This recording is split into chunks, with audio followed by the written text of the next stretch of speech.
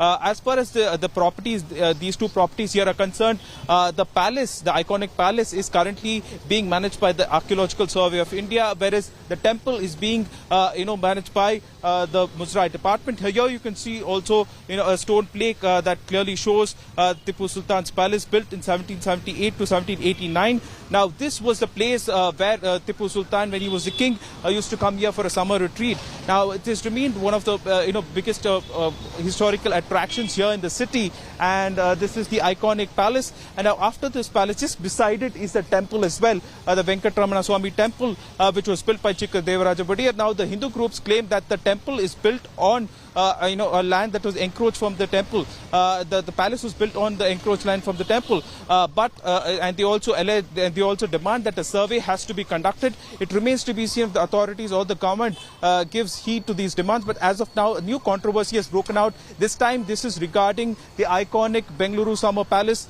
that was built by Tipu Sultan. All right, Karthik, thank you very much for joining us with those details. Of course, the clamour now growing for Tipu Sultan's palace to be surveyed. This comes right ahead of elections in Karnataka, where we're seeing several Hindu groups now demanding that many other places belonging to, the Mughal era, or for that matter, Tipu Sultan and his palace itself. Apart from that, a mosque in Mangaluru, which they claim has Hindu religious significance. All of these areas be surveyed. Now, this is polarization at its peak in Karnataka ahead of elections. Remember, barely 11 months ahead of polls. Here you have Hindu groups, unprecedented, in an unprecedented way, like never seen before, coming in large numbers in the recent last few months itself, that they are demanding for multiple structures that belong to the era gone by, particularly of the Mughal dynasty, or anything to do with mosques. Now they're asking for a proper survey to be done. Tanveer Ahmed, JDS, joining us on the phone line on this. Tanveer, here is Tipu Sultan's palace in Bengaluru, which is looked at as an iconic place. Centuries ago that it was built by Tipu. Hindu groups claim it was built on Hindu land, on temple land. And this is complete encroachment by Tipu Sultan and now needs to be surveyed. How would you receive this news? See, we all know that what is happening here in Karnataka. We have a chief minister who absolutely is a non-performing chief minister. We have a government which is 40% government. We have people and followers who want to really please one particular sect of community, and they want to really treat the other set of community and their achievements and their leaders as absolutely as non-entity. So this is absolutely nothing to really worry about it. These are fringe elements, and who are trying to, if at all you ask them about agrarian crisis, they would bring Hindu-Muslim issue. If at all you talk about unemployment, aspirations of youth, if you talk about where is the investment in Karnataka, petrol prices, diesel prices, women get issues, they really don't want to address any issues, potholes, people dying, they don't want to. But they have a beautiful issue. Take an issue which is a non-issue, keep the majority community busy. That's exactly what they are doing. They are dividing the society parallelly. Shameless. Tipu's palace, we all know that, but there is a temple which is adjacent to it, and every palace in Karnataka, it has a temple adjacent to it. Now they are saying, what are they going to claim? Right now it is with the Archaeological Survey of India. What are they going to do? They want to destroy the palace? The people of Karnataka and Kannadigas are definitely not blind people. They are watching. And they are definitely going to hold these fringe elements, and especially BJP and their followers, and ask them tough questions. This is an expected, this is an expectation, least expectation we have from Kannadigas. I'm sure Kannadigas are going to rise and going to question their motive of dividing the society. Tanveer, at this point, there's also much debate on Tipu Sultan and his mention in Karnataka textbooks. You have the BJP constantly saying that needs to be axed. Why is Congress endorsing this? So, this debate continues even as there is no a proper explanation on what kind of ruler Tipu Sultan indeed was. One group saying he was great. He gave much land to Hindus to build temples. He built several iconic structures. The other group says that he also forced several Hindus to convert to into Islam. So there is a divided discussion on Tipu Sultan and his credentials. See, every leader has his own contribution and controversies. It really depends which prism are you watching it from. Tipu Sultan's people who want to really create controversy regarding Tipu Sultan, he was a great freedom fighter who fought against Britishers, who made Britishers kneel down 3 times. 3 times. And people who didn't participate in freedom struggle, they would definitely not understand Tipu Sultan or the contribution of Tipu Sultan. People who were siding with Britishers and by learning English, they were thinking that, they are going to be the leaders along with Britishers for a long time. How can they understand Tipu Sultan who fought Britishers? They would never be in a position to understand.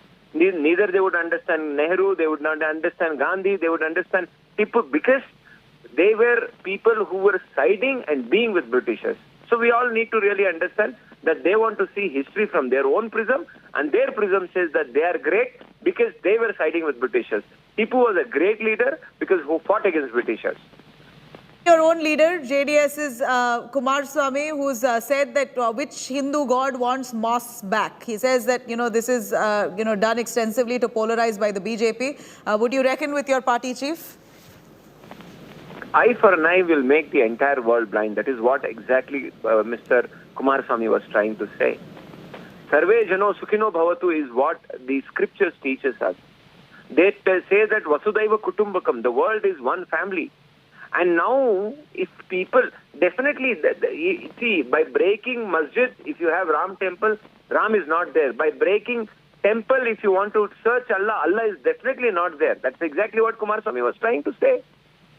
If you need to find God, you can't really break a human heart and find God. Right, Tanveer, thank you very much for joining us with those details. Let me quickly cut across to Karthik, who's currently on ground. He is speaking with descendant of Tipu Sultan, Syed Mansoor Ali. Let's have a listen.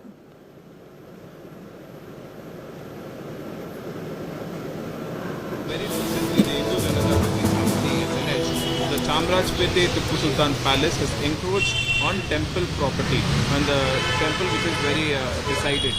So, what do you respond to this claim? If you don't respond or if you don't stop it at the moment, they'll ask each and every property of belonging to a Muslim is a temple property.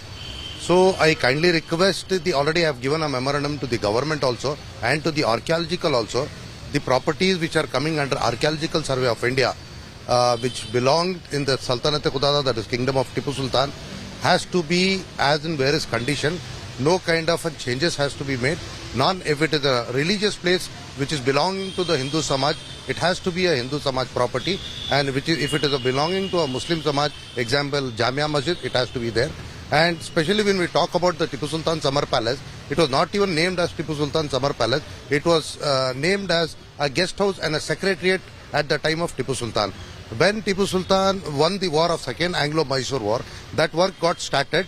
There was an old temple which was next to the Kote. Kote means it is Kote Venkateshwara Swami temple. Kote Ramana's temple was there. It was a total 30,000 square feet of a property there where the Tipu Sultan Summer Palace, now it has been constructed, which are on wooden.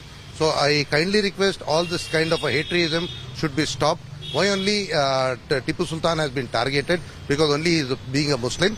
I kindly try them to stop, or else we have to claim whatever our ancestors have donated these properties. In that properties, 10% has to be given back for religious matters of even to Muslims.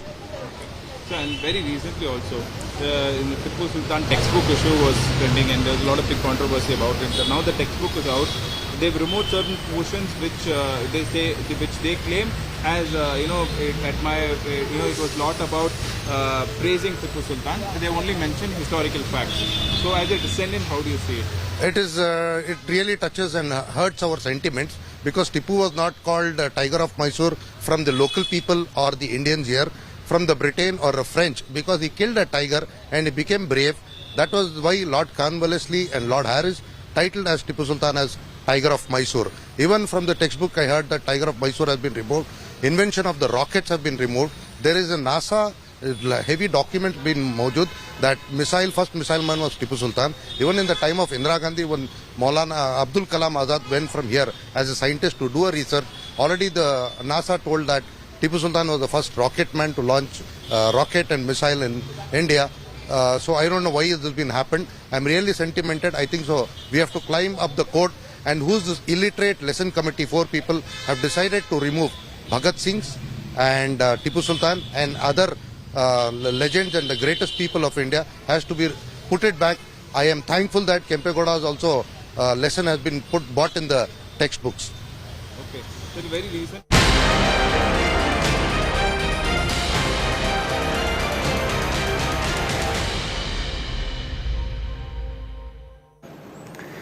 Now, the Mandir Mosque face-off has made a roaring entry into Telangana, with state BJP chief Bandi Sanjay Kumar firing multiple salvos at AIMIM's Asaduddin Owaisi. Sanjay Kumar has made multiple highly provocative dares through a challenge at Owaisi to allow digging of all Telangana mosques, saying that if shivling are found under mosques, then they should be given back to Hindus, asserting that Muslims can keep them if skeletons are found underneath. Sanjay Kumar has said that once Ram Raja or the BJP comes to power in Hyderabad, it will ban Urdu and madrasas immediately. The BJP chief has added that a movie titled Razakar Files will be made on the lines of Kashmir Files to highlight the atrocities committed by Hindus by the erstwhile Nizam's private army.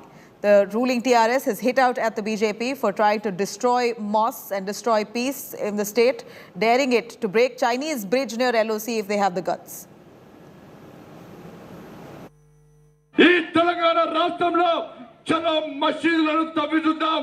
మసీదులను తవ్వి చూస్తే ఆడ శవాలు వెళ్తే మీరు తీసుకోండి, శివం వెళ్తే మాకు అప్పగించండి.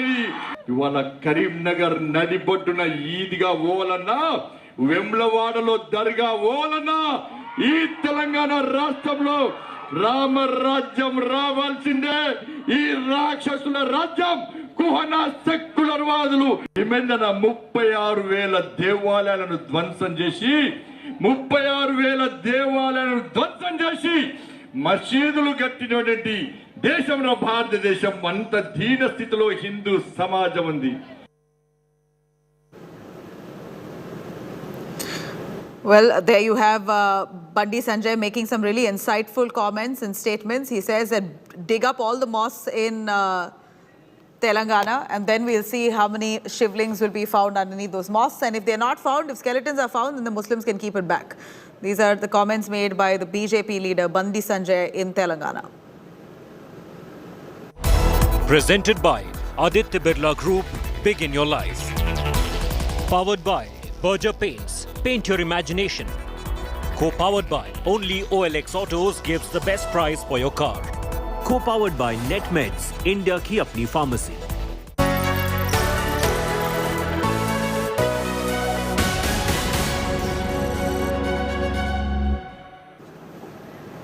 All right, meanwhile, Telangana Minister and Working Chief of ruling TRS, K.T. Rama Rao, has now attacked the BJP and the Prime Minister over price rise and polarization in India. He was speaking to Rahul Kawal at the Davos Brainstorm event. Let's have a listen. It's very clear over the past few years that the Congress is no longer your principal opposition. When elections happen towards the end of next year, it's the BJP that you'll be up against. And we're seeing whether it's JP Nadda or Amit Shah declare war on your government. I have a quote here from the Home Minister which says KCR sitting in his luxurious farmhouse making plans for early elections, thinking he can trick people. I'm asking the party to declare elections.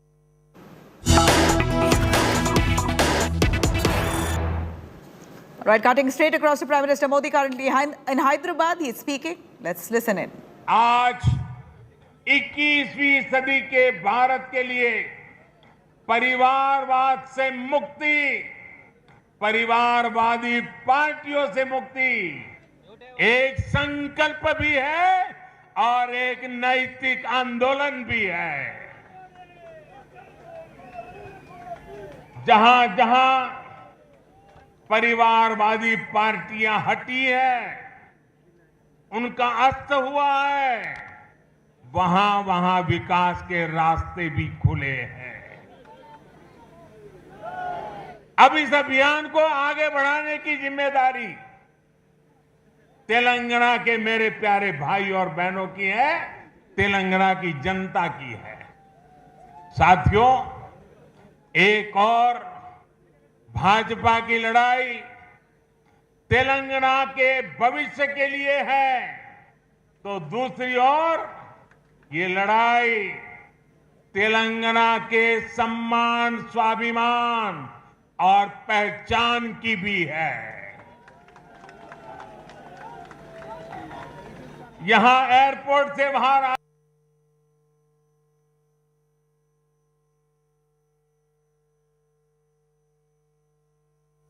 Telangana की जो हवा में महसूस कर रहा हूं, ये जो मैं दृश्य देख रहा हूं, ये तपती धूप में आप लोगों का उत्साह उमंग देखता हूं, मैं इसके आधार पर कह सकता हूं कि हमारा संघर्ष रंग ला रहा है।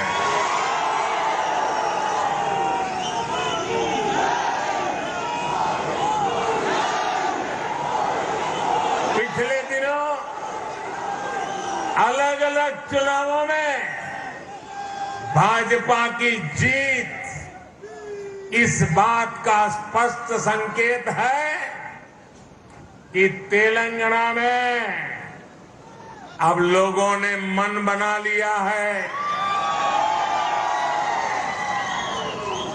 तेलंगाना में अब बदलाव पक्का है। तेलंगाना में अब भाजपा तय है। साथियों, भाजपा ने पिछले 8 सालों में सबका साथ, सबका विकास, सबका विश्वास और सबका प्रयास के मंत्र के साथ देश की निरंतर सेवा की है। गरीब, पिछड़ा, दलित, आदिवासी, हमारी माताएं बहनें, हमारे अंत्योदय के सारे साथी, भारतीय जनता पार्टी के लिए उनका उत्कर्ष ये हमारी आस्था है। देश का सम्मान, देश के गरीब, मजदूर और किसान के सम्मान से जुड़ा है। आज गरीब से गरीब व्यक्ति भी सपने देख सकता है, स्वाभिमान से जीवन जीने का प्रयास कर सकता है। हमने हर गरीब को शौचालय देने का वायदा किया, उसे पूरा किया। हमने गरीब को देश की आर्थिक मुख्य धारा से जोड़ने का संकल्प लिया, जन धन योजना खातों के जरिए उसे पूरा किया। हमने गरीब माताओं बहनों को धुएं से आजादी देने की बात कही, उनके नाम पर उन्हें पक्का घर देने की बात करी। पूरे देश में आज करोड़ों गरीबों का ये सपना साकार हो रहा है। आज किसानों के उनके खातों में और खास करके मेरे छोटे किसान भाई बहनों को किसान सम्मान निधि मिल करके उनको एक नई ताकत मिल रही है। मुद्रा योजना और स्वनिधि योजना जैसे प्रयासों से लाखों करोड़ों युवाओं के लिए स्वरोजगार के अवसर बन रहे हैं। तेलंगाना के गरीब, दलित, पिछड़े, आदिवासी और महिलाओं को भी इन योजनाओं के लाभ का पूरा अधिकार है। लेकिन दुर्भाग्य से यहां इन योजनाओं के नाम बदलकर इन पर भी सियासत हो रही है। आप सियासत करिए, जनता के दिलों से न नाम हमारा हटा सकते हैं, न हमारा नाम मिटा सकते हैं, क्योंकि हम गरीबों लोग हैं, जी जान से गरीबों का कल्याण के लिए समर्पित लोगों की हमारी परंपरा है। साथियों, जब योजनाएं प्रचार और परिवार के भ्रष्टाचार का शिकार होने लगे तो उससे सबसे ज्यादा नुकसान हमारे गरीब भाई बहनों का होता है, हमारे दलित, पीड़ित, शोषित, वंचित का होता है। भाजपा के कार्यकर्ताओं का दायित्व है इस सच्चाई को तेलंगाना के हर एक नागरिक तक लेकर जाएं। भाई और बहनों, हम सब जानते हैं कि तेलंगाना का सामर्थ्य क्या है, यहां कितनी संभावनाएं हैं। हम चाहते हैं कि तेलंगाना तेजी से विकास की रफ्तार पकड़े। साथियों, 21वीं सदी का नया भारत, आत्मनिर्भर भारत और मेक इन इंडिया के सपनों को लेकर आगे बढ़ रहा है। हमारे स्टार्टअप्स आज पूरी दुनिया में अपनी छाप छोड़ रहे हैं। आज हम दुनिया के तीसरे सबसे बड़े स्टार्टअप इकोसिस्टम है।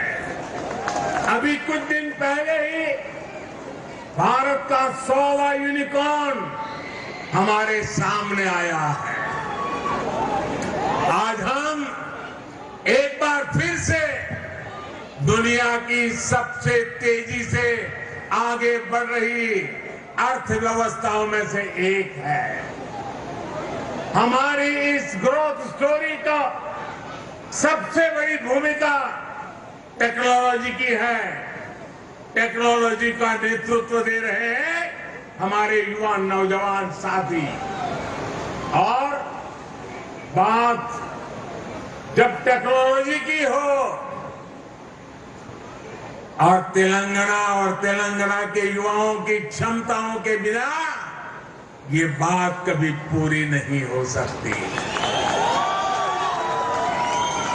इस क्षमता के पूरे इस्तेमाल के लिए तेलंगाना को एक प्रोग्रेसिव और ईमानदार सरकार की जरूरत है। ये सब All right, that's Prime Minister Narendra Modi, who's currently in Hyderabad. We're going to continue tracking those developments, but on the other side of a short break here, Enforcement Directorate now tightens the noose around Maharashtra Transport Minister Anil Parab. Stay with us.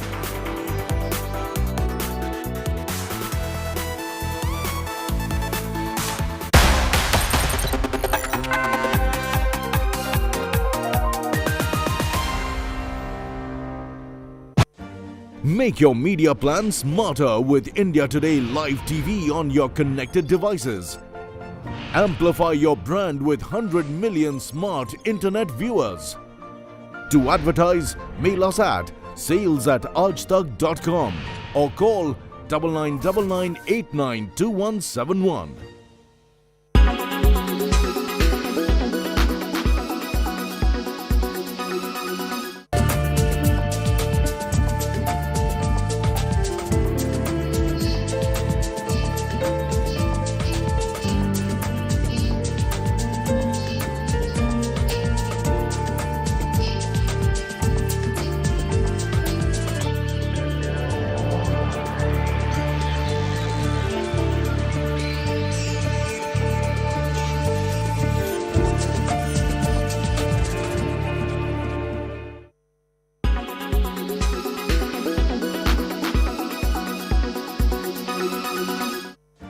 Make your media plan smarter with India Today Live TV on your connected devices.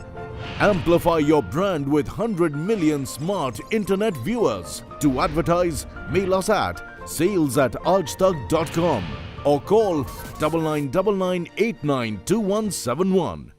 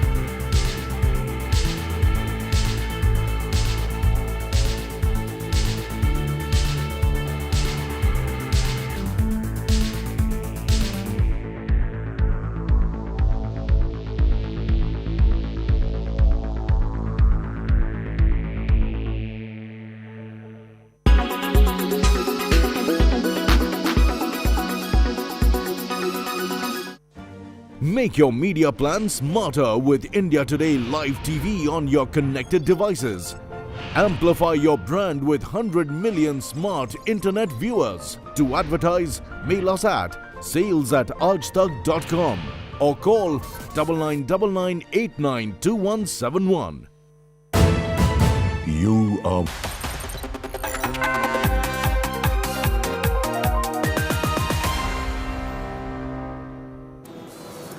Right now, the Enforcement Directorate tightens the noose around Maharashtra Transport Minister Anil Parab, who is now considered close to Chief Minister Uddhav Thackeray. The ED today raided multiple locations as part of a money laundering probe against Parab and others. The Sena Minister is linked to alleged irregularities reported in a land deal in Dapoli area of Ratnagiri district. Searches were carried out at 26 locations covering Mumbai, Pune, Sangli. Raids revealed a suspicious land deal by Parab where a resort came up with unaccounted for cash transaction of 6 crore rupees.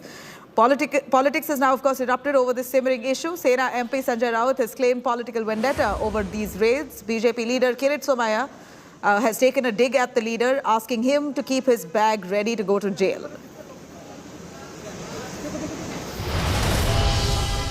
Anil Parab हे आमचे सहकारी आहेत, cabinet मंत्री आहेत, पक्षाचे शिवसैनिक आहेत कडवट. अशा प्रकारच्या कारवाया गेल्या काही दिवसापासून राजकीय सुडबुद्धीने सुरू आहेत. ज्या प्रकारचे आरोप अनिल परब आणि आमच्या इतर सहकाऱ्यांवर लावले जातात ईडीकडून, त्यापेक्षा गंभीर प्रकारचे गुन्हे भारतीय जनता पक्षाच्या लोकांवर आहेत. जवळजवळ आतापर्यंतच्या सगळ्या ॲक्शन्स या कोर्टामध्ये टिकल्या, पण मूळ मुद्दा तोच आहे ना की कोर्टावरही त्यांचा अविश्वास आहे आणि कधी डायरेक्ट कधी इनडायरेक्ट म्हणतायत. का कोणीतरी यांना कोर्टात खेचत नाही हेच मला कळत नाही. संजय राऊतांचं ते कामच आहे, म्हणजे गेल्या 14चं सरकार आल्यापासून देवेंद्रजींचं आणि मग 19चं महाविकास आघाडीचं, अशी 8 वर्ष या महाराष्ट्रामध्ये सिस्टीमबद्दल संशय निर्माण करणं, सिस्टीम तोडणं आणि ज्याला म्हणता येईल की जे जे अनैतिक आहे, अनैतिक म्हणजे काय तर शिवसेना बीजेपी अतिशय सख्य होतं, त्याच्यामध्ये काढी टाकणं. अनिल परब पर ईडी की कार्रवाई का प्रारंभ हो चुका है. अनिल देशमुख जेल में, नवाब मलिक जेल में. अब अनिल परब ने अपना बोरिया बिस्तर बांधकर तैयारी शुरू करना चाहिए. All right, there you have it. The Enforcement Directorate now tightening the news. Of course, political reactions coming in on Maharashtra Transport Minister Anil Parab, who is considered to be Chief Minister Uddhav Thackeray's close aide. In fact, the ED today has raided multiple locations as part of this money laundering probe against Parab and others. The Sena Minister is linked to alleged irregularities in a land deal in Dapoli area of Ratnagiri district. Searches were carried out at 26 locations covering Mumbai, Pune, Sangli. Raids reveal a suspicious land deal by Parab where a resort came up with unaccounted for cash transaction of 6 crore rupees. Devesh joining us live for more on that. Devesh, take us through this politics that's now simmering around this. Sena MP Sanjay Raut has called this political vendetta.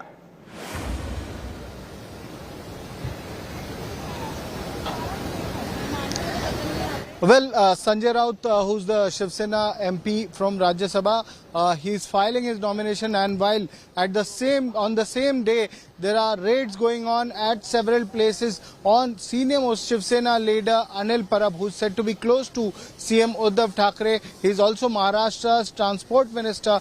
Searches are going on in Mumbai at both the residence, at the official residence of Anil Parab and also at his personal residence, while there are other locations including Dapoli in Ratnagiri where Anil Parab had constructed a resort. This case pertains to the construction of this resort where funds were used to construct this resort, but the funds used for construction of this resort did not appear in any books. So crores of rupees were used, but these funds did not appear in any books. There was forgery that was being done in documents used for seeking permission for this resort. There were violations of coastal regulatory zone, and after that, now ED has started investigating Anil Parab. Anil Parab was earlier also investigated by the Enforcement Directorate in the Anil Deshmukh case, and he was questioned regarding the transfer postings of police officers. His statement has been recorded while the search is still going on at his residence and several other locations across Maharashtra. Nabila. All right. Thank you very much, Divyesh, for joining us with those details.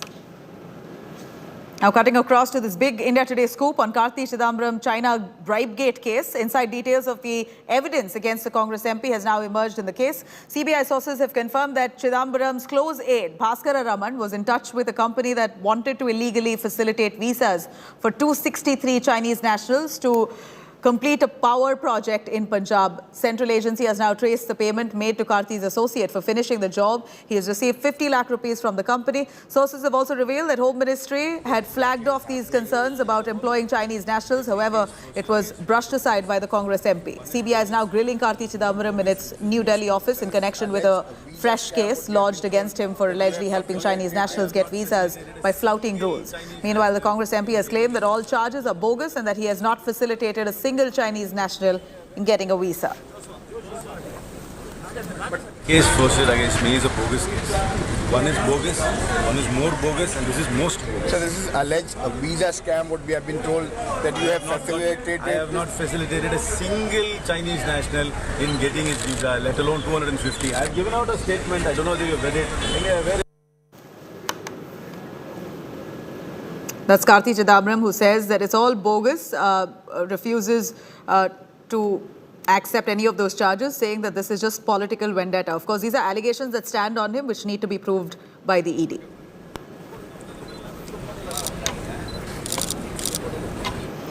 Meanwhile, in quite a surprising act of brazenness that's come to light from Delhi's Thiagraj Stadium, athletes and coaches at the Delhi government-run stadium have complained about being forced to wrap up their training by 7 p.m. itself because the Delhi's Principal Secretary Revenue, Sanjeev Khirwar's walk with his dog at that facility must not be disturbed.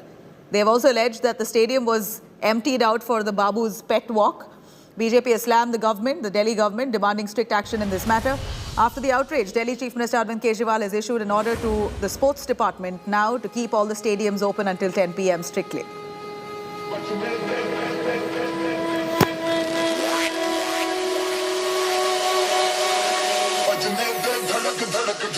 Visual of that, of the kind of brazenness and the high-handedness carried out by Delhi Principal Secretary Revenue. On the left-hand side of your screens, you see how both of them are carrying out a nice stroll along with your pet dog on that designated runner's track while they shut off the stadium for athletes who are coaching professionally and only so that they could carry out their evening stroll. First of all, I would say, that's not good because bureaucrats are backbone of our India. They are well educated, they are well behaved. But if they will do that kind of thing, so I don't think so that's good for our Indian sport. Especially sports person who coming from very humble background and they are doing their training and then suddenly they will stop and they say like somebody going to walk or dog or something like that. That's not good, I think. Athletes are they represent their country, they represent their state, they represent their home district. We should look into the matter and then we'll say what is the full picture. I don't know, some people will say nahi saab ne bola hai isliye humne kar diya. So might be it's not true, right?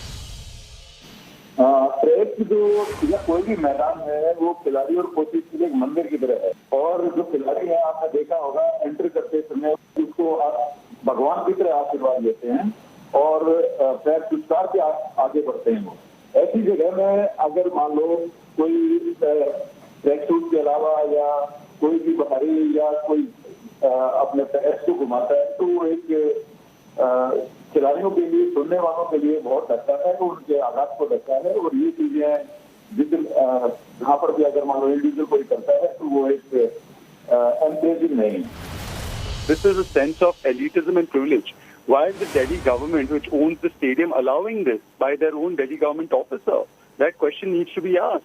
These infrastructures are being created with thousands of crores so that our athletes can win us laurels on the international stage. Imagine how that athlete must be feeling if a dog, I have nothing against pets, I love dogs, but why should a dog be allowed on an athlete's track? That is sacred for him. There must be action taken, and one must ask that when the stadium is owned by the Delhi government, why is anybody being allowed to break the rules? The Delhi Chief Minister, you cannot desecrate and denigrate our athletes. This message should go out loud and clear. वहाँ पर stadium पे त्यागराज पे शाम के time athletes को sir क्या किसी officer के ट्रेनिंग के मतलब उनके वॉक के लिए एथलीट्स को जल्दी भेजा जा रहा है क्या सर? नहीं, गलत वो है। 7 बजे तक का ऑफिशियल टाइमिंग है सर, 7 बजे तक का खिलाते हैं बच्चों। ओके, सो बट ऐसा देखा गया है कि वहाँ पर वो आए हैं और इससे ज्यादा मैं प्राइस नहीं, कोई ऑफिशियली आपको कोई टाइमिंग्स दी गई हैं जिसके बाद ही मतलब एथलीट्स को जो है जाने के लिए कहा जाता है? बिल्कुल सर, टाइमिंग है, सरकार की टाइमिंग है 7 बजे का। 7 बजे तक की, बट आपकी नॉलेज ओके, बट आपकी नॉलेज 7 का है। अच्छा, 6:30 से 7 का है कि उसके बाद वो ग्राउंड बंद हो जाएगा और एथलीट्स को जाना होगा, करेक्ट? कोच चले जाते हैं तो कोच के जाने के बाद बड़े बच्चे खिलाएंगे साहब। ओके, ठीक है, फेयर इनफ। आप ये बता सकते हैं कि क्या आपकी जानकारी में है कि वो जो हमारा ट्रेनिंग एरिया है वहाँ पर मिस्टर खैरवाल आते थे अपने? नहीं, मैं सर से बात कर लीजिएगा, सॉरी। ये मेरी नज़र में आया था सुबह कि गर्मी बहुत हो गई है जिसकी वजह से स्पोर्ट्समैन जो हैं उनको दिक्कत हो रही है। 6 बजे या 7 बजे बंद हो जाता है, तो हमने ऑर्डर जारी कर रहे हैं कि सारी स्पोर्ट्स फैसिलिटीज़ हमारी रात को 10 बजे तक, ताकि शाम होने के बाद भी स्पोर्ट्समैन जो है उसका इस्तेमाल करें। All right, let me cut across to Amit Bharadwaj, who joins us live for more on that. Amit, give us an understanding. Have we heard from the Principal Secretary? Has an apology come from him? Has any justification come on this brazen high-handedness? And how long has it been going on that he's shutting off training only to take his evening stroll there? Well, Nabila, I'll just give a sense of things as to how, the entire process at Thiagraj Stadium works and how this IS officer was visiting this particular stadium. So on the other side, you see, I'll request Ankit, our video journalist, to show you the visuals. This is the entry point from where normally any member, remember, you have to be a member of Thiagraj Sports Complex to be able to access the facilities inside the Thiagraj Sports Complex. So any member who visits either in the morning or in the evening has to do the entry right here at the gate. After you do the entry, whatever sports that you are designated for or you are eligible for, you go to use those facilities. And on the other side of the Thiagraj Stadium is the professional running track, the athletic track, as well as the football stadium, where what you see that Delhi government's Principal Secretary for Revenue, Sanjeev Khirwar, was seen in visuals, taking a stroll, taking a walk around 7:30 in the evening. What we have learned from our sources that it is not a story of a single day.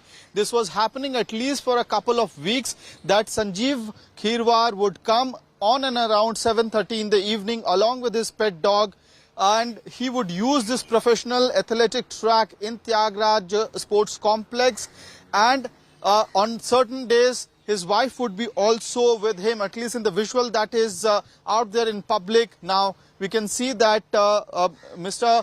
Khirwar along with his dog is taking a stroll or walk on this particular athletic track as if it's a garden or lawn in his house or maybe a park in his neighborhood.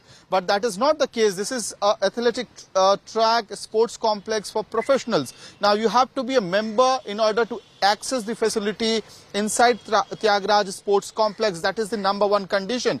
Number two condition is that these facilities are available only for sports activities. Now there's a big question whether jogging or taking a stroll or a walk can be considered sports activity. Obviously the answer would be negative. No athletic would agree to this particular argument. So clearly even taking a stroll and taking your pet on this professional athletic track is banned as per the Delhi government's own notifications. Now the question is that if at all Mr. Khirwar was allowed which is very visible in the visuals, in the video that is in the public domain by now, that if Mr. Khirwar was being allowed to use this facility beyond 7 p.m., why were the athletes not being allowed to use it? Number one. Number two is that in what capacity Mr. Khirwar was using these facilities that is dedicated for the sportsmen, for the athletes. Now what we are seeing is that after the outrage, public outrage and opposition's pressure, there is some sort of movement from the government side itself. Delhi government and Delhi Chief Minister Arvind Kejriwal has already announced that all sports facilities in the national capital will be available for, the athletes and sportsmen up till 10 in the night. So this is happening even though the Chief Minister has not mentioned about this controversy, Thiagraj controversy, but he said that the athletes in the national capital were facing problem due to the summers, and that is the reason that timing of the sports facilities owned by the Delhi government is now being extended, and the sportsmen will be allowed to use these facilities and stadiums till 10 in the night. So that is a big development. That's a big response coming in from Arvind Kejriwal, undoubtedly. A big report on that, of course, an update that Arvind Kejriwal has decided now to ensure all stadiums run by the AAP government in Delhi will be open until 10 p.m. But he has not spoken anything about his principal secretary violating those norms and showing high-handedness. Thank you very much, Amit, for joining us with those details. I'm cutting across to some breaking news coming in on the Gyanvapi hearing.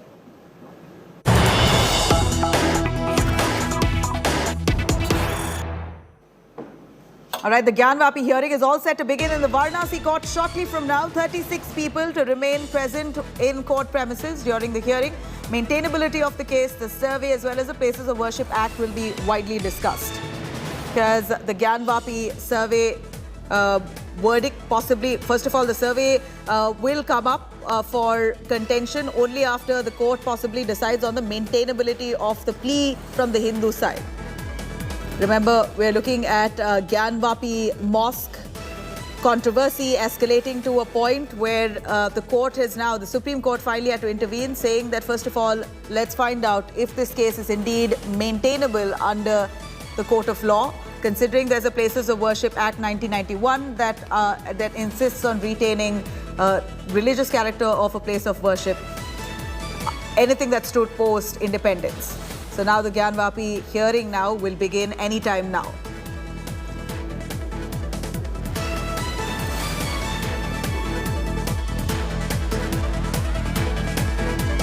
The hearing will begin in just a little while. Remember, we're looking at the court all set to decide on the maintainability of this case, the maintainability of the suit, whether relief will be coming in the way for the Hindu side. In fact, we're looking at whether or not that the Places of Worship Act, while in fact these pleas really violate the Places of Worship Act in the first side. We know that there has been much resistance coming in from the Muslim side, saying that since there is a Places of Worship Act that does not allow for the religious character of any religious site to be changed post-independence, this plea itself coming from the Hindu side is illegal. That's the word as per the Muslim side, calling the survey itself that's been done is completely illegal. But now the Varanasi district judge will take up the matter on the maintainability of this case, whether indeed this plea itself is in violation of the Places of Worship Act or not. Now, we know that much eyes on the court while it's all ready to give out a verdict on the maintainability of this case. Also, the survey findings have been submitted in court. They will now be thoroughly looked into. Whether that's going to happen today or not, we're going to wait to see. Twice over, the hearing was postponed. Here, we're looking at the Hindu side wanting to be granted some kind of relief. They want to be praying inside the premises of the Gyanvapi Mosque, as they say that there's much Hindu symbolism inside. So they're hoping that the case is indeed maintainable. While on the other side, we're looking at the Muslim side and their plea, arguing that this suit itself in the first place is illegal as it's barred under the 1991 Places of Worship Act. Like I did mention, the Places of Worship Act insists that the religious character of any religious site must remain the same, anything that stood post-independence. Here, we're looking at the Gyanvapi controversy now escalating with the court all set to hear the case shortly from now. All eyes now on what the district judge will present in terms of maintainability, whether the case itself is maintainable under the court of law or whether it defies the Places of Worship Act. We know that about 36 people are to be present within the court premises. The survey committee, of course, will be present apart from the council for the Hindu side and the council for the Muslim side. Remember, the situation escalated when 5 women petitioners from the Hindu side asked for permission to pray at the Gyanvapi Mosque complex, citing that there is Hindu religious sentiments attached. There is much significance with that Gyanvapi Mosque. This is already a Kashi Vishwanath temple complex. Remember that Gyanvapi Mosque shares a wall with the Kashi Vishwanath temple complex.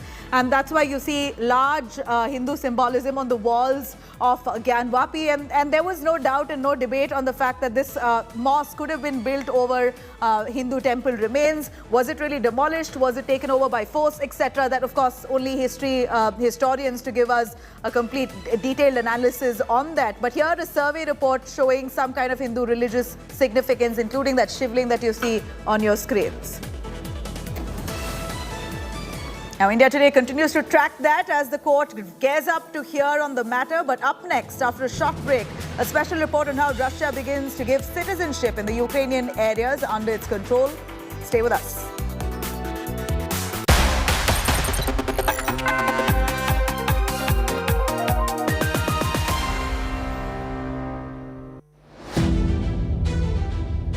History is at a turning point, from the war in Ukraine to the climate and food crisis. From the much-wanted metaverse to unstable cryptocurrencies, get a ringside view to the ideas and challenges that are shaping the post-pandemic world. Catch me all through this week on India Today and Business Today as I bring you all the latest from a World Economic Forum that's being held this time in summer in Davos.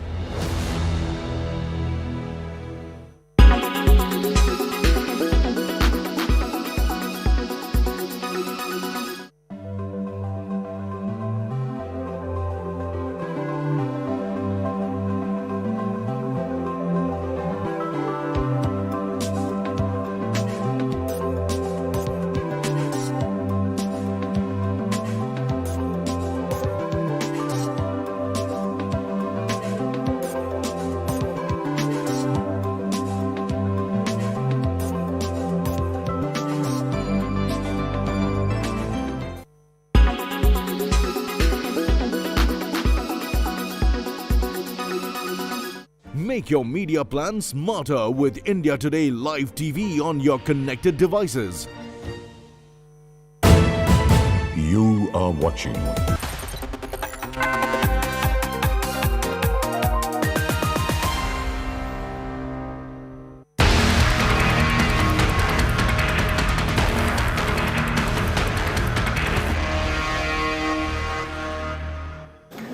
Now, days after killing Jammu and Kashmir police constable, terrorists have targeted another civilian in the valley there. A television actor, Amreen Bhatt, was killed by terrorists outside her residence on Wednesday evening. Her 10-year-old nephew, Farhan Zube, received a bullet injury in his arm.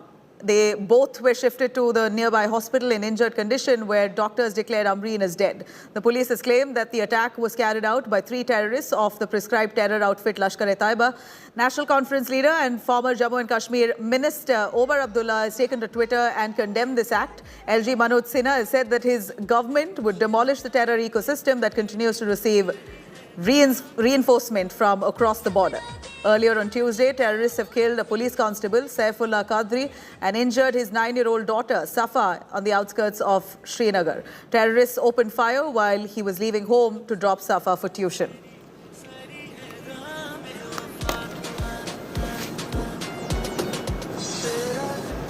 All right, coming up on the other side of a short break, Varanasi court now to hear 3 Gyanvapi pleas shortly from now. Stay with us. We're going to take you through the fastest updates from the court.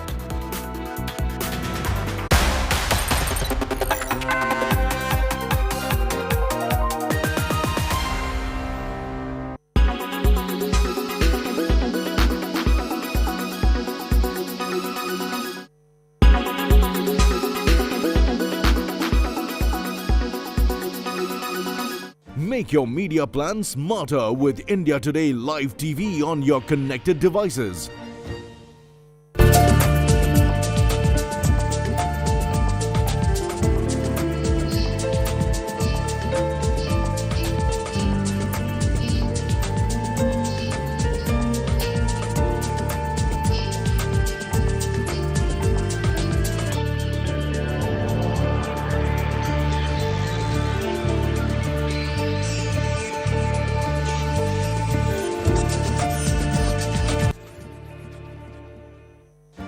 Make your media plan smarter with India Today Live TV on your connected devices. Amplify your brand with 100 million smart internet viewers. To advertise, mail us at sales@aajtak.com or call 9999892171. You are watching India Today. History is at a turning point, from the war in Ukraine to the climate and food crisis. From the much-wanted metaverse to unstable cryptocurrencies, get a ringside view to the ideas and challenges that are shaping the post-pandemic world. Catch me all through this week on India Today and Business Today as I bring you all the latest from a World Economic Forum that's being held this time in summer in Davos. Presented by Aditya Birla Group, Big in Your Life.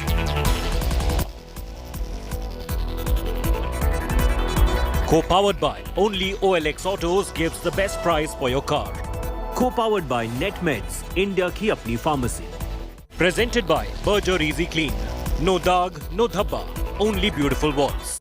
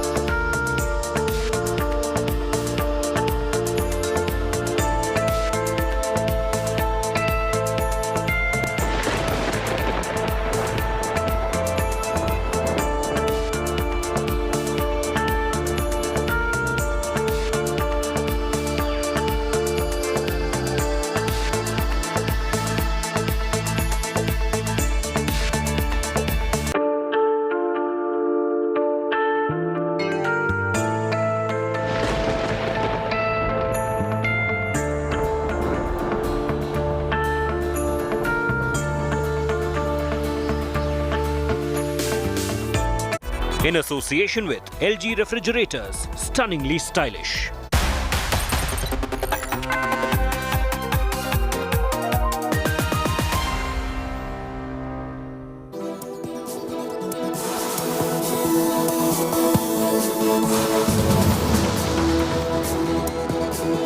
All right, a very good afternoon. You're watching India Today with me, Nabila Jamal, taking you through the top news here. Varanasi court all set to hear 3 Gyanvapi pleas on maintainability, survey and places of worship act.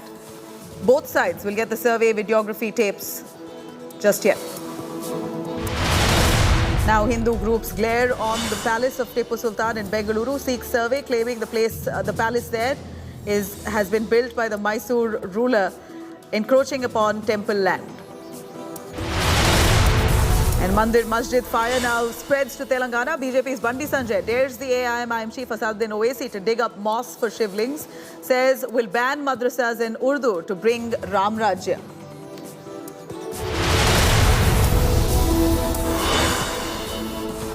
Prime Minister Modi's big dynasty attack on Chief Minister KCR in Hyderabad says we must save Telangana from superstitious people.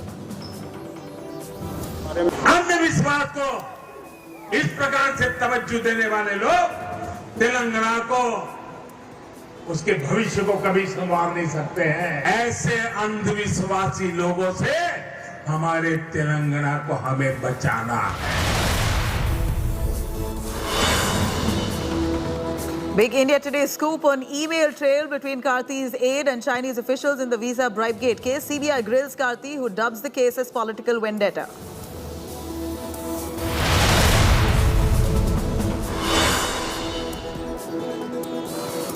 Here, VVIP Walk of Shame by Delhi Babu shocks India, evacuates Delhi Stadium so that his dog and him can take a stroll.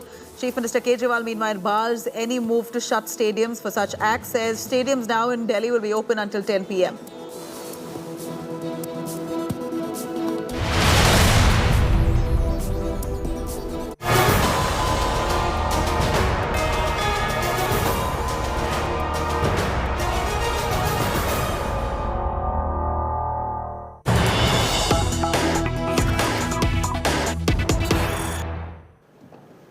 Right now, Gyanvapi hearing is all set to begin in Varanasi court shortly from now. Lawyers of both sides in court, 36 people to remain present in court during the hearing. Maintainability of this case, the survey and the Places of Worship Act, all of it will be looked into. Here, we're looking at Gyanvapi case that's now come up for hearing by court. Remember, twice over previously, the court had adjourned the hearing, and now they're going to be taking up this matter on whether or not this case itself in the first place is maintainable before the court of law.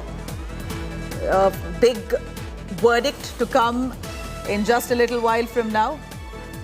In fact, the Gyanvapi Mosque issue, the Varanasi court is now hearing a petition by 5 Hindu women who claim that there are Hindu idols of gods and goddesses in the Gyanvapi complex. Now, that said, here is the court will decide, first of all, with that petition can be entertained or not under law, because there is the Places of Worship Act, which already preserves any religious site, does not allow to change the character of that religious place, anything that stood post-independence. Samar Srivastava joining us live for more on that. Samar, lawyers of both sides present. Survey report in the hand of the Gyanvapi, on the hand of the Varanasi court, the Gyanvapi Mosque survey file. A 12-page report is now with the court.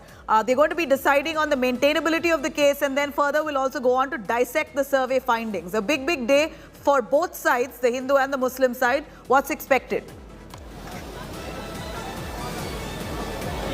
Well, obviously it's a big day because what we are getting, the update in this particular case, that Hindu and Muslim advocates have already entered inside the premises of the court, and the hearing will begin any time from now, because it's just they are just waiting for the district judge to come and start the hearing. It's a crucial day because it's about the maintainability of that Shangar Gauri case, as claimed by the Muslim side. Muslim advocates put objection over that particular Shangar Gauri case, which Hindu side claimed that they want to worship Lord Shiva, they want to worship Goddess Parvati at that particular Shangar Gauri Sthal, whose petition was filed in August 2021. So it's going to be a very crucial case. Apart from that, 2 to 3 petitions could also be heard, and apart from that, the videography thing, that the pictures distribution thing will also take place today, because judge yesterday stopped the procedure as more than 100 applications were filed yesterday, and that's why it was stopped. So today we can also expect by today evening the videography material to be submitted to the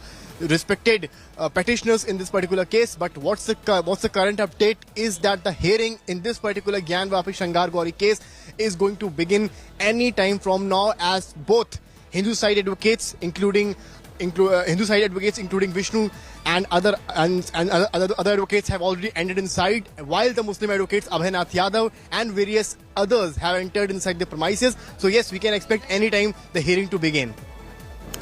All right, Samarth, while that said, we know that the survey has found several symbols of God and goddesses. The Hindu petitioners are asking what more proof does one really need that this was built over a demolished temple. Now, whether the court entertains this plea or the survey finding needs to be, we have to wait for that kind of verdict to come from the court. But any idea on the order of this hearing? Will they take up the maintainability issue first, or will they take up the survey findings first and try and dissect what the survey committee has found? See, this is very crystal and clear. They'll take up that maintainability issue first, because that was said in the order which came around on May 24th, that they'll listen to the Muslim advocates first, and that will be about the maintainability of that particular Shangar Gauri case. So that's very clear that they'll take up the maintainability case. But will it be the final hearing about that case? Will the judge could be judgmental about what's going to next? Will it be another survey inside, or they'll listen to the Muslim advocates? That's going to be a bit dicey, because what we have noticed in the previous hearings, we have seen that district court is taking much time. They are because it's a very sensitive issue. They are not in a hurry. They are taking time. Even in the times of survey, we understood that the advocate commissioners were changed. So they are taking much time. So yes, we can expect another date today. But what is important is the maintainability thing that can be denied or okayed by the court. So it's going to be very crucial for both Muslim advocates and Hindu advocates, because that will be something the focus point will be. Because if maintainability issue gets kicked off, that will be the win for Muslim side. But if it continues, then that will be a win for the Hindu side, because then the new petitions which have been filed, which also includes that there will be no allowance of Muslims inside the premises, inside the complex, will also be heard. Though that case has been transferred to the fast track court, but yes, the outline of that particular case will also be a part of the petitions that will be heard today or in the days to come. All right, Samarth, at this point, of course, there's much focus and spotlight on the district judge, because the Supreme Court had to intervene and say that this could not be adjudicated by a civil court. This needed a more experienced panel, a more learned legal panel, and therefore the case was transferred to a district judge. The district judge has huge responsibility on his shoulders today to give out a verdict on the maintainability of the case, because you have a strong law that's already put in place, the Places of Worship Act 1991, that speaks of all religious places that stood post-1947, post-independence, cannot be changed in terms of their religious character, cannot be touched. Now, while that said, the Muslim side has been constantly citing the Religious Places of Worship Act 1991, saying that the survey itself that was conducted is illegal in the first place, which the Varanasi civil court had ordered for. Now, that said, you have the Hindu side claiming that this is a violation of their fundamental right to worship.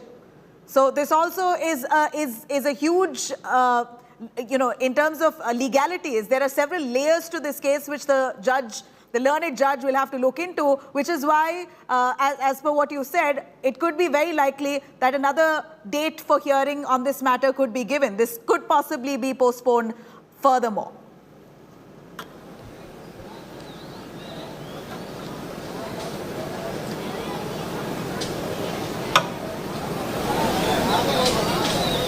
Samad, can you hear me? Yeah, see, there are two things, because when you said about that Supreme Court thing, it is a sensitive case, and that's why Supreme Court thought that it could not be dealt by something like local court, and that's why the case was transferred towards the district judge. And district judge, now what we are sensing from the ground in Varanasi, that they are taking much time, and that could be the need of the hour as well, because this is a very sensitive issue. You saw what happened during the Friday prayers around the premises when we were reporting from that place. There was furor, there were slogans being raised from both the sides. So to understand all these things, that was the thing that the first advocate commissioner Ajay Mishra got under pressure, because there was no security outside when he was serving that particular thing. So that's why this case is very, very sensitive, and district judge also knows that thing, and that is the reason why he's taking time, because what we got from sources in the last hearing, the district judge listened to both Hindu and Muslim sides and then said that he hasn't read the complete report yet, and he'll seek suggestions from other advocates, other judges, and then he'll come up with some decision. And that is why you understand that in the previous hearings, what we got in the district judge especially, that he was just looking to prefer what case or what petition he'll take into hearing first. He hasn't said anything about anything like decision-making thing, like that survey will take place or advocates will reach out to that place or not. So that's why it is very clear and evident what Supreme Court hinted, that it is not that transfer from the local court to the district court was a clear hint by the Supreme Court that it's a sensitive matter, and it's not just limited to Varanasi or Uttar Pradesh. It's a nationwide case, what we are getting, because it is also about the emotional sentiments, what we got to know from the lanes of Varanasi, be it from the Hindu side, be it from the Muslim side. Muslim advocates kept on claiming that's the fountain, while Hindu side kept on claiming that statement by Sohan Lal Arya, Baba Mil Gaye. That was they were claiming that it is a shivling, and on a shivling with a white cement over. That's what being claimed by Hindu side. So these were the things happening, and this entire case went to Supreme Court. Supreme Court was very serious. Right, Samarth, as you're tracking that, I'm going to cut across to an interview. India Today has spoken to the petitioner from the Hindu side, Vishnu Jain. Let's have a listen. क्योंकि आज maintainability पर आज अहम सुनवाई है। हमारे साथ हरिशंकर जैन से शुरू करते हैं। सर ये बताइए आज क्या क्या होने वाला है और कौन कौन लोग दलीलें रखेंगे, किस तरह की दलीलें? देखिए, मुस्लिम पक्ष ने जो दरखास्त दी है कि प्लेसेज ऑफ वर्शिप एक्ट से ये केस बार्ड है, तो उनकी तरफ से बात शुरू होगी और उनको साबित करना है कि एक्ट अप्लाई कैसे करता है। ये एक्ट उस प्रेमिसेज में जहाँ की मंदिर थी, पूजा हो रही थी और डिफरेंट प्लेसेज हैं जो कि 47 के पहले से पूजा हो रही है और 90, 91, 92 तक चली है और लगातार माँ श्रृंगार गौरी की पूजा हुई है और जितने वहाँ पर देवी देवता उनकी पूजा हुई है, विजिबल इनविजिबल डेटीज उनकी पूजा हुई है। तो बर्डन उनके ऊपर है कि वो साबित करें कि कैसे एक्ट अप्लाई करता है। तो हमारा यही कहना था कि सर्वे की रिपोर्ट भी इसके साथ देखी जाए। मुस्लिम पक्ष ने कहा नहीं, साथ ना देखी जाए, सिर्फ प्लेंट के एवरमेंट देखे जाए। हम भी उसमें एग्री करते हैं कि ठीक है, प्लेंट के एवरमेंट्स देख लीजिए। हमने अपनी पिटीशन में स्पष्ट रूप से लिखा हुआ है कि वहाँ पे कैसे कैसे इतिहास में पूजा हो रही है और कैसे उस जगह का धार्मिक स्वरूप एक हिंदू मंदिर का है। तो सीपीसी में बहुत ही सेटल्ड लीगल पोजिशन है कि जब ऑर्डर 7 रूल 11 की कोई एप्लीकेशन लगाता है तो सिर्फ प्लेंट के एवरमेंट्स देखे जाते हैं कि और उससे देखा जाता है केस बनता है कि नहीं बनता है। अगर हमारे प्लेंट पढ़ के ये साबित होता है कि हमारा केस बनता है तो उनकी 7/11 की जो एप्लीकेशन है मेंटेनेबिलिटी की डिसमिस होगी, जब तक कि वो ये ना दिखा लें कि हमने कोई ऐसी बात कही नहीं है प्लेंट में जिससे हमारा केस नहीं बनता है। 45 पैरा का ये प्लेंट है, हर एक बात बहुत स्पष्ट रूप से लिखी हुई है कैसे वहाँ पे हिंदू पूजा कर रहे थे। और देखिए, मैं एक बात और कहना चाहता हूँ, इस जगह का स्वरूप एक हिंदू मंदिर का है। जो एडवोकेट कमीशन की रिपोर्ट आई है उसमें लिखा हुआ है स्पष्ट रूप से कि ये शिवलिंग है, क्या क्या हिंदू देवी देवताओं के चिन्ह मिले, इतिहास में कैसे मंदिर रहा है। थोड़ी और कमीशन की कार्रवाई आगे होनी है, इसीलिए जो उनका मेन ऑब्जेक्शन है कि प्लेसेस ऑफ वर्शिप एक्ट से बार्ड है, मुझे लगता है कि ऐसा वो नहीं कह सकते हैं क्योंकि जगह का धार्मिक स्वरूप एक हिंदू मंदिर का था। प्लेसेस ऑफ वर्शिप एक्ट तो उनके विरुद्ध जाता है। सेक्शन 3 के वायलेशन में उन्होंने एक हिंदू मंदिर को कन्वर्ट करके वहां पे नमाज और पूजा की है। इसीलिए मुझे लगता है जब हमें अपॉर्चुनिटी मिलेगी तो हम ये सारी बातें कोर्ट पे रखेंगे। लेकिन आप तो तब कहेंगे ना जब सर्वे की बात आएगी। अभी तो सर्वे की बात है ही नहीं, अभी तो सिर्फ एक लाइन का है कि ये मेंटेनेबल है या नहीं। आज भी हम मेंटेनेबिलिटी पे ही अपनी बहस रखेंगे। इसलिए मैंने बताया कि जो हमारे प्लेंट के एवरमेंट्स हैं, 45 पैरा का जो हमारा प्लेंट है उसमें स्पष्ट रूप से लिखा हुआ है कि कैसे ये प्लेंट मेंटेनेबल है और उनकी जो मेंटेनेबिलिटी का ऑब्जेक्शन है उसका भी हमने रिटर्न में जवाब दिया हुआ है, जिसमें सारी बातें जो मैं आपको बता रहा हूँ वो हमने प्राइमा फेसाई लिखी हैं। जो इन्होंने प्लेन में लिखा है दावे में, ये पिटीशन जो उसका नाम जो भी नाम दीजिए, उसमें जो एवरमेंट है उसके हिसाब से इनका केस नहीं बनता। आज आपको ये नहीं, आपका डिफेंस का ही नहीं देखा जाएगा। आप कितना डिफेंस का डिफेंस देखा ही नहीं जाएगा। आज जो प्लेंट में लिखा है उसके हिसाब से चलना पड़ेगा कोर्ट को भी और उसको भी। और उनको सबूत रखने जैसी कोई बात नहीं, सबूत का सवाल ही नहीं आता, सबूत की डेट ही नहीं है। वो तो जब केस आगे बढ़ेगा, इश्यूज फ्रेम होंगे, तो जब डॉक्यूमेंट दाखिल हो जाएंगे उसके बाद गवाही की डेट आएगी, वो अपनी गवाही देंगे, अपनी गवाही देंगे। आज कोई गवाही नहीं होनी है।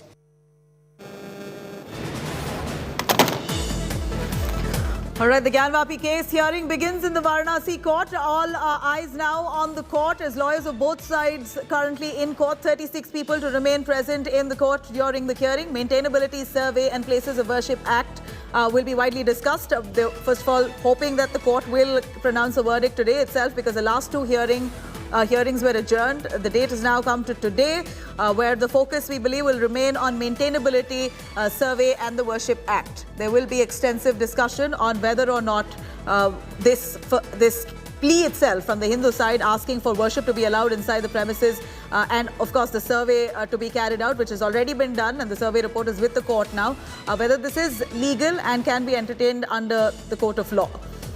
Samarth, of course, joining us. Samarth, the court hearing has just begun. We hear. Give us a sense of who are the people who are inside. What's the sentiment on ground as you're right there by the Varanasi court? See, the hearing has begun. That's the biggest update coming in as the judge is looking after the file given by the advocates out here, and I'll just try to read out the names whosoever are inside.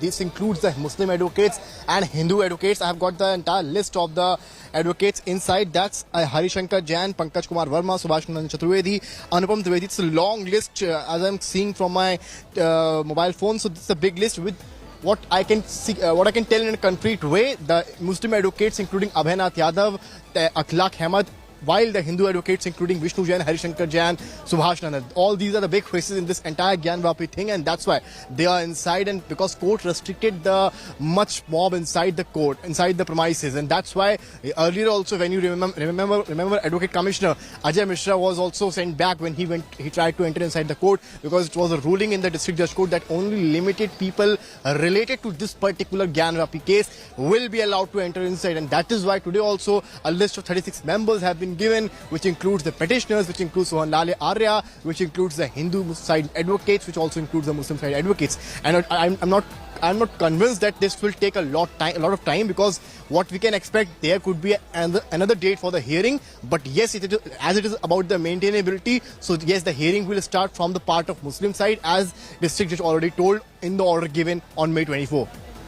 All right. Samarth, give us an understanding into the kind of symbols, Hindu symbols that were found while the survey was conducted. We know that there was talk of shivling over a Wazu Khana, which now has been cordoned off. And then there was a lot of talk about another shivling, which is undisputed. There were several other symbols, we believe, like the lotus, the damru, the trishul, the pan leaves, all of that adorned the walls on the basement of the Gyanvapi Mosque, which makes it a lot more contentious for the Hindu side at this point.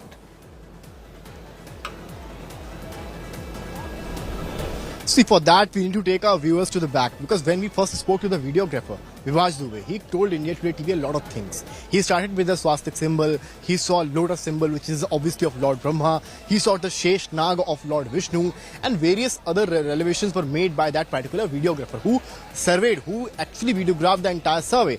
And then when we went on to the advocate commissioners, they clearly said in the report, because the report has already been submitted, and be it in the report of Ajay Mishra, advocate commissioner, or in the report of Special Advocate Commissioner Vishal Singh, it has been clearly mentioned that a lot of Hindu symbols have been found, be it a Trishul of Lord Shiva, swastik, or that Brahma symbol of lotus, that Sheshnag of Lord Vishnu, and various other flowers of ancient old flowers that seems to be of something like of Lord Vishnu, Lord Shiva. So these symbols were found, while below the Shringar Gauri area, where there is the broken wall, there were also symbols of Lord Ganesha were found. That was also clearly mentioned in the report, that a lot of symbols were found, though advocate commissioners kept tight-lipped about that shivling thing, because when we read that particular portion or interviewed them about that portion, they clearly said they have written that in line that claimed by Hindu side, the shivling fountain claimed by the Muslim side. But they also clearly said that when they touched that particular thing, it seemed to be of one single stone, but that upper portion was of something like white cement, but that was also years old. So a lot of symbols have been already found, as RP Singh clearly told us, videographers told us, advocate commissioners told us, and that report itself told us that a lot of temple symbols have been found. Though when we also spoke to the historians, they clearly said that Gyanvapi could never be a name of any mosque, because Gyanvapi itself is a Hindu name. Right, right. You know, Samar, stay with us. I'm going to cut across to Kumar Abhishek, who's currently speaking with a lawyer there. Hear it. इसी बात को लेके 711 की जो application है उस पे सुनवाई का ऑनरेबल सुप्रीम कोर्ट ने डायरेक्शन दिया है, तो एक बड़ा मुद्दा है। कितना टाइम आपको कितना अभी ये कुछ नहीं कहा जा सकता है, समय भाई अधिवक्ता है, अधिवक्ता को पक्ष रखना है तो किस प्रकार की दलील देता है। को लगता है इस एक्ट में ऐसे प्रोविजन है जो कि मेंटेनेबिलिटी को नहीं देखिए, एक पहले से ये मुकदमा 91 से जो चल रहा है, विजय शंकर रस्तोगी जी यहाँ वरिष्ठ अधिवक्ता है, वाद मित्र हैं, वो मुकदमा किए हुए, उसमें यहाँ सिविल जज थे RN मिश्रा जी। अच्छा। तो यह क्वेश्चन उसमें भी उठ चुका उस केस में, इससे 91 तो मैं बता दूं कि 91 के पहले भी ये कह रहे हैं कि ये मामला उठा हुआ है, तो ऐसी स्थिति में जज इन तमाम चीजों का अवलोकन करेंगे।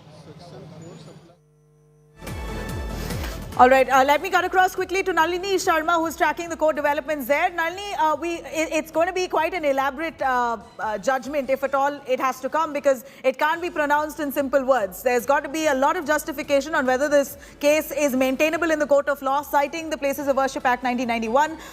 And of course, then furthermore, the court will have to try and dissect that survey findings, which has now been submitted to court in 3 files, which is fully sealed and wrapped. It's with the judge, we understand, and we also hear that the judge has already run through the survey findings at this point. So what's expected today as sentiments are running high on both sides? Well, Nabila, as the Supreme Court had ordered, and in accordance with the top court orders, the judge has rightly decided to first hear the oral argument. All right, I'm going to try and patch Nalini back on that. But here we have Samarth, who's been tracking those developments right there from Varanasi court. Samarth, would you be able to show us the kind of sentiment around you, the environment there? We know that there's much police security deployment there. The Bazukhana area where the claimed shivling was found has been fully sealed off. So there was a slight animosity at that point on the Hindu and the Muslim side, because Muslim claimed that they were not able to comfortably carry out their wuzu for prayers, and then eventually an alternative spot was given to them. So citing that sensitivity, we see heavy police deployment. Show us through what's around you.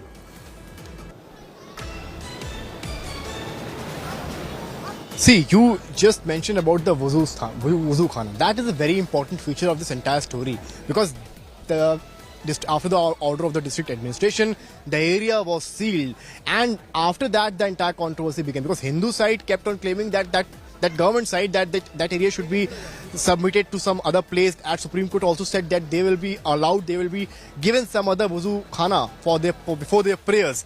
But that has not been done yet, but that's in the process as told by the district administration of Varanasi. But what is concrete, that Muslim side claim that it's a years old fountain. But when the Advocate Commissioner asked them to just show it, is it operational or not, they were tight-lipped. They had no idea what to answer, because as it is written in the report, what I'm saying, that the first Muslim side said that it is 12 years old, then they said it is 20 years old. So they were not concrete with the answers. No, we understand that, and it's very hard to have clarity on how, first of all, a debate on how long that water fountain or the shivling was there itself is futile, because none of the mosque committee members are historians. They may have taken charge as a mosque committee possibly as recently as a few years ago. This mosque was built centuries ago. So that kind of knowledge for them to have, or even if they claim to have that kind of knowledge, must be damned. Now let me cut across to Nalini on that. Nalini, as you track the court developments, like I asked you, this can't be a simple one-line verdict or a judgment that will come from court. It's going to be an elaborate judgment, considering there are so many layers of legalities to this case. What's expected today as sentiments running high on both ends? Well, Nabila, if I can simplify it a little for our viewers, whenever there is a court proceeding that's going on, it's usually divided into two large parts. First is the preliminary issue, which is an issue like maintainability that the judge is going to be hearing on first, as to whether or not this suit should even be entertained. And second is the trial or the arguments that happen on merits of the case. So right now, the judge is going to be listening on the preliminary aspects of the case, which includes the issue of maintainability of this suit. And you're right, this is by no means the end of the road for this issue, because the Supreme Court that had passed the orders on 20th of May had specifically said that even after the district judge decides on the issue of maintainability, the Supreme Court orders of the 20th of May that had asked for the shivling to be protected will still be in force for 8 weeks after that. Now, this 8 weeks time was given to either party that's not happy with the order on the maintainability to approach the Allahabad High Court in appeal. So whichever way this issue of maintainability is decided, whether in the favor of the Muslim side or in the favor of the Hindu side, you can realistically expect the opposing party to knock the doors of the Allahabad High Court in an appeal against this limited order only on the issue of maintainability. All this is even before we get to the trial or arguments on merits of the case. Further on, if they're also not happy with whatever the Allahabad High Court decides on this issue, then they can come back to the Supreme Court again. That liberty has been granted to the parties. So this is by no means the end of the road on this matter, and the proceedings in this entire issue are expected to go on for a significant amount of time. What we're given to understand is today the arguments on maintainability before the district court, before the district judge will kick off, where the Muslim side is expected to oppose, stating that this entire suit is barred by virtue of the 1991 Act that asks for the religious character of these places, any religious place, to be kept intact as it was on 15th August 1947. On the other hand, what the Hindu side will be pushing for is to get some sort of interim order in their favor, where this survey report on which the judge has now called for the objections can be taken on by the court even further to see exactly what evidence really lies in this report and what was found during the entire survey. So that's what the Hindu side will be pushing for. But because the judge is first going to be hearing the arguments on maintainability, it's not likely that they will get an order in their favor like they are hoping. But like you said, this is of course not going to be an easy issue for the court to decide. We can't expect for an order to be passed on this entire matter as early as today. The arguments will likely go on for a few days at least. That's how it is usually in the normal course of proceedings. But in considering the fact that the media is not being allowed inside during these proceedings that are going on before the district court, it's a little difficult to say exactly how these arguments are proceeding, because we have to wait for the lawyers to come back after the hearing is over to give us an update on exactly what went on before the court and most importantly what the judge had to say about this entire matter. You know, Nalini, it's also very interesting to observe that the Supreme Court, while it intervened, said that this could not be dealt with under the jurisdiction of the civil court. It has to be, taken up to a more learned panel, and therefore the district court judge was given the responsibility, huge responsibility now lies on his shoulders to pronounce this verdict. Any word, considering that there could be several layers of legalities to this, and it's not going to be an easy verdict or an order to give out by any court for that matter at this point. Do you think that this will be another round of adjournment, like we saw in the last two hearings? Barely when the hearing started, in first 5 minutes, the court decided the matter will be adjourned. Do you think that's going to be the case today as well? Well, Nabila, we're not sure about as to whether or not it'll be adjourned, but one thing that we can be sure about is that this is going to be another long drawn legal battle. Something on the lines, I won't go ahead and say that it's going to be as significant as the Ayodhya issue was, because that of course was one of the first cases on this entire subject to come up before a court of law. But if not as important as Ayodhya, then this is going to be a close second. This is going to be an extremely long drawn out legal battle, because the final word on this entire issue is not going to be said by any other court except for the Supreme Court. There is no doubt in my mind about the fact that any party who's not happy with the court order in this issue is going to be exercising their legal remedies and approaching the higher court for relief. So the final word on all of this, on the issue of maintainability, on the merits, on the survey report, the final word will only be by the Supreme Court. But because there is a procedure established by law that needs to be followed, plus the Supreme Court wants to have the assistance of what has been decided by the District Court and the Allahabad High Court before the matter finally reaches them, because of course it allows the Supreme Court to carry on the proceedings in a much faster manner if preliminary issues are already decided by the lower courts. So they are looking to have the assistance of the opinion of the district judge along with the Allahabad High Court before the matter finally comes up before them. But this is something that the Supreme Court also knew, that eventually they are going to be the ones who have to decide on this issue, which is why the matter was not disposed of and it's still kept pending. Right. Nalini, so a long-drawn battle is what you foresee of this case, and undoubtedly because there are similar requests made across the country now, even before the Gyanvapi verdict comes out. Here you have Hindu groups claiming that there's Hindu symbolism across several other structures of mosques and iconic places, spots built by the Mughals or the Sultanate era. At this point, all eyes on the Gyanvapi controversy, a case that's now been heard by the Varanasi court. India Today brings you the fastest updates, but for now, it's a short commercial break. We'll come back within the club on the other side.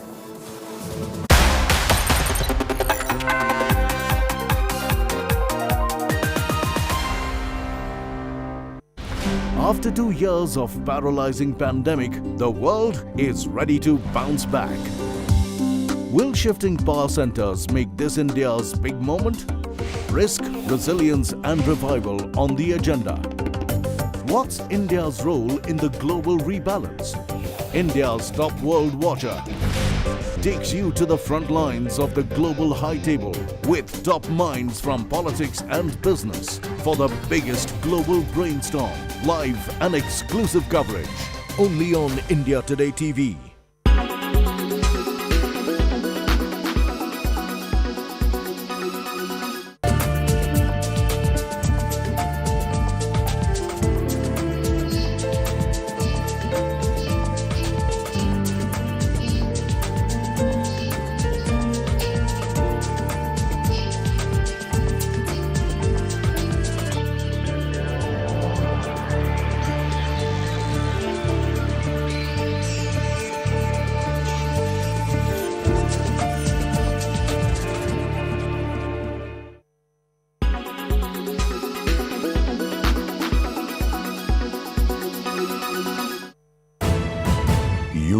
watching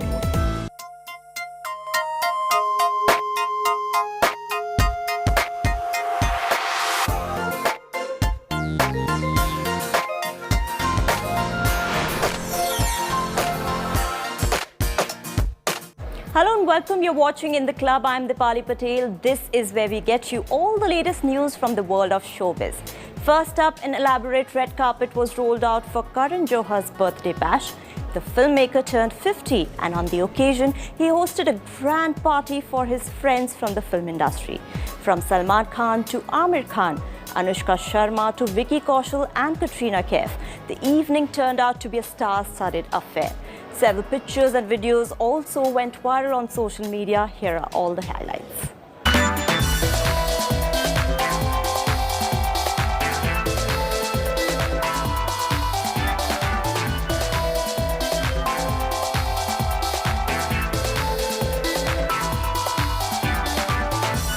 Karan Johar turned 50 and on the occasion, the filmmaker hosted a grand bash at Yashraj Studios in Mumbai.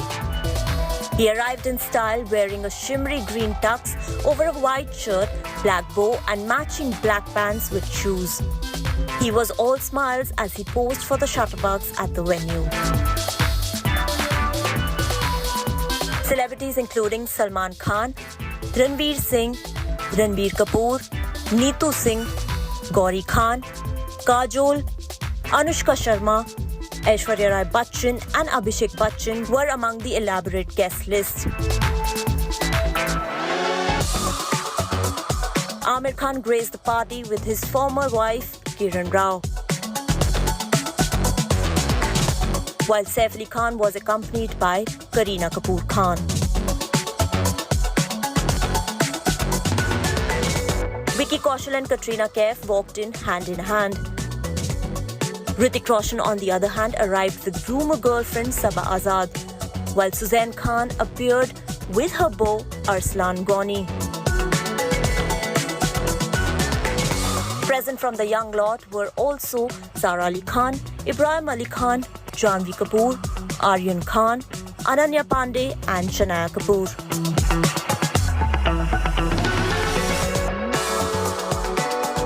Several pictures as well as videos from the birthday bash also made it to social media, and goes without saying, they all went viral in no time. On his special day, his friends from the fraternity took to social media to extend their warm wishes. Alia Bhatt, who considers him his father figure and mentor, couldn't attend the party as she is busy shooting for her Hollywood film in the US. But the actress made sure she made Karan Johar feel special on his birthday. She posted these photos of herself with him and also penned down an emotional note. Kareena Kapoor Khan, on the other hand, shared this throwback photo to wish Karan Johar.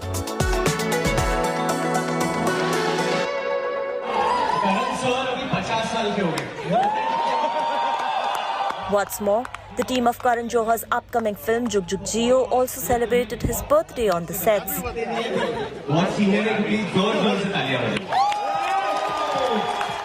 In the video, which is now going viral on social media, Varun Dhawan and Kiara Advani can be seen singing birthday song and were also seen touching Karan's feet.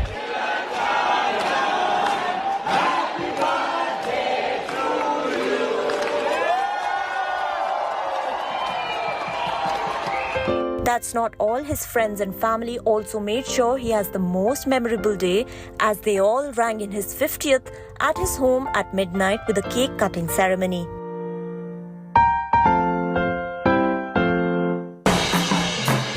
On the occasion of his birthday, Karan Johar also took to social media to share his excitement as he completed 27 years in the industry. He announced the date of his upcoming film Rocky Aur Rani Ki Prem Kahani.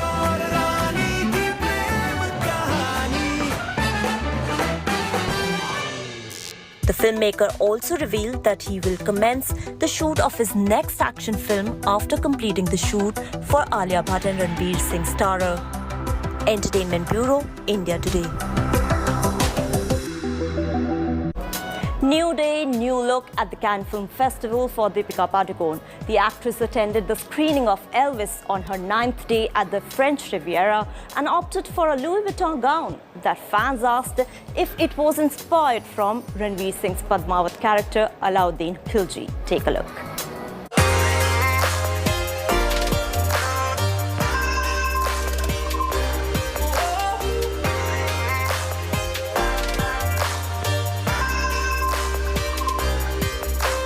It's day 9 at the Cannes Film Festival for jury member Deepika Padukone, and her 5th red carpet look is out as she attended the screening of Elvis.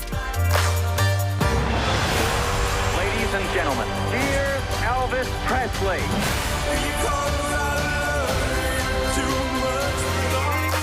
The actor slipped into this bodycon black and golden Louis Vuitton gown, which featured gigantic cape. Her hair was gelled backwards and she sported bronze cheeks, smoky eyes and nude lips. Deepika accessorized the attire with simple black-colored earrings and classy black and silver rings on her fingers. She graced the Cannes red carpet by flaunting her $1 million smile while greeting the paparazzi. Deepika took to social media to share these pictures from her latest outing in the French Riviera, and goes without saying they went viral in no time. While her husband and actor Ranveer Singh was one of the first ones to comment on her photos, calling her queen, netizens were quick to compare and asked if her look was inspired by Padmavat's Alauddin Khilji. For years, Deepika had been representing makeup giant L'Oreal at the film festival. This year, however, her Cannes connection is bigger and better. She now is not only on jury duty at the film festival, but is also the first Indian to be a brand ambassador for Louis Vuitton. Entertainment Bureau, India Today. Deepika Padukone has been slaying it at Cannes 2022 ever since she arrived. She has been giving her fans a glimpse of her time spent in the French Riviera and taking the internet by storm with one outfit at a time. Take a look.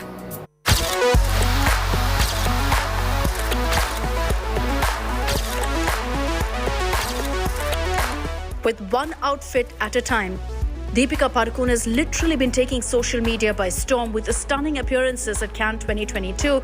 And if that wasn't enough, the actress has now hit the streets with a stylish sartorial pic.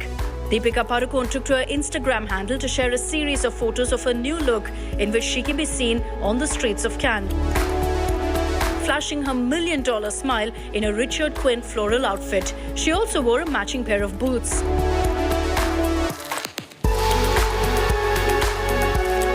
Earlier, she turned heads as she stepped out on the streets in Louis Vuitton ensemble that features a turtleneck pullover and checkered shorts. Without giving many details in the caption, she simply let her stunning look do all the talking.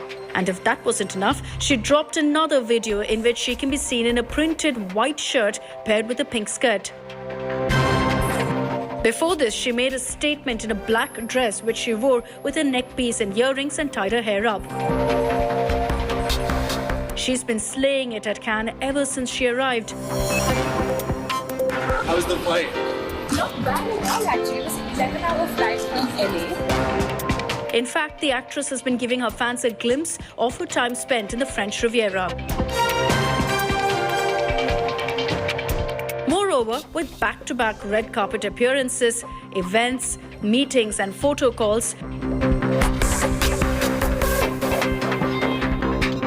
Deepika herself confessed that she indeed is tired, but at the same time is also happy. Are you tired after last night?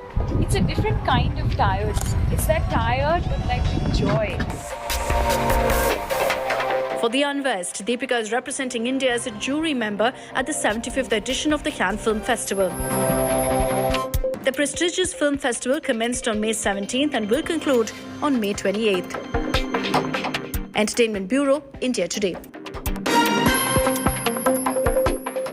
My colleague Tushar Joshi caught up with the star cast of Stranger Things. They spoke at length about their series and much more. Listen in. It's time. Don't try to be heroes. There is no shame in running.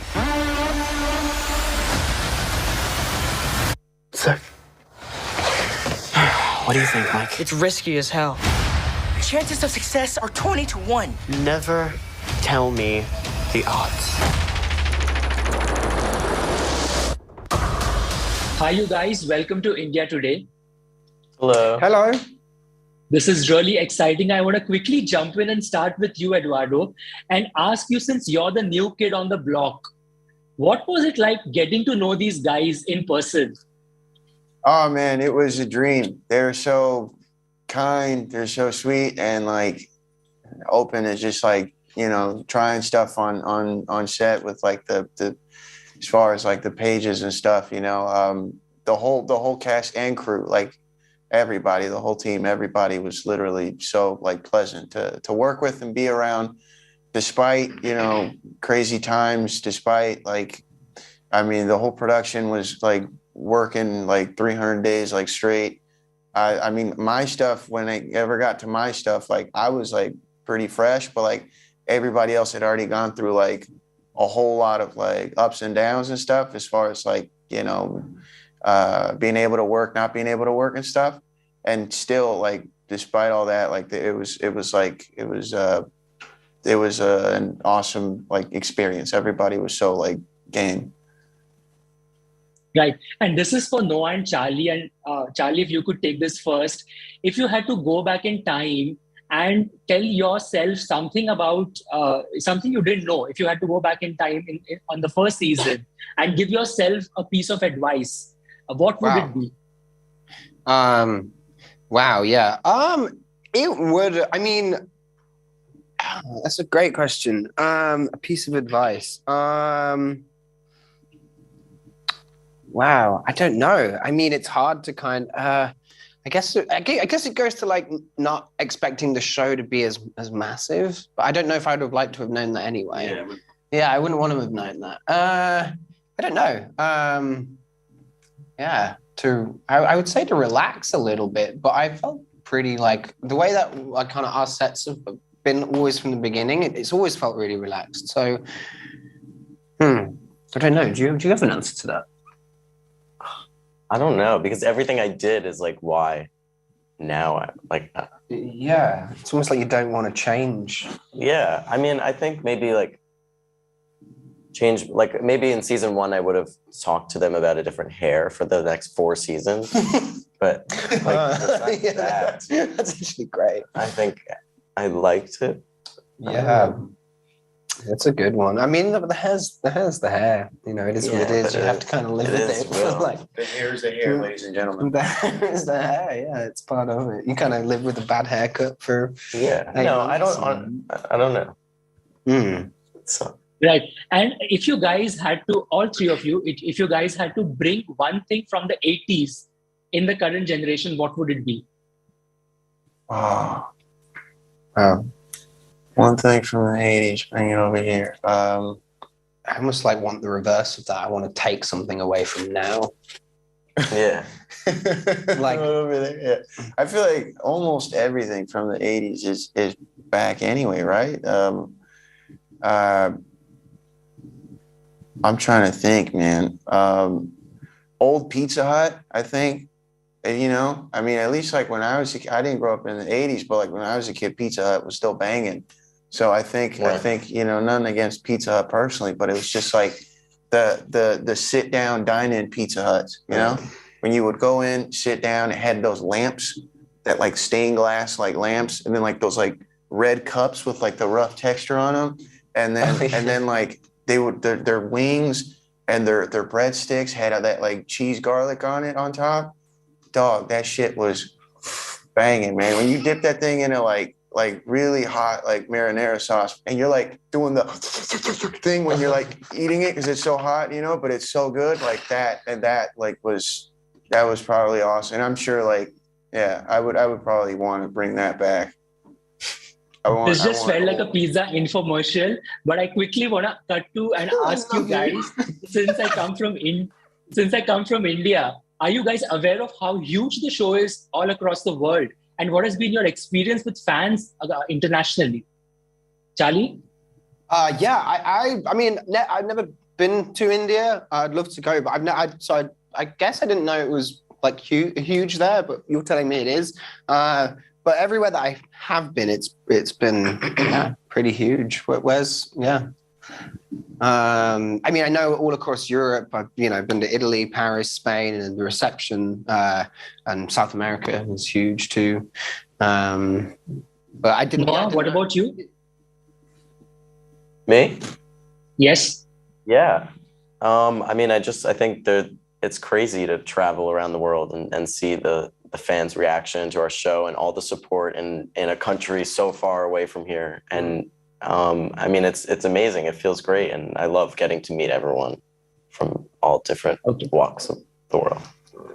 All right. On that note, really looking forward to watch season 4, part 1 and 2. All the very best and can't wait. Thank you.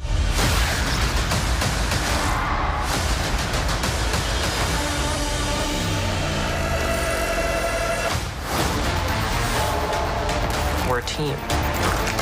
Friends. But it's gonna be up to us again. Go! Drive!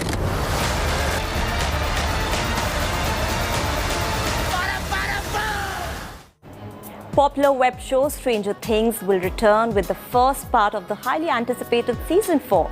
Here are all the details ahead of its premiere on streaming giant Netflix.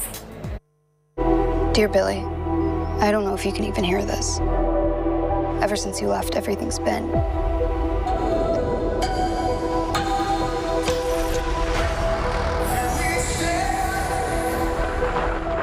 Hit Netflix sci-fi drama Stranger Things will return with the first part of its highly anticipated season 4, promising more supernatural horrors, besettling the fictional Indiana town of Hawkins.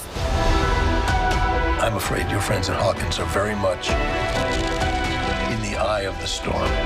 Set 6 months after season 3 ended with a gruesome Starcourt Mall battle, season 4 sees the young protagonist friends, separated after 11, played by Millie Bobby Brown, move to California with Joyce and her 2 sons, Will and Jonathan.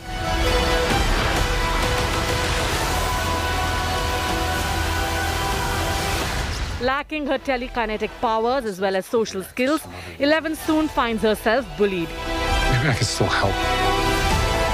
Even if it's the last thing I do. People say Hawkins is cursed. Meanwhile, in Hawkins, the rest of the adolescent gang are navigating high school as a new threat emerges from the upside-down alternate dimension. Like other shows, filming of the 9 new episodes was delayed due to the COVID-19 pandemic. Season 3 aired in 2019. Set in the 1980s, Stranger Things became a huge hit upon its release in 2016, winning a loyal following around the world. Stranger Things 4 Volume 1 premieres on May 27, with the second volume following on July 1.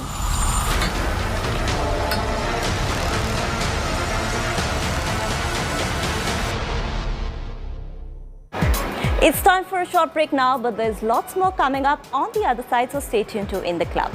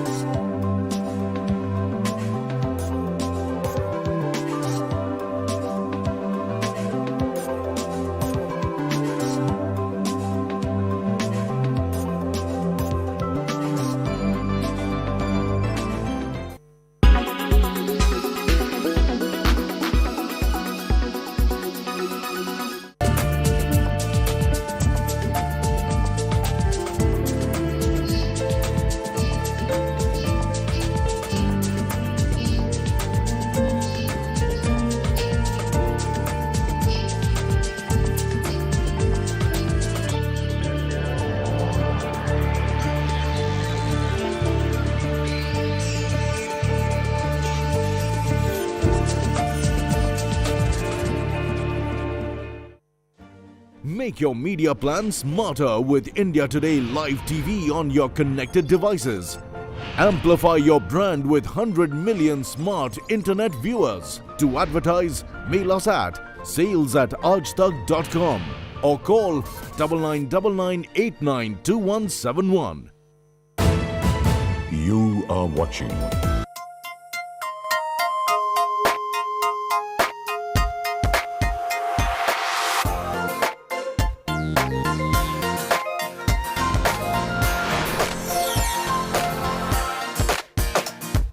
Amir Khan is all set to launch his trailer of Lal Singh Chadha during the final match of this year's IPL. Kamal Hassan, on the other side, has reportedly been approached for NTR 31. It's time to check out what is keeping our celebrities busy. Here's our popular segment, What's Trending.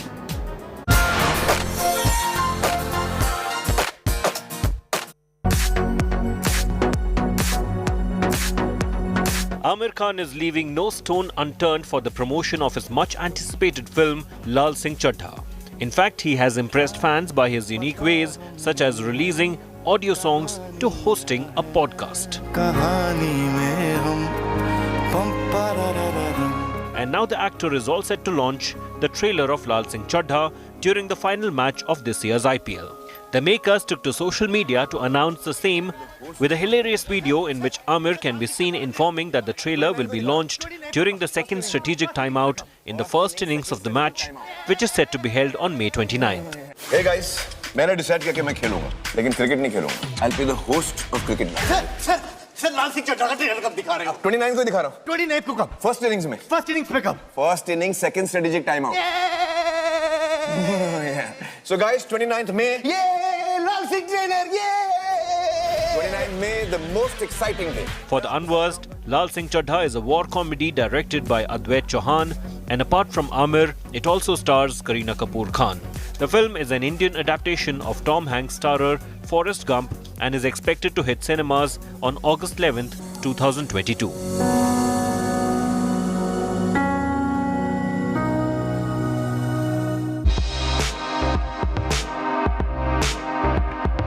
Kamal Hassan has reportedly been approached to play the role of an antagonist in Junior NTR and Prashant Neel's upcoming project, NTR 31. Touted to be an intense action thriller, the film marks the first collaboration between Junior NTR and KGF fame filmmaker Prashant Neel, making it one of the most anticipated films. NTR 31 will get a pan-India release, which is given considering the fact that Junior NTR attained pan-India fame with his last blockbuster release, RRR.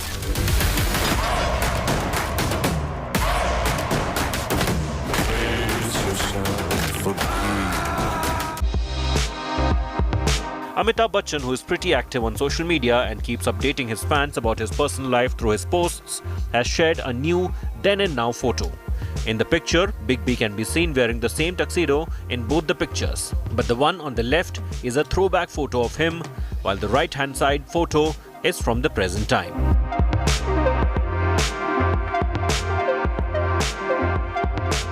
And they tell me on social media, कुछ नहीं बदला. अब आंखों की कमजोरी की responsibility तो हम ले नहीं सकते. हम ही जाने हाल हमारा. बदल गया है जीवन सारा.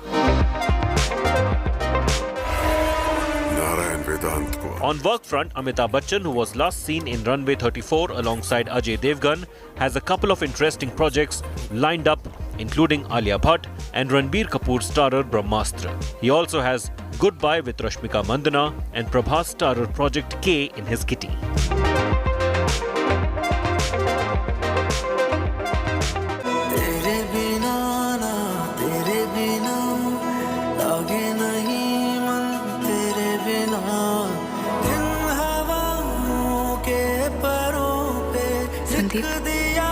डिफेंस ज्वाइन करके मुझे भूल मत जाना. The new song from the much-anticipated biopic on Major Sandeep Unnikrishnan is out. Titled Sathiya, the song is a love anthem and was launched at a university in Pune.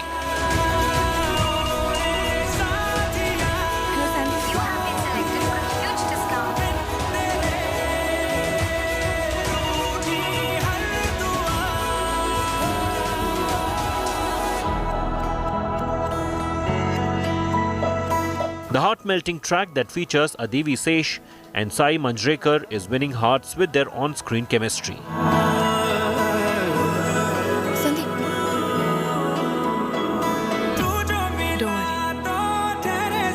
पहचान लूंगी तुम्हें। For the unversed, the pan-Indian film is all set to hit cinemas on June 3rd and will be released in multiple languages including Hindi, Malayalam and Telugu. Directed by Sashi Kiran Tika, the film also stars Shobita Dhulipala and Prakash Raj in key roles.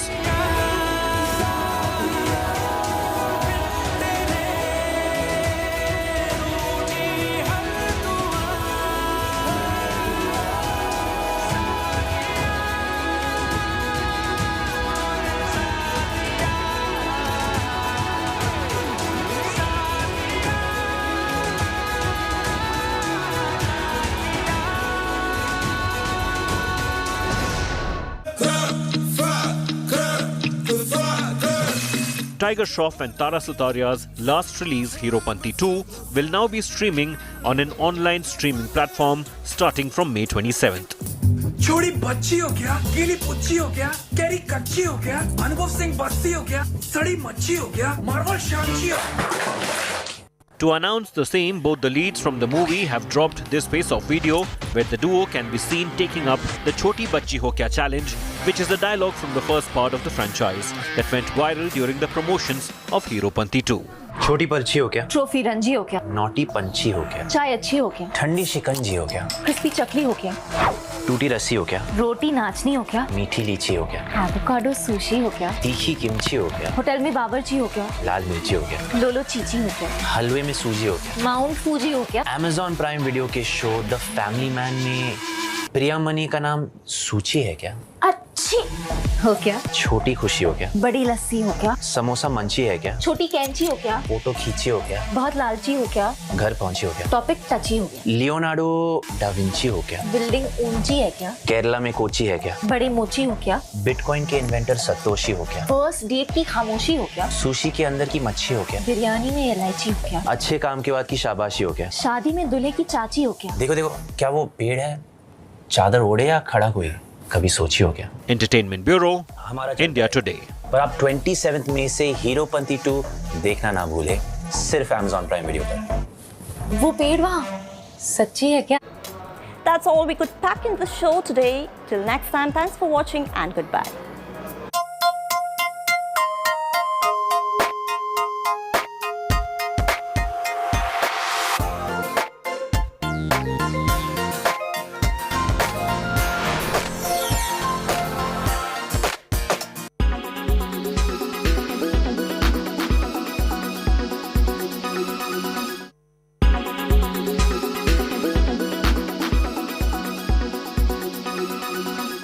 Make your media plan smarter with India Today Live TV on your connected devices.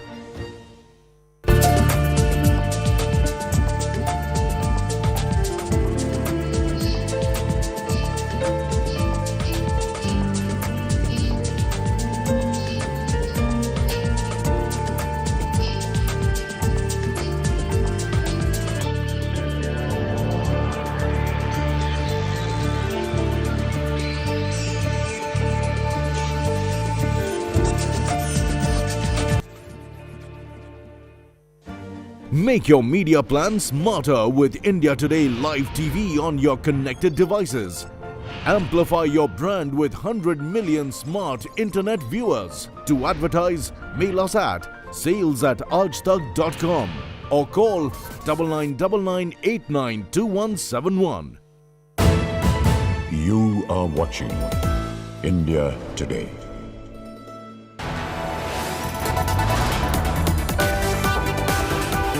You are watching India Today.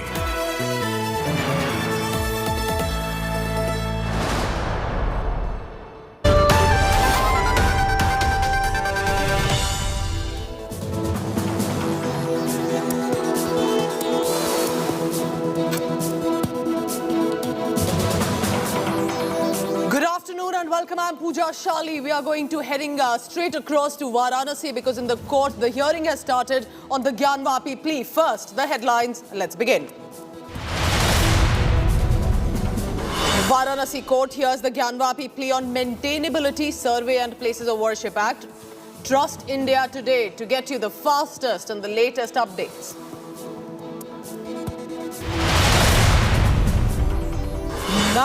Hindu groups glare on the palace of Tipu Sultan in Bengaluru, seeking a survey claiming the palace of ruler of Mysore is encroaching on temple land. Mandir Masjid fire now spreads to Telangana. BJP's Bandi Sanjay dares AIMM chief of Varanasi to dig up mosques for shivlings. Says will ban the madarsa institutions and Urdu to bring the Ram Rajya. Prime Minister Modi's big dynasty attack on Chief Minister KCR in Hyderabad says we must save Telangana from superstitious people. अंधविश्वास को इस प्रकार से तवज्जो देने वाले लोग तेलंगाना को उसके भविष्य को कभी संवार नहीं सकते हैं। ऐसे अंधविश्वासी लोगों से हमारे तेलंगाना को हमें बचाना है। It's a big India Today scoop on the email trail between Karthi Aid and Chinese official in the visa bribe gate case. CBI grills Karthi, who dubs the case as political vendetta. VVIP walk of shame by Delhi Babu shocks India, evacuates Delhi Stadium so that his dog can take a stroll. Chief Minister Arvind Kejriwal bars any move to shut the stadium for such acts.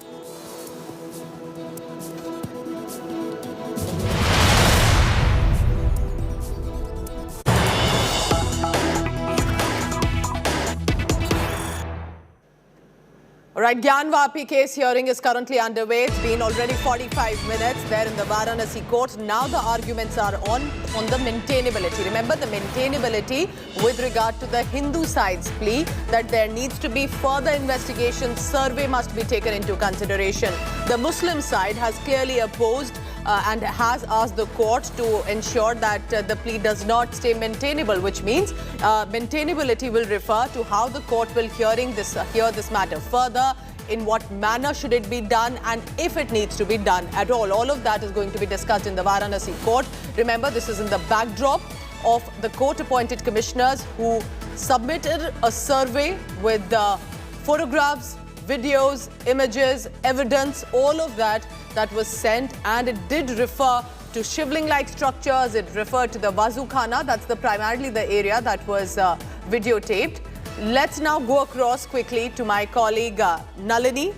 Now, Nalini is telling us what exactly is happening in the court, and of course, soon we'll be joined by our colleagues, not only from the court, on the ground in Varanasi and more. Nalini, first over to you. How significant is the day today as the hearing has started on the maintainability, and will it now decide how it will progress day to day? Well, Pooja, the reason why today's hearing is so crucial is because today's hearing is going to determine what the tone of these proceedings is essentially going to be. The arguments have begun on the issue of maintainability, where we know right now that the Muslim side is arguing before the Varanasi District Court that this entire suit in its very essence is not maintainable because it's barred by the 1991 Act that has been at the center of this entire Gyanvapi debate. In addition to that, what the Hindu side is claiming is that this report that has been filed by the commissioner should be taken on record as early as possible because this contains crucial evidence regarding what was found in this entire survey. There is no doubt about the fact that this entire matter is going to be a long drawn-out legal battle because right now the Varanasi court is going to decide on the issue of maintainability after hearing arguments from all sides. It is not likely that the order might come today itself. It might take for a few days for the arguments to get completed before the order comes in from the Varanasi court. But remember, what's important to highlight is because media has not been granted access to these proceedings and reporters are not being allowed to enter the courtroom, there is very little information about what is actually going on inside the court and what the judge is actually saying. So we'll try and get as many updates as is possible. Nalini, I request you to stay on with me. Let's go on the ground in Varanasi. What is the mood like in Banaras, in Kashi? Samarth Srivastav joining me with all the latest. Samarth, you've been talking to all sides, the Hindu side and the Muslim side. You've spoken also to the videographer and the photographers. What is happening today at the court? Have the proceedings concluded for today? What are the arguments in the court? See, it's more than 45 minutes now since the hearing is on and arguments being exchanged between the Hindu and Muslim advocates inside the premises, though media has not been given entry inside after 10 to 15 minutes, so we are not getting much details what's happening inside, but it is about the maintainability and about that particular section of that particular mosque thing, because Muslim side kept on claiming that that they will not allow anything inside that particular premises, while Hindu side claims that there is a Shangar Gauri's area where they need to offer prayers.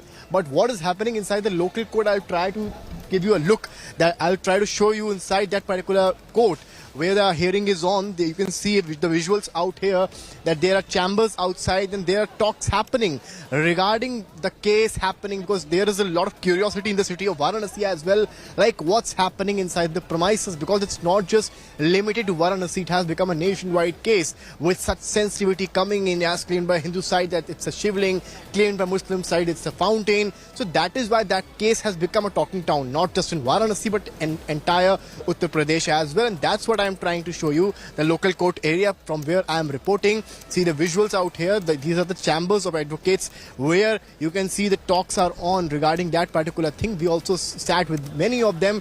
They were quite curious about the proceedings happening inside, because they hardly get the idea like what's happening inside, because as you just said, just 36 persons have been allowed by the district judge to remain present during the time of hearing. So the passage of information is quite unclear, because earlier in the starting 10 to 15 minutes media was allowed, but after that police disallowed the media from the premises. So we have to wait for that. But what we are getting, that more than 45 minutes, because hearing started around 2:10, and from now we can expect more than 45 minutes have gone so far. So the hearing might take plus much time, because arguments are on between the Hindu and Muslim sides, and we can also expect some heated arguments as well, because that's not an easy case, not just for the judge but also for the advocates present in the premises as well. Samarth, I do have an added question here. Remember, this has become not only political, but there has been defiance from the Muslim side. So as of now, do tell us about the ground situation. So the Wazu Khana, where the Muslim devotees wash their hands and feet, is still sealed while the namaz prayers are on, and the matter is currently being heard legally also in the court. See, if you remember in the Supreme Court's last verdict, Supreme Court clearly instructed the district magistrate of Varanasi to make arrangements for that wuzu thing for the Muslims inside the premises of that particular mosque. But so far there hasn't been any arrangements made for the Muslims to like clean their hands and legs as they do it in the wuzu area. So that area is still sealed with 9 locks completely around that. Steel barricades kind of doors are around that particular wuzu area, and that has been completely sealed, because soon after it was found that there is a shivling as claimed by the Hindu side. The Hindu side went to the local court and took protection of that shivling, and that is why after the order from the court regarding sealing, district magistrate ordered the sealing, and till that evening the locks were put up, 9 locks around that particular area, and since then till today the area has been sealed. And when we were reporting on last Friday, as you saw, a lot of number of people came from the Muslim community for the namaz, despite the instructions from the committee that there will not be much persons allowed, because there is no wuzu area. So you have to do the wuzu inside their homes and then come for the namaz, and instead do the namaz in your houses. So these instructions were though not much followed, because a lot of people came around at the Kashi Vishwanath premises for the namaz area. As that area has been sealed, so wuzu thing will be affected during the namaz, and that is why the committee, the Masjid Committee, has instructed the people of Muslim community to do the wuzu thing in their homes or do the namaz in their homes as well, till the time this particular issue, especially the sealing area, gets renovated or gets some other place as claimed by the government official, to give them some other place for that wuzu thing. So that is the part to be discussed, but that's what the Masjid Committee claimed, and that is the only controversy surrounded around that particular wuzu area, because when you see that particular report by the Special Advocate Commissioner, that particular thing, when it comes to that particular well, that pond, that wuzu area, this is the clear point which shows the controversy in the form Stay of on Muslims. with me, Samarth. Stay on with me, because it is important for our viewers also to understand what's happening in the court today, and Nalini is tracking all the latest updates. It is pertinent to mention here that reporters, unlike usually, are not being permitted inside the court. So minute by minute update, we are trying to get you as much as possible, as the fastest as we can, and of course verified. Now Nalini, at this point, because there is a survey that has been submitted, There is a Muslim side that is opposing the maintainability and a Hindu side that is pushing for it. And we all know that this specific premises of the Gyanvapi and the temple, there have been historic facts and legends, and it's been a well-known popular legend about the dispute on this side. How is this being heard, and how is the court considering this matter for the maintainability of it? Well, Pooja, as far as maintainability goes, it is one of the preliminary issues that a court of law really looks into before deciding as to whether or not they should get into the merits of the case and whether the case should go to trial or not. So considering it's a preliminary issue, the court should ideally be able to decide it in a much quicker way than they would if it was a long-drawn trial that was happening before the court.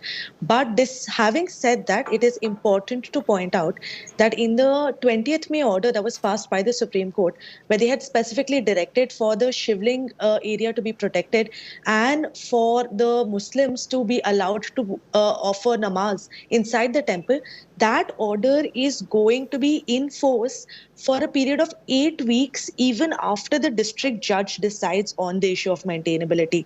The reason why Supreme Court's put this period of 8 weeks in place is so that any side that is aggrieved by the decision on the issue of maintainability can approach a higher court in appeal against that decision.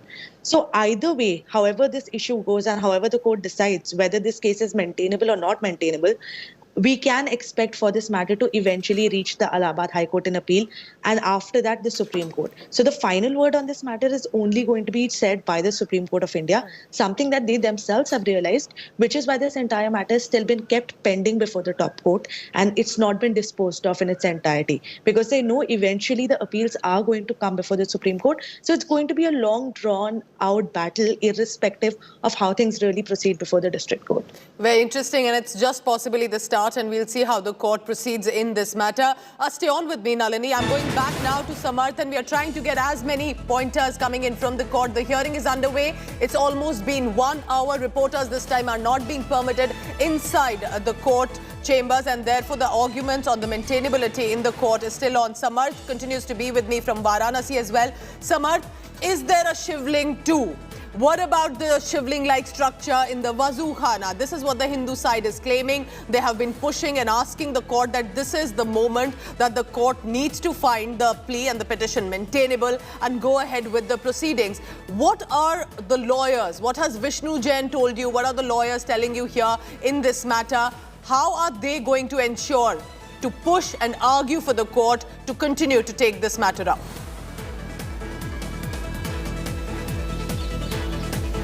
See, as per the Vishnu Jain and the other Hindu advocates, they are very clear and evident at saying that there is a proper Shivling. And even the first petitioner in the case, Swan Lalare, when he spoke to India TV, he said that Baba Mil Gayan. It's a clear hint that there is a Shivling as per the Hindu side. But what I'm getting that inside the court, right now, Muslim side is claiming that rumors were spread on social media regarding that particular Shivling that has somewhere and somehow incited the sentiments of Hindu community. This is what being said by the Muslim community inside the premises of the court where hearing is currently on. So it's a big update coming in, but what we are getting to know that this is a thing which has become a major thing of controversy, because Hindu side, when took the protection of the Shivling, it became a furor for the Muslim community. They had no idea like what to do next, and then they also objected that particular thing and said that yes, it's a fountain. And when the report of Special Advocate Commissioner Vishal Singh came into light, it was written that both sides have different versions regarding that particular thing found in between that Wazu area. So that is why this is very important, and whenever hearing begins, the prime focus is around that particular Shivling or fountain, and this is what happening currently inside the premises where obviously media is not allowed. But what we are getting that these are the discussions being happening inside, where Muslim side is claiming that there are rumors regarding the Shivling spread on social media. They are trying, these rumors are trying in a way affecting the sentiments of Hindu community, because Shivling is a sacred thing for, it's a symbol of Lord Shiva for Hindu community, and finding it in between the mosque can obviously invoke the sentiments of the Hindu community. This is being said by the Muslim advocates inside, while the Hindu advocates are claiming that it is very crystal and clear. It has been seen in the videography as well that it's a proper Shivling which is being tried to be distorted with some white material over that which could be given a shape of a fountain, which obviously stay on is with me, not Samarth, operational because it's since very years. interesting what you're telling us. And Anisha Mathur is also now joining us. So is Nalini. Nalini, before I go across to Anisha, just a quick update I wanted to know. Is there a specific reason that reporters today have not been permitted in the court? Because till now they were permitted. It's been a usual practice. Any reason for that? Quickly. Well, Pooja, yes. In all cases, they are usually permitted. But since the case has been transferred to the district court, without any official orders being passed to this effect, the district judge has barred the media from participating in these proceedings. Now, there are certain category of cases where such things do happen. They're called in-camera proceedings. Suppose there are sexual offences cases or cases regarding national security, then usually the media is not allowed to attend these proceedings. But keeping in mind that this is a civil suit, at the essence of it, the fact that the media has been barred from attending these proceedings is a little bizarre right now. But there is a letter that is being placed before the judge on behalf of the local reporters to allow them access. We'll have to wait and see exactly how the judge proceeds with that, whether or not this access will be allowed now that an official request has been put in place. And even if that request is denied, the judge will most likely have to put reasons in writing as to why that request was denied and why media was not allowed to attend these proceedings. All right, so our best legal reporters are ensuring, nevertheless, we get you all the latest updates coming in from Varanasi court. And on the ground in Benares, Samarth continues to give us the ground updates as well. Anisha, what are you picking up about the proceedings in the court? It's been 1 hour. Today is primarily whether the petition by the Hindu side is even maintainable or not, is what the court will examine. What are you picking up from inside the court? Well, Pooja, so far we're getting only hints and sort of very, very short updates on what has been going on inside, because as Nalini and Samarth both pointed out, reporters are not allowed inside. In fact, just a few minutes ago, even the reporters who were outside the court in the corridor, they were also asked to move back because there was the judge feels that this is creating a lot of media interest and a lot and as Nalini just pointed out, there is an application filed by reporters to be allowed to go in. At the moment, what we do know is that the Hindu side has been arguing that this petition is not only maintainable, but they're also saying that the fact that there was a shivling that was found means that there is a validity to the claim of the Hindu side, and therefore they are saying that their application for the protection of that shivling and the protection of all the other religious symbols, idols, etc. should be heard first. On the other side, of course, the Muslim side has argued that from the Masjid Committee, they have said that the existence of a shivling or the finding of a shivling is a rumor that was created by the Hindu petitioners to sort of create a public debate, to sort of create a public outcry, and that is why they're saying that the maintainability issue must be considered in detail by the court, because according to them, the maintainability issue is the most important, that the Hindu side petitioners' pleas are not maintainable. The Muslim side is arguing that they should be heard first. Now, we are going to get very, very slow updates, which is something that, as Nalini was discussing, this is something that is very rare that happens, that a court bars reporters from entering and bars persons from sort of discussing what is happening inside. Anisha, it's very interesting what you're telling us, and we are constantly trying to bring forth all that is being mentioned in the court. Do tell us now also what happens next, in the sense, because we've also been tracking the Qutub Minar case that is being pursued legally. There are demands from across the country to approach court, to dig up mosques if required, if there are shivlings underneath, and do surveys and iconography of these areas. How is this going to be today if the petition is taken up as maintainable or not? Could set a precedence for other demands that are cropping up, the clamour of monument and temple vapsi from across India. Well, yes, Pooja, if you see in the last few months, we've seen a lot of such clamour coming up. There was a hearing in Mathura just this morning, and yesterday there was a hearing in the Qutub Minar case on the 24th. There are other cases that have been filed regarding the Taj Mahal, regarding the Bhodhshala in Bhopal. So these are the 5 main issues: Mathura, Kashi, Delhi, Bhodhshala and Taj Mahal are the 5 cases that are currently at various stages in various courts. And in all of these, the Hindu petitioners have been clamoring not only for, they have been clamoring for a reclamation of the temples that they believe were demolished by Muslim invaders and that they believe were used to reconstruct these monuments and mosques. Now, we've just been speaking to the Sri Krishna Janmabhoomi Trust, the secretary of the Sri Krishna Janmabhoomi Trust, Mr. Kapil Sharma, and he has said that this is something that Hindus across India, and have been working for the last several decades, that in the 1980s there was in fact a Virat Hindu Parishad in Mathura which had decided that there must be a concerted effort to at least reclaim Ayodhya, Kashi and Mathura and even the other major temples in the country which had been demolished or taken over by invasions in the medieval period. Now, in the Mathura case, of course, we have a very clear issue that is going on where the Krishna Janmabhoomi Trust has been given ownership of the land and are now and petitioners are now saying that yes, there is a temple in around 10.5 acres of that disputed land, but the remaining 3.5 acres where the masjid still exists should also be reclaimed, that the masjid should be removed.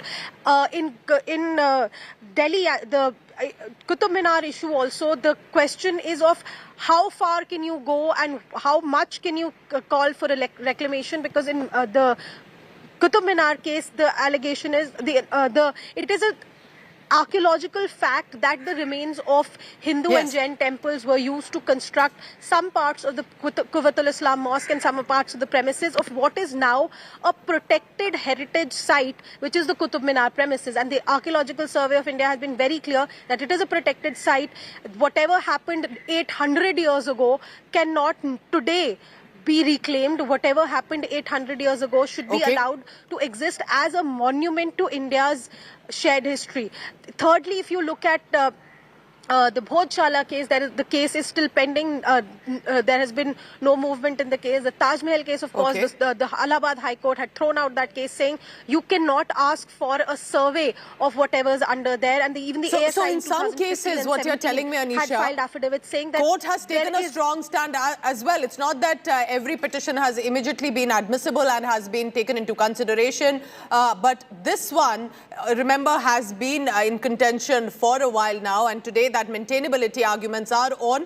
We are trying to get you as many updates as possible. Let's go across now to my colleague Samarth Srivastav in Varanasi. Samarth, now the Hindu side is saying there is a survey, there are historical facts, and therefore the petition is maintainable. What is the Muslim side saying? How are they opposing the shivling-like structure, shivling-like structure there in Wazu Khana? That is the claim, that there could be a shivling too, that the survey needs to be done. What is the Muslim side's objection? See, the Muslim side is clearly saying that there is no proven fact that it is a shivling, that the found object is a shivling. That's what is being said by the Muslim side inside the court. And Abhinav Yadav, who is the advocate of the Muslim side, is also saying that rumors are spread on social media regarding that particular shivling, which are somewhere and somehow inciting the sentiments of the Hindu. While the Hindu advocates, Vishnu Jain and others, are saying that if you see the report and if you see the videography, there is a clear mention and it is clearly visible how the symbols of Hindu gods were found, be it swastik, be it Trishul, be it Sheshnag, be it many other things have been found. That's what being claimed by the Hindu side, but Muslim side is stressing that it has not yet been proven that it is a shivling. And also about that Shangar Gauri Sthal case, they are saying that this entire petition is baseless. That's what being said by the Muslim side inside the premises. But we have to wait, like what judge has to say for that. Will he reserve the order or will give another date for that particular hearing? Because what arguments being exchanged inside the court, it doesn't seem that it is going to end soon, or even if it gets end soon, then it may continue in the days to come, be it tomorrow or day after tomorrow. All right, so Samarth Srivastav, Anisha, Mathur and Nalini continue to be with us, telling us constantly about the updates as well. Samarth, I will take the next question again from you as well, because there are these claims both from Hindu sides and Muslim side that is currently being heard for more than 1 hour.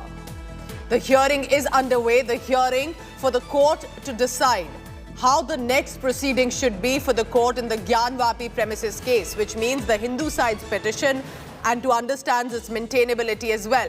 Nalini, it's very interesting because unlike other days, We do not have the constant updates coming in, as we know what the Hindu side or the Muslim side lawyers are currently arguing in the court. But the fact remains, the court is only going to right now hear the fact if it's going to take it further, if there are proceedings and how should it go. Are you looking at a day-to-day hearing in this matter? Because previously also another date was given, and then today the court has sat again over this issue. How does it legally progress? We're not speculating, we're trying to understand how this legal fact will progress in the next few days. Well, Pooja, we will get into that issue, but just a few quick updates that we do have coming in from the court. Yes. What we are given to understand is that the Masjid Committee right now is arguing before the court regarding the existence of this supposed shivling that has been found inside the Gyanvapi Mosque. And what they are saying is that on purpose there are rumors being spread on the issue of the discovery of this shivling, specifically to invoke the sentiments of the people. And what this is doing is causing a lot of public disturbance, and considering the fact that it's not yet been established as to whether or not a shivling has been found, and it's only a claim so far, they should not be allowed. So what they are trying to do is they're trying to restrain the Hindu side from publicly speaking about the existence of this shivling, because what they're saying is that this is being done with an intention to invoke the sentiments of the people at large, and also that it's causing public disturbance, a lot of public disturbance on the ground. So as to whether or not the court is going to make any observations or pass any orders in that respect, because there's clearly a request coming in from the Muslim side that they should not be allowed to continue until the existence of the shivling is proven. So we'll have to wait and watch out for as to whether or not any order will come in from the court on that aspect. As to whether or not there can be day-to-day hearings in this matter, it is very likely, like I told you, today is the day that is going to set the tone for how these proceedings are going to continue. So at the end of the day today, we are ideally likely to know exactly how this is going to progress, and now on what basis will the court be taking up this matter for arguments further. Anisha, if I'm correct, in the Ayodhya case, there was also a day-to-day hearing that had eventually started for this matter. But in this case, rumors are being spread deliberately to create public disturbance, and there could be restraint that could be asked because it's a claim. It has only been submitted by a survey. There is nothing confirmed just yet. And do you think that is something that the court is likely to consider? Because law and order, at this point, communal sensitivities will also have to be taken into consideration. Well, Pooja, first of all, when we discuss this entire issue, we need to be very clear about how we address the various claims, counterclaims and rumors in this matter. What the Hindu side has said is that they believe that a shivling has been found. As Nalini was also just pointing out, we do not have the survey report or the confirmations of what the surveyor has officially told the court yet. We do have statements made to the media by the Hindu lawyers, by the lawyers for the Hindu side. We have statements made to the media by one of the persons who was appointed as a court commissioner, but the official detailed report which shows which was filed before the court in 3 large boxes, that and the details of the visuals etc. that were found there is still sealed by court order. We do know that the Hindu side believes, and they have said this in everywhere, that they believe that what has been found at the spot is a shivling.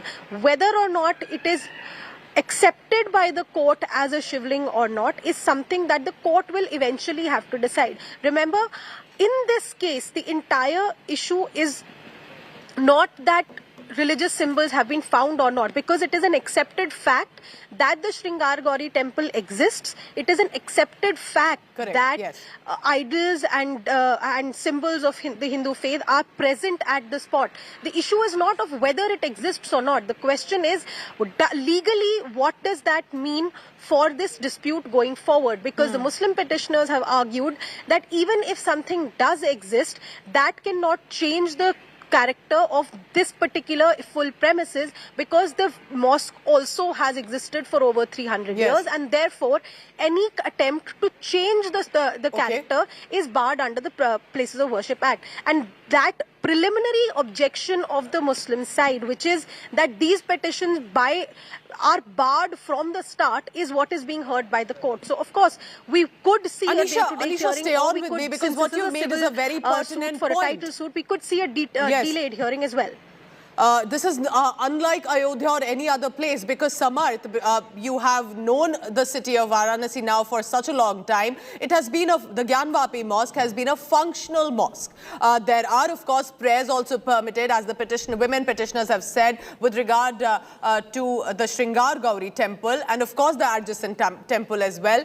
But this is going to be slightly more sensitive because this is a functional mosque, and the court will have to also understand and take into consideration how to progress. They're not stopping the prayers. They've categorically said the namaz prayers will continue. Only the Wazu Khana for now temporarily has been sealed. So do you think that also will be factored in for the court today?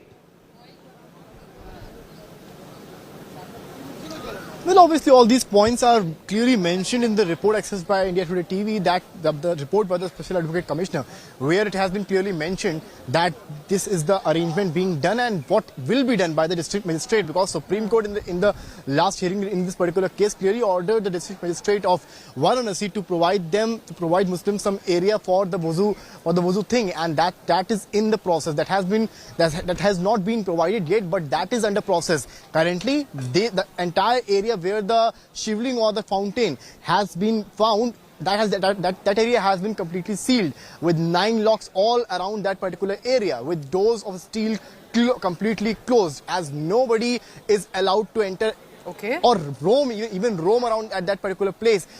People for the police officers of Uttar Pradesh Police, apart from CRPF Jawans, have also been stationed there to put a check. They have been got a night shift and a day shift for them, for the Jawans, because they... So how is this deployment around the premises? What you're telling us is very important.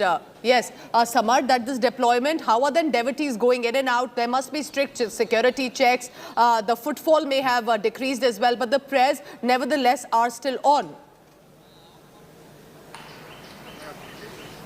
Yes, obviously, the footfall has completely decreased, and that was on paper by the committee, by the Masjid Committee.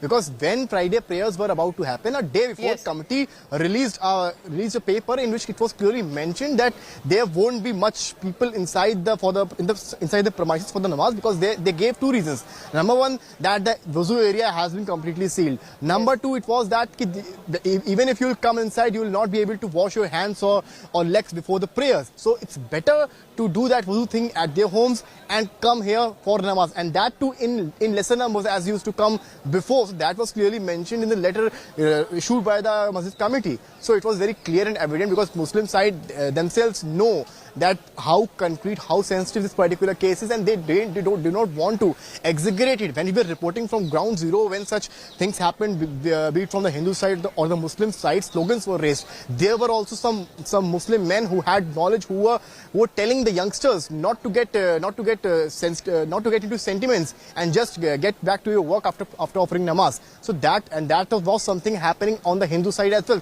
and that is what Ganga Yamuni Tehzeeb of Varanasi. That's why the city of Kashi is known for. So that when you go to the narrow lanes of Varanasi and you will discuss about this particular case, even there will be some mixed reaction. They will not be like stressing on that we need that, this is fountain, this is shivling. They will be stressing on the community, that they will be stressing on the unity, on the amity of Hindus and Muslims in the city of Varanasi. So that's what I sensed from the ground zero, and that is why that particular wuzu area has become a cynosure of all the eyes, because that's it has very been interesting, and what you're telling us today, fountain, and it's very heartening to hear. Despite the matter in the court, and clearly has communal sentiments involved, local residents in Varanasi, whether the Hindus or Muslims, are ensuring that peace prevails. There is a mutual understanding. They are ensuring that this does not become an issue of disturbance, at least in Varanasi and around that area. And we do hope that the matter continues legally, but does not really have any sort of negative repercussion on the ground. Nalini, at this point, I want to now come to you, because what he's telling us is important, because to reach even at this point, remember when the survey was appointed earlier, there were protests, specifically by the Muslim side. They had objected to the survey, they had objected to the court commissioners. Eventually, the police had to be deployed. Nevertheless, the survey then was done and submitted. Do you think it will all boil down eventually for the court to consider the survey, or there could be other factors that will also be brought in? Because the Hindu side is very clear. They are saying there is a survey that has been submitted by the commissioners. There is evidence. Why should the court take it on priority? Well, Pooja, there is no doubt about the fact that this survey report that has been filed by the Commission is going to play a very crucial role in these proceedings as they go on further. Because interestingly, the district court, even as it was deciding and hearing arguments on maintainability, has called for the objections on the survey report from both sides. So it is considering that parallelly, and it is likely to go into what objections have been filed by the parties on this survey report. So this is going to become a crucial piece of evidence as this matter progresses, because remember, this is the first survey report that has come out on this entire aspect. Another thing that the Supreme Court also recognized is that this is a case that is likely to have a massive impact on the ground, which is why in the first scenario transfer the case from the civil judge to a district judge, and they note in their order that the reason they're transferring this case is because of the sensitivity of the issues that are involved in the matter. So this is going to have a large impact on the ground, repercussions of which that we are already seeing in several parts of India where similar requests are cropping up. But like I was discussing even earlier, considering that this is going to be a long drawn out legal affair, it might just be the second to Ayodhya that we've seen. Ayodhya, by the virtue of the fact that it was the first this kind of issue to come up before a court of law, but Gyanvapi Mosque is definitely going to be a close second, because no matter what is decided by the district court in this matter, the matter is eventually going to end up in the Supreme Court, where the Supreme Court will have to put its final stamp on approval on exactly what the final decision in this long-standing matter is going to be. Anisha, so are you picking up updates coming in from the Varanasi court as well? And it is pertinent because this is the Varanasi court. This is a local court. As and when whatever the court decides could again have an appeal in the High Court, then in the Supreme Court. That is what usually happens in these cases. But what happens today in the Varanasi court and how the proceedings continue will also hold ground. Also, we're now getting updates that the Muslim side is very clearly defined and still stating that the petition need not be maintainable to be considered by the court. Well, Pooja, if I may correct you a little bit. Yes, please. To say that the Muslim side is being defiant is legally completely incorrect. They're not defying anything. They are stating their side of the argument. The Supreme Court has asked the district judge to hear this issue of maintainability on priority. So therefore, the district judge has no choice really but to give priority to this issue, this allegation by the Muslim side, that these petitions that have been filed by the Hindu petitioners are not maintainable. Now, if it is for the district court to then hear both sides of the argument and then consider on the basis of the legal questions involved. Remember, what we do need to remember here very, very carefully, and not just us, but all our viewers who are watching this, that this case is, whatever the sentiments of both sides involved may be, legally at the end, at the very sticking legal point in this matter is what existed at the time of independence, what existed at the time when the 1991 Places of Worship Act was passed by the Parliament of India, and what exactly is the right of either party either to challenge or to accept what is in existence and what is not in existence, and whether there can be any modification of what is there on the basis of what existed before all of this happened. So they're of course quoting the Places of Worship Act. They're quoting how it was since 1947 and how it cannot be changed. That's an important point. And with defiance, I definitely mean the strong views, the strong stand that has come from the Muslim side. They're not letting the Hindu side actually take it very easily with regard to court matters. Stay on with me, Anisha, because Samarth, at this point, how are you looking at the ground situation? Because this is political. AIMIM, the BJP, absolutely at loggerheads, giving strong statements against each other's parties, saying this is all being done deliberately. How is the politics playing out while the matter is in the court?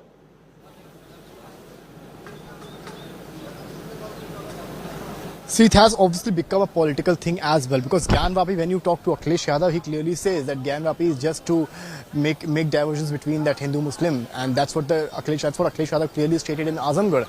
So while Asaduddin Owaisi clearly said that he won't give that particular Gyanvapi, and he even said some controversial statements regarding that particular Prime Minister's residence. He said that there is a mosque below the Prime Minister's residence. So this has become entirely, while BJP mostly it is tight-lipped, but they are in a way, like Keshav Prasad Maurya tweeted that day, ab Mathura ki bari hai. So these were the clear indications given by the BJP that yes, they are on that particular track.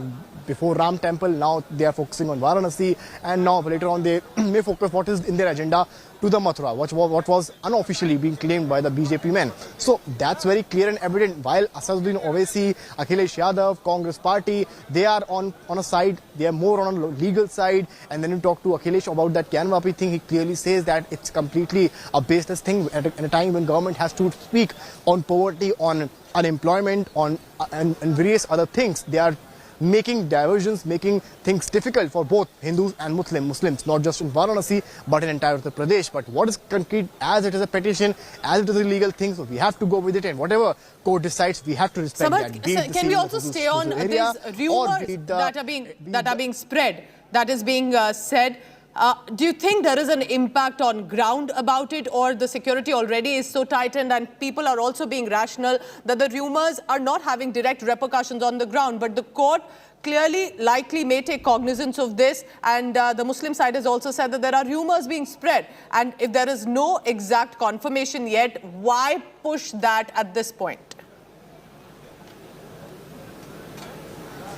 See, exactly. That's what Muslim advocates are claiming inside the premises of the court. They are saying that shivling is there or not. It has not been proven yet, but it has become viral on social media in a way it is affecting the sentiments of Hindu community. This is what being said by the Muslim advocates, and that is also somewhere and somehow related to the maintainability of that Shangar Gauri case. And that's what we are getting. Though Hindu side is completely opposing that. They are saying that it's very crystal and clear. What we were there during the time of survey, and it was clear it was a shivling. That's what Sohan Lal Arya said. That's what the Hindu community and Hindu advocates inside the premises said. So the entire argument thing is underway inside the court, and we have to wait what judge has to offer in this particular case. Stay on with me. Let's go back to now Nalini. Nalini, what are you picking up from the court? Because it's been difficult to get updates coming in, and we do hope as fast as we can bring you all of this and ensure that you get correct information. Nalini, Places of Worship Act 1991 and specifically status after 1947, all of this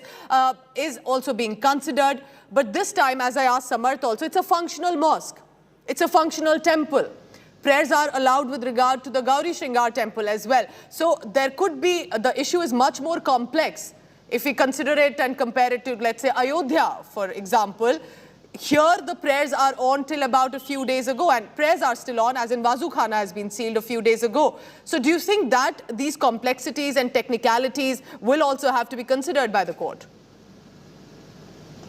Well, Pooja, complex doesn't even begin to describe it, because it's interesting that you mentioned the 1991 Act, because what is being done with the usage of 1991 Act is both the Hindu side as well as the Muslim parties are trying to use it and interpret it in their own favor. And laws, as laws usually are to a very large extent kept open-ended so that they can be interpreted by the courts. And that's precisely what is being done. Where on one side, the Muslim side is stating that the maintainability issue was barred by the 1991 Act, and which is why the case cannot be even taken up further for consideration, because the religious characteristic which is of the mosque as of 1947 cannot be changed in accordance with the 1991 Act. What the Hindu side on the other side is claiming is that the original religious character of the place is that of a temple, because there are remains of the temple that have been found inside the mosque. So considering that the original religious character of the entire structure is that of a temple, so anything that is built over and above that cannot be considered to be a mosque in the first place. It should only be considered to be a structure. So how the law is being interpreted is very interesting in this case. Along with that, not to forget that now we have petitions in the Supreme Court that are challenging the validity of the 1991 Act itself. And this is coming amidst the rumors that the central government is going to go ahead and take a major step regarding this act. So there is a lot that is going on even outside these limited proceedings that are going on before the Varanasi court, which are likely to have a massive impact on what the proceedings really happen. So So the 1991 Act, of course, is at the crux and the heart of this entire debate, but the ramifications of it are going to be far larger than even we are able to see at this possible moment. Right? Thank you, Nalini, for helping us understand as well how the Places of Worship Act 1991 is being repeatedly mentioned by both sides accordingly while they argue in the court. Anisha Mathur and also Samarth Shrestha continue to be with us. I request you to please continue because I'm heading into a very short commercial break, but when we return, our non-stop coverage and top focus remains on what's happening inside the court.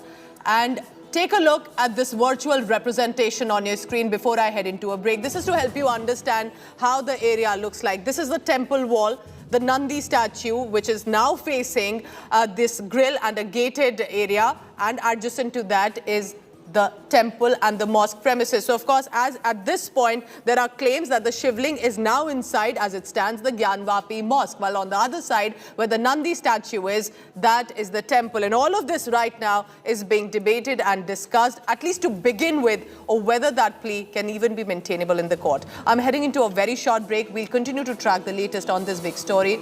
But when we return, shocking details coming in a series of targeting killings in Kashmir Valley now. A television actor, a social media star, Amreen Bhatt, was shot dead at her home by terrorists in the Kashmir Valley. This happened, not just that, remember, her 10-year-old nephew also was shot at and injured, similar to what happened to Constable Saifullah Qadri and her daughter. We get you the details on that. Killed for uploading videos, dancing and performing.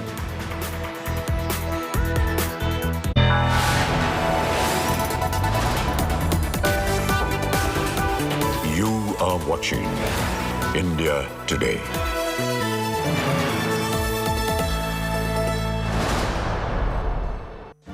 Make your media plan smarter with India Today Live TV on your connected devices. Amplify your brand with 100 million smart internet viewers. To advertise, mail us at sales@aajtak.com or call 9999892171.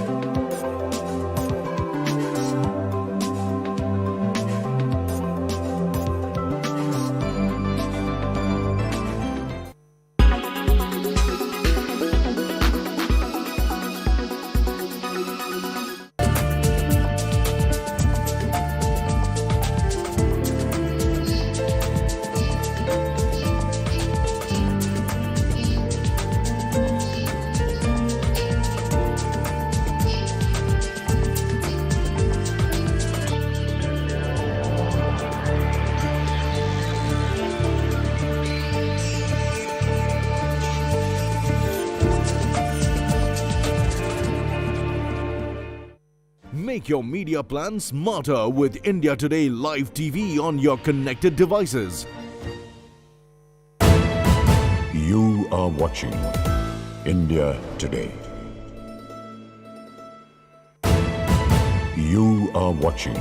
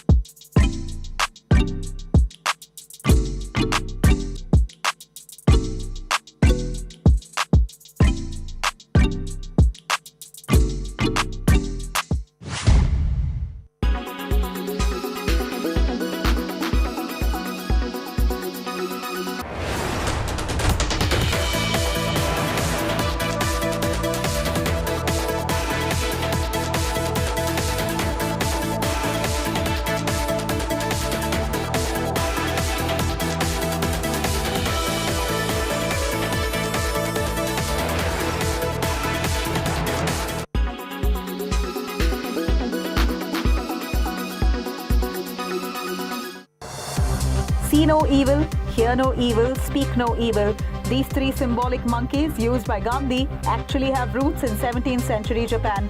And India and Japan indeed have much more in common. Prime Minister Modi began his Japan tour by penning an op-ed called India-Japan, a partnership for peace, stability and prosperity. It also appeared in the Japanese newspaper Yomiuri Shimbun. He wrote about how Japanese culture influenced Mahatma Gandhi and Rabindranath Tagore. He further traced the journey of this 70-year-old friendship with Japan. Let's have a look at it. On 15th August 1947, Japan was one of the first few nations to recognize India's sovereignty. And in 1949, Nehru received a letter from Japanese children asking for an elephant as a gift. World War II had taken lives of 2 elephants in the zoo at that point. To uplift spirits, Nehru sent 2 elephants to Tokyo Zoo. This was just the beginning of a long-term relationship. India and Japan established diplomatic relations on 28th of April 1952. The visit of then Japanese Crown Prince Akihito and Crown Princess Michiko in 1960 elevated relations to a whole new level. In 1991, Japan also helped India tide over its balance of payments crisis. A monumental agreement for cooperation in peaceful uses of nuclear energy was signed between India and Japan in 2016, under which Japan will supply nuclear reactors, fuel and technology to India. Apart from this, the two countries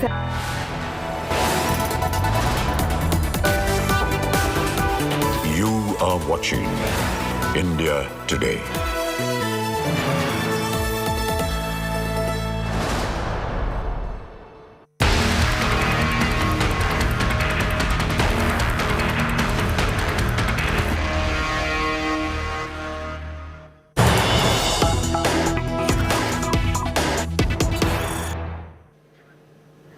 After killing the Kashmiri TV woman actor in Budgam, now a shocking justification coming in of the killing by terrorists. This is clearly an ugly face of killer bigotry that has been exposed.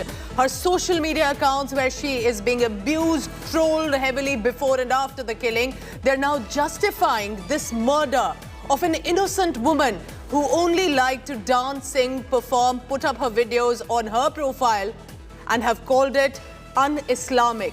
Not just that, many are seen celebrating the killing of Amreen Bhatt in Kashmir. While her family is in shock, crying and what just happened, this is currently one more in the series of targeted killings. A woman who was completely harmless, was just going on, doing her job, enjoying her life, was just putting these videos out and then was first trolled, abused, shamed and then shot dead right outside her house.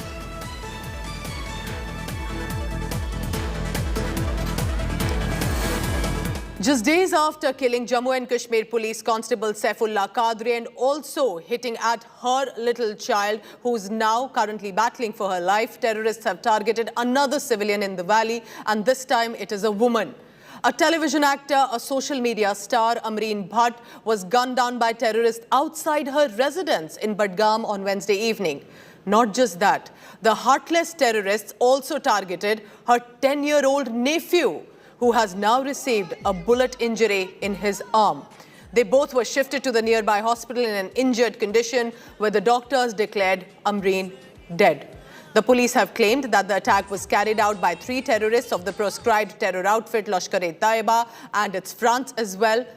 National Conference leader and former Jammu and Kashmir Chief Minister Omar Abdullah has reacted and took to social media site Twitter and he has condemned the act. Lieutenant Governor of Jammu and Kashmir, Manoj Sinha, has said his government will demolish the terror ecosystem that continues to receive reinforcements from across the border in Pakistan.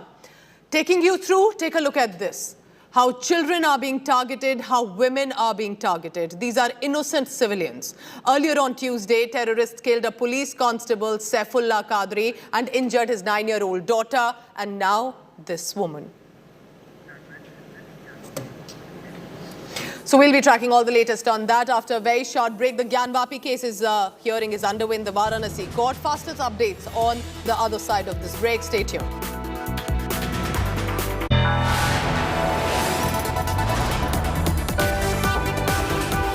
You are watching India Today.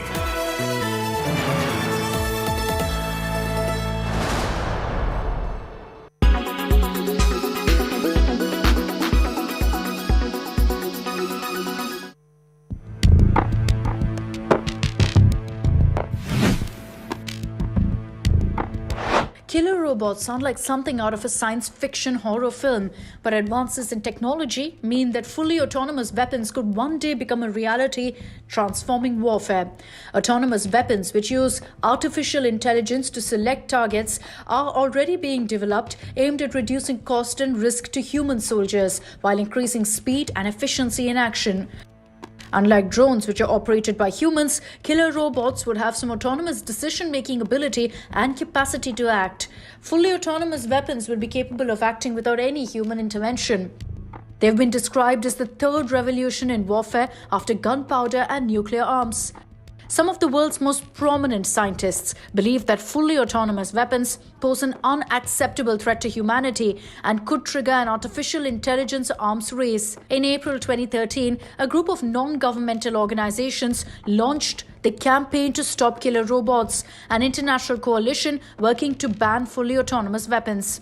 The International Committee for Robot Arms Control, meanwhile, campaigns for the peaceful use of robotics and regulation of robot weapons.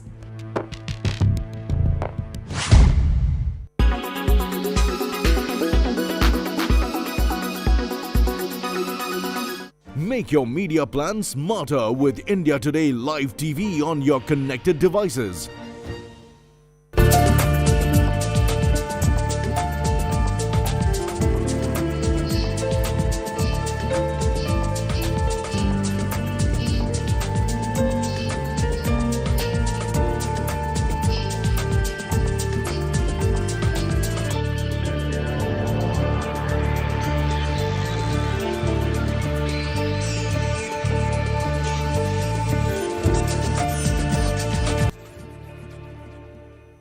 Make your media plan smarter with India Today Live TV on your connected devices. You are watching India Today.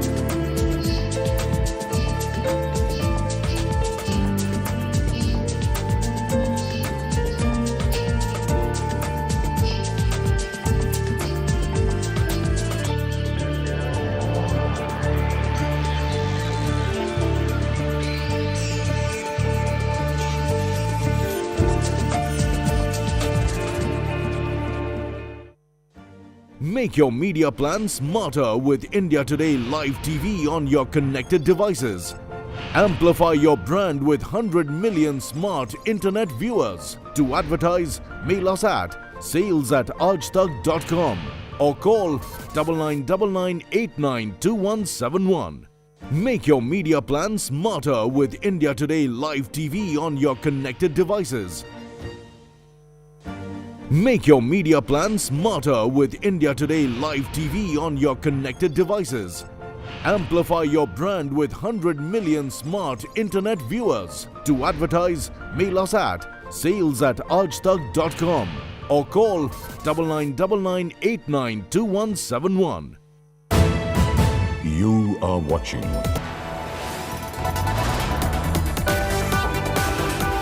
You are watching India Today.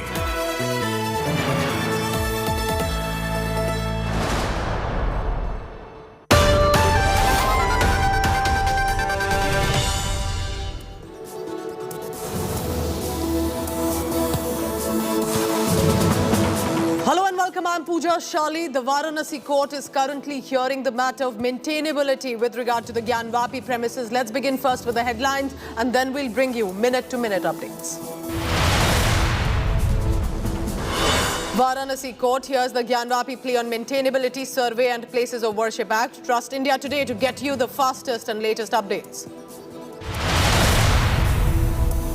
But the Hindu group's glare has now shifted to palace of Tipu Sultan in Bengaluru, seeking a survey claiming the palace of ruler of Mysore is encroaching on temple land.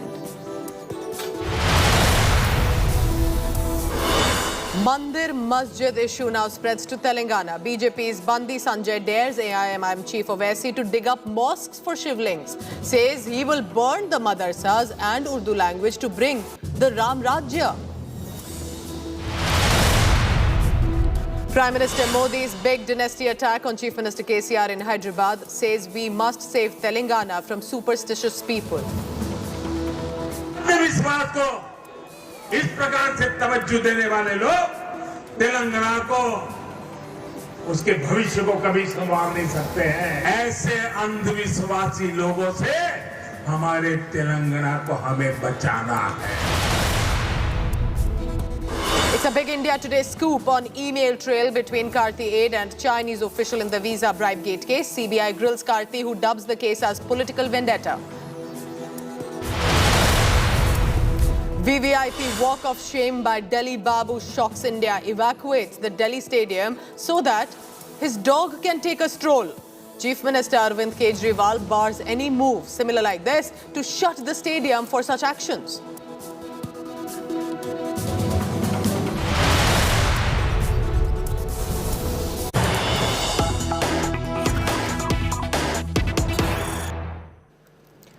The Gyanvapi case hearing is currently underway in the Varanasi court. It has been more than 2 hours in Varanasi, where the hearing is currently underway. The arguments are on the maintainability of the case, and both the Hindu side and the Muslim side are presenting their arguments. Over 2 hours, remember, started just about in the matter in which we are telling you all the latest updates coming in. And as fast as we can to help you understand how on one side the Muslim side is stating that rumors are being spread with regard to the claims of shivling. It may disturb public and communal harmony, while the Hindu side is stating it is time that the petition be accepted as maintainable and the proceedings begin in the case, and they have maintained that there is a shivling that is inside this complex. Now remember, amid all this, court-appointed commissioners have also already submitted a survey which has been videotaped. There are images and photography. All of that has been presented as evidence and has been submitted as a report in the court. We'll try and get you the latest on that, and we can tell you right now that the arguments are still currently on. I'm quickly going across to my colleague Anisha Mathur on the same. Anisha, any latest update that we have from the Varanasi court? What is being said? Which side is currently making the arguments? Anisha, over to you. Well, Pooja, at the moment we're getting very, very limited updates about what is happening in the Varanasi court because reporters have not been allowed inside the courtroom. What we do know is that at the moment the Muslim side petition regarding the maintainability of this entire issue is being heard. What we also know is that the Hindu side lawyer Vishnu Jain had argued that the question of protection of the shivling that has been found should also be heard by the court. But from the Muslim side, the lawyers have been saying that there is no proof at the moment of whether a shivling was found or what is the actual character of the structure that was found. And they've also said that rumors are being spread about what has been found in the survey, and the court should take cognizance of the fact that certain rumors are being found that could create a public conversation and public discontent about what is actually happening. But right now, what we do know is that the hearing is ongoing. We will be getting some updates as the hearing progresses. But at the moment, the Muslim side is arguing, the court is hearing the argument on maintainability. Back to you. Also, Anisha, if you can take us through the background of this case, because while on one side the survey has been submitted, but both sides are putting forth their arguments from day one. So how do you think this is being presented in the court, and is Places of Worship Act 1991 going to play an important role in the arguments for both sides, Anisha? Well, yes, Pooja, the Places of Worship Act 1991 is effectively the linchpin of arguments for both sides. Now, the issue is that both sides are sort of interpreting the law to bolster their arguments, because the Muslim side is claiming that because the 1991 Act exists, because at the time of independence the mosque was in existence, therefore it has to be allowed to continue, that there cannot be any change in the character of the entire premises. On the other side, the Hindu side has said that the Sringar Gauri temple has been a living temple, that at least twice a year puja is offered at the Sringar Gauri temple, and more importantly for the Hindu side, since there are Hindu idols, relics and other symbols of religious worship inside that premises, the Hindu side says what was created was a structure, it cannot be called a valid mosque, and therefore... All right, Anisha, stay on with me. The next Gyanvapi hearing is on Monday. That's the big breaking news that's coming in. So for now, the matter appears to have been adjourned. But on Monday, just about 4 days from now, the next hearing in the Varanasi court on the Gyanvapi case will be heard on Monday. We are trying to also await if there is any specific observation that has come from the court today. But the matter is primarily about the maintainability of the plea by the Hindu side, and this regarding the Gyanvapi premises and how the court will proceed the matter further, whether this will be a day-to-day hearing or not. All of that the court has heard today. So a hearing that went on for about 2 hours, Anisha. For now, the arguments have concluded is what we are being told, and that next hearing is scheduled for about 30th May. So any update that is possible, that whether the maintainability aspect was mentioned by the court today, or that also will continue to be discussed on 30th of May, Monday? Any specific details are you picking up on that? Well, Pooja, we're still awaiting confirmation of what exactly has been said in the court, and because remember this issue of maintainability is not a very simple one to argue. As we've been discussing, the maintainability aspect means whether this case can go on at all or not. And with both sides remaining, sticking to their stances, with the Hindu side saying that yes, it is maintainable even under the 1991 Places of Worship Act, while the Muslim side is saying that no, it is not maintainable because of the 1991 Places of Worship Act. There will have to be very, very nuanced arguments on all parts of this entire issue. But of course, now the hearing adjourned to 30th of May. Partly the Muslim side arguments have been conducted, partly of course they will continue. Both sides have been asked by the judge to conclude these arguments, but at the moment we do know that today's arguments were primarily by the Muslim side. The Hindu side is yet to put its arguments forward. So we need to remember that this is not something that will be a very quick end to this litigation. This litigation is going to take quite some time, first on the issue of maintainability, then whatever happens thereafter, we'll have to see. If the court says that it is maintainable, then of course the Muslim side is likely to go to the High Court to challenge that, while the Hindu side will ask for a hearing on the admissibility of the survey that was conducted. If the court says it is not maintainable, then it is the Hindu side which will then go to the High Court. So a lot remains so far, but for now, the hearing has been adjourned to Monday. Thank you so much, Anisha Mathur, tracking all the latest as much as we can bring out for you from the Varanasi court. And clearly for now, arguments have concluded, but the next hearing will be on Monday, which is 30th May. And our legal reporters will ensure to get you the latest in this matter every day. Thank you so much, Anisha Mathur, for the latest on this.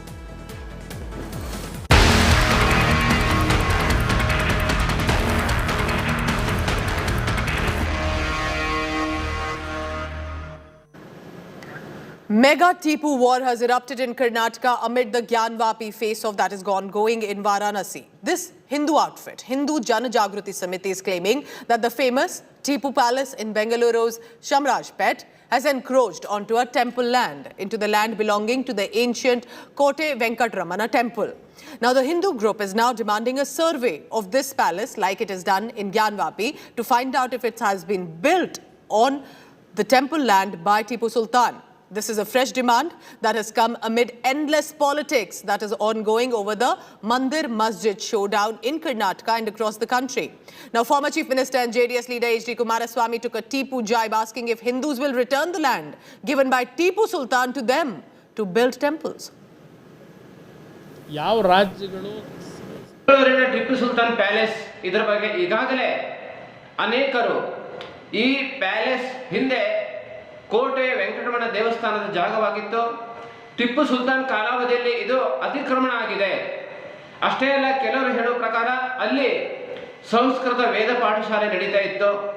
ಹಾಗಾಗಿ ನಾವು ಹಿಂದೂ ಜನಜಾಗೃತಿ ಸಮಿತಿ ವತಿಯಿಂದ ಏನು ದೇವಸ್ಥಾನದ ಜಾಗವನ್ನ ಅಕ್ರಮವಾಗಿ ಅತಿಕ್ರಮಣ ಮಾಡಿದ್ದಾರೆ ಅದರ ಸರ್ವೆ ಆಗಬೇಕು. ಅದಕ್ಕಿಂತ ಮುಂಚೆ ಇಲ್ಲಿ ತೀರ್ಮಾನಗಳಾಯ್ತವಲ್ಲ, ಕೇಶವಕೃಪನ ಇದಾವಲ್ಲ, ಅಲ್ಲಿಂದ ಬರ್ತದೆ ಸಂದೇಶಗಳು. ಆ ಸಂದೇಶಗಳು ದೇಶ ಇವತ್ತು ಏನಾಗ್ಬೋದು ಅಂತಕ್ಕಂಥದ್ದನ್ನು ಅದರ ಬಗ್ಗೆ ಅನುಭವ ಇರತಕ್ಕಂಥವರಿಗೆ 10 ವರ್ಷ ಈ ರೀತಿಯ ಕಾರ್ಯಕ್ರಮಗಳ ಮುಖಾಂತರ BJPಯವರು ಅದರಿಂದ ಮತ ಪಡಿಬೋದು ಅಂತ ಅವ್ರು ಹೊರಟಿದ್ದಾರೆ. ನಾಳೆ ಹೇಳ್ತಾರೆ ಕೆಲವು ಹಿಂದೂ ದೇವಸ್ಥಾನಗಳಿಗೆ ಟಿಪ್ಪು ಕಾಲದಲ್ಲಿ ಭೂಮಿ ದಾನ ಮಾಡೋನಲ್ಲ, ಅವರಿಗೆ ಕನಸಿಗೆ ಬರ್ತದೆ ಈಗ ಆ ಸಮಾಜಕ್ಕೆ. ಹಾಗೆಲ್ಲ ಭೂಮಿಯಾಗ ವಾಪಸ್ ಕೊಡ್ತೀರಾ? We have a chief minister who absolutely is a non-performing chief minister. We have a government which is 40% government. We have people and followers who want to really please one particular sect of community, and they want to really treat the other set of community and their achievements and their leaders as absolutely as non-entity. So this is absolutely nothing to really worry about it. These are fringe elements, and who are trying to if at all you ask them about agrarian crisis, they would bring Hindu-Muslim issue. If at all you talk about unemployment, aspirations of youth, if you talk about where is the investment in Karnataka, petrol prices, diesel prices, women get issues. They really don't want to address any issues. Potholes, people dying, they don't want to. But they have a beautiful issue. Take an issue which is a non-issue, keep the majority community busy. That's exactly what they are doing. They are dividing the society parallelly. If you don't respond or if you don't stop it at the moment, they'll ask each and every property of belonging to a Muslim is a temple property. So I kindly request already I have given a memorandum to the government also and to the archaeological also. The properties which are coming under Archaeological Survey of India, which belong in the Sultanate Khudada, that is Kingdom of Tipu Sultan, has to be as in various condition. No kind of changes has to be made. If it is a religious place which is belonging to the Hindu Samaj, it has to be a Hindu Samaj property. And if it is belonging to a Muslim Samaj, example Jamia Masjid, it has to be there. And especially when we talk about the Tipu Sultan Summer Palace, it was not even named as Tipu Sultan Summer Palace. It was named as a guest house and a secretariat at the time of Tipu Sultan. I'm standing outside the Tipu Sultan Summer Palace at Chamrajpete in Bengaluru, and here you can see the stone plaque that shows the year in which the palace was built. Now it was built around 1778, and this was a time when Tipu Sultan was ruling Mysuru, and he built this palace as a summer retreat place. So when he visited Bengaluru, he would come to the palace and visit it, and this palace is a visual attraction, and also many people, many tourists flock to this place every year. Now just beside it is also the Venkatramana Swami temple. Now this temple was built in the 15th century by Chikadevaraja Vadayar. Now what the Hindu groups allege that is that the palace was allegedly built on temple land is what the Hindu groups, especially the Hindu Janajagrati Samiti, has made such an allegation and has urged the government to conduct a survey. Now currently the palace is being under the Archaeological Survey of India. Now it remains to be seen if the government or the authorities will take up a new survey on this land. With video journalist Madhu, this is Karthik for India Today. Now, staying with Karnataka, there's a hijab controversy now. This is, remember, through the Karnataka campuses earlier in the beginning of the year into a turmoil, sparking heated protests, but it's back. This is a fresh escalation, and now it appears there are Hindu students at a Bengaluru University protesting inside the campus premises. They are claiming that around 40 Muslim girl students are attending the classes wearing either the hijab, the veil or the full body veils. Now the protesters are boycotting the classes. They have staged a demonstration over the violation of the court's ruling, but vowing to continue these protests till the veil-wearing girls are not made to remove their headscarves and head covers as per the order of the court.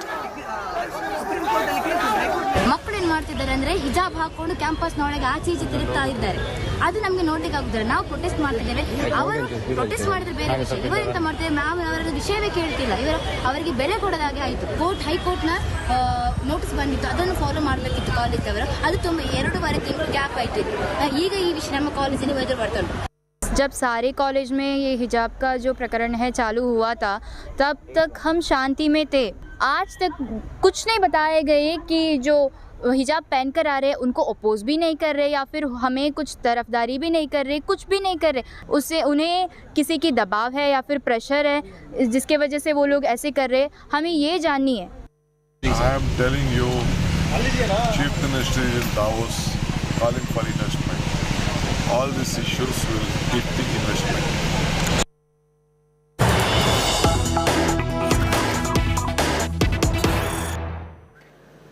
Students in Bengaluru College have confronted the campus authorities over this hijab and burqa issue. Students are stating that their college is turning into, and I quote the protesters here, turning into another JNU. Some have accused the lecturers as well and the university professors of encouraging headscarves and full body veils. Students are saying that some lecturers are saying the matter is pending in the Supreme Court. Nothing can be done about it at this point. So that's the big news, remember. Are we looking at a return of the Karnataka protest that had started from Udupi and then had gone on to other areas as well? This one is from Bengaluru, where in a college, the students are protesting. These are Hindu students who are saying, why is the court ruling being objected to and why is it being encouraged that there are girls who can come wearing the headscarf or the full body veils despite the court's ruling?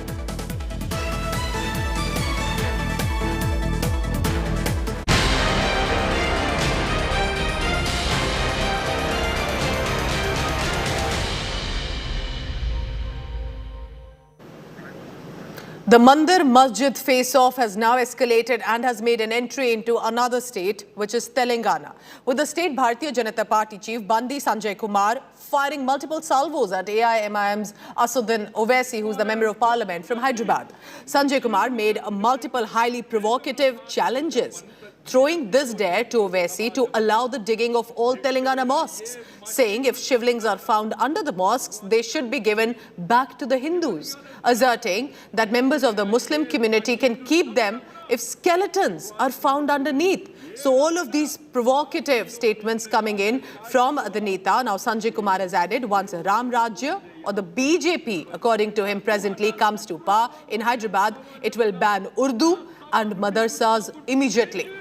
The BJP chief added that a movie titled Razakar Files will be made on the line of Kashmir Files to highlight atrocities committed on Hindus by the erstwhile Nizam's private army. Now, the ruling TRS has hit out at the BJP for trying to destroy mosques and for these comments, daring it to break the Chinese bridge instead near the line of control.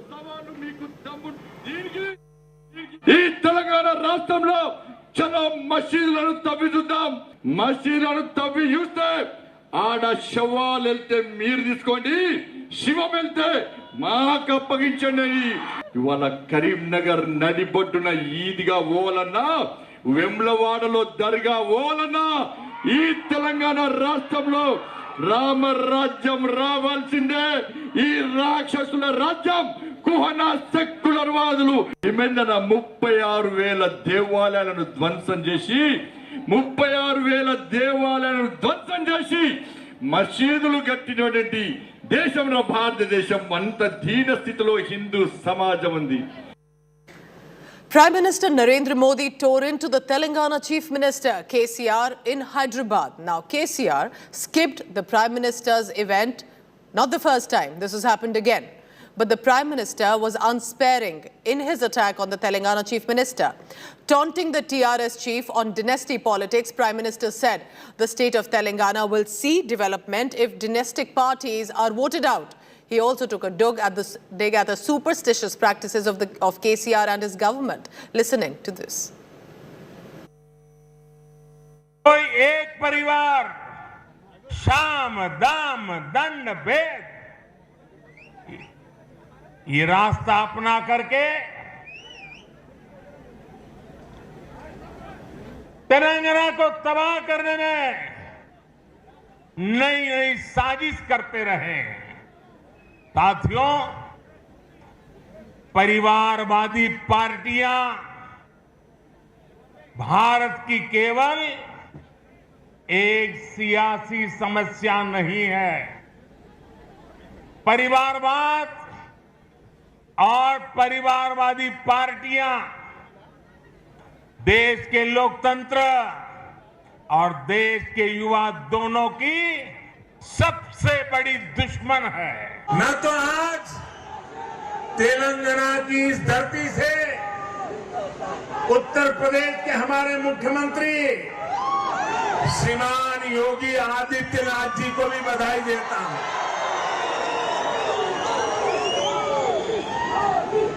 उनके वो तो संत परंपरा से हैं, सन्यासी परंपरा से हैं। उनके कपड़े और वेशभूषा देख करके कोई भी बात मान लेगा। जब उनके सामने आया कि फलानी जगह पे नहीं जाना चाहिए, ढिकनी जगह पे नहीं जाना चाहिए, योगी जी ने कहा मैं विज्ञान में विश्वास करता हूं, और वो चले गए और दोबारा मुख्यमंत्री भी बन गए। अंधविश्वास को इस प्रकार से तवज्जो देने वाले लोग तेलंगाना को, उसके भविष्य को कभी संवार नहीं सकते हैं। भाइयों बहनों, ऐसे अंधविश्वासी लोगों से हमारे तेलंगाना को हमें बचाना है। तेलंगाना के लोग देख रहे हैं कि परिवारवादी पार्टियां किस तरह सिर्फ अपना विकास करती है, अपने परिवार के सदस्यों की तिजोरियां भरती है। इस परिवारवादी पार्टियों को गरीब के दर्द की, गरीब की तकलीफ की न उनको कोई चिंता होती है, न कोई परवाह होती है। इनकी राजनीति सिर्फ इस बात पर केंद्रित होती है कि एक परिवार लगातार किसी भी तरह सत्ता पर कब्जा करके लूट सके तो लूटता रहे। So are we looking at a fresh face-off? Remember this at a time when KCR also was meeting Kejriwal and Akhilesh Yadav for a non-BJP, non-Congress front. I'm heading into a very short break. Coming up next, ED raided multiple locations as part of a money laundering probe against Amal Prabhab and others today. We bring you more details on what does that mean with regard to Maharashtra after a very short break.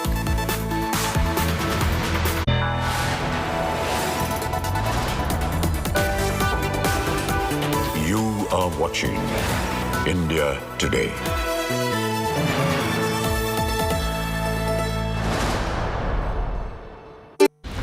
After 2 years of paralyzing pandemic, the world is ready to bounce back. Will shifting power centers make this India's big moment? Risk, resilience and revival on the agenda. What's India's role in the global rebalance? India's top world watcher takes you to the front lines of the global high table with top minds from politics and business for the biggest global brainstorm, live and exclusive coverage. Only on India Today TV.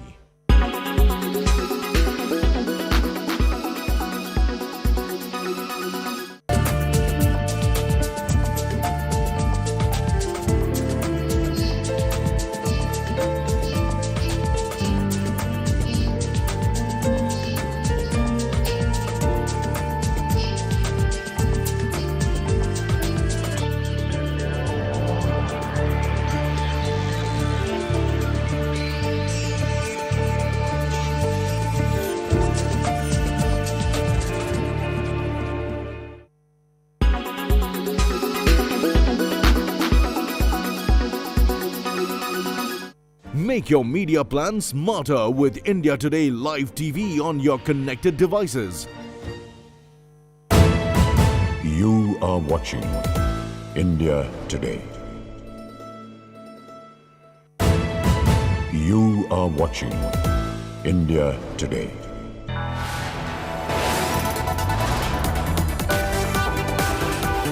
You are watching India Today.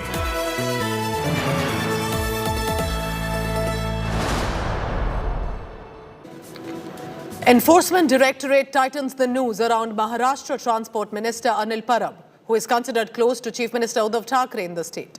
The ED today raided multiple locations as part of a money laundering investigation against Parab and others. Now, the Sena minister is linked to alleged irregularities in a land deal in Dapoli area of Ratnagiri district. Searches were carried out at 26 locations covering Mumbai, Pune and Sangli. Raids revealed a suspicious land deal by Parab where a resort came up with unaccounted for cash transaction of a whopping at least 6 crore rupees. Now, politics has erupted over the simmering issue. Sena Member of Parliament Sanjay Raut claimed political vendetta over these raids. BJP leader Kirit Somaiya but took a dig at the leader, asking him to keep his bag ready to go to jail. Anil Parab हे आमचे सहकारी आहेत, cabinet मंत्री आहेत, पक्षाचे शिवसैनिक आहेत कडवट. अशा प्रकारच्या कारवाया गेल्या काही दिवसापासून राजकीय सुडबुद्धीने सुरू आहे. ज्या प्रकारचे आरोप अनिल परब आणि आमच्या इतर सहकाऱ्यांवर लावले जात आहेत ईडीकडून, त्यापेक्षा गंभीर प्रकारचे गुन्हे भारतीय जनता पक्षाच्या लोकांवर आहेत. जवळजवळ आतापर्यंत सगळ्या ॲक्शन्स या कोर्टामध्ये टिकल्या, पण मूळ मुद्दा तोच आहे ना की कोर्टावरही त्यांचा अविश्वास आहे आणि कधी डायरेक्ट कधी इनडायरेक्ट म्हणतायत. का कोणीतरी यांना कोर्टात खेचत नाही हेच मला कळत नाही. संजय राऊतांचं ते कामच आहे. म्हणजे गेल्या 14चं सरकार आल्यापासून देवेंद्रजींचं आणि मग 19चं महाविकास आघाडीचं, अशी 8 वर्ष या महाराष्ट्रामध्ये सिस्टीमबद्दल संशय निर्माण करणं, सिस्टीम तोडणं आणि ज्याला म्हणता येईल की जे जे अनैतिक आहे, अनैतिक म्हणजे काय तर शिवसेना बीजेपी अतिशय सख्य होतं, त्याच्यामध्ये काढी टाकणं. अनिल परब पर ईडी की कार्रवाई का प्रारंभ हो चुका है. अनिल देशमुख जेल में, नवाब मलिक जेल में. अब अनिल परब ने अपना बोरिया बिस्तर बांधकर तैयारी शुरू करना चाहिए. And now time for a big India Today scoop on the Karti China bribe gate. Inside details accessed by India Today of the evidence against the Congress Member of Parliament has emerged. CBI sources have confirmed that Chidambaram's close aide Bhaskar Raman was in touch with a company that wanted to illegally facilitate visas for 263 Chinese nationals to complete a power project in Punjab. Central agency traced the payment made to Karti's associate for finishing the job. He received 50 lakh rupees from the company. Sources have also then revealed that Home Ministry had flagged a concern about employing Chinese nationals. However, it was brushed aside by the Congress MP. CBI, meanwhile, is now grilling and questioning Karti Chidambaram in its New Delhi office in connection with a fresh case lodged against him for allegedly helping the Chinese nationals get visas by flouting norms. Congress MP has claimed that all the charges are bogus. He has not facilitated a single Chinese national in getting visa or flouting set protocol. Meanwhile, a special court has granted interim protection to Chidambaram from arrest till the 30th of May, also issued a notice to the central agency.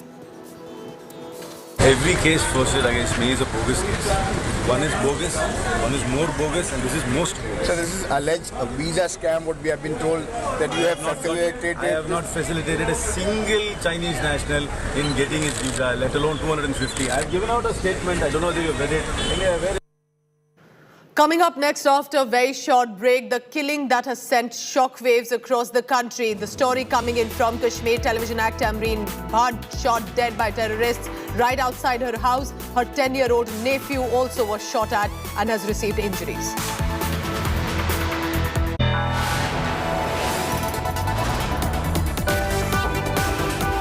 You are watching India Today.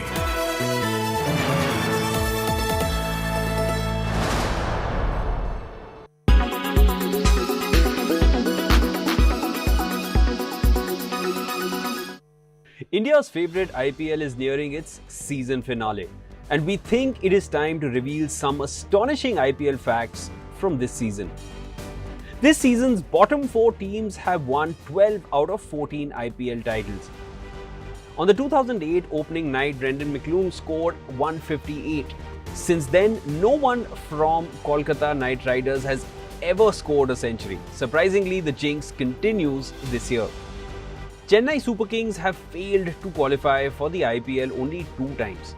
Once in 2020 and then in 2022. And these are the only 2 seasons where Suresh Raina didn't play a single match for the team. All IPL teams that have survived 3 or more seasons have hit the bottom at least once. But there is one team which never has. It is Chennai Super Kings.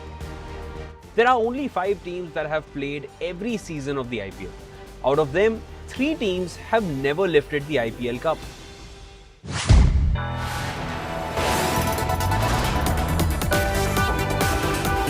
You are watching India Today.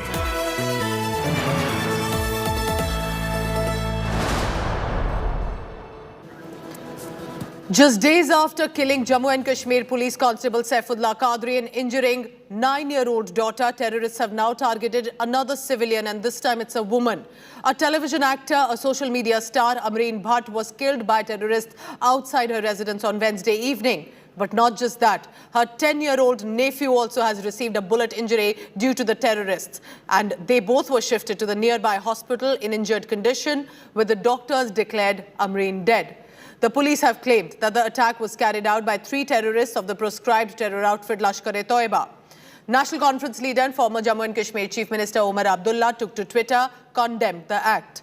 LG Manoj Sinha has said his government would demolish the terror ecosystem that continues to receive reinforcement from across the border in Pakistan. Remember, this is just days after a child was injured, her father, a cop, was killed, and now Amreen has been targeted.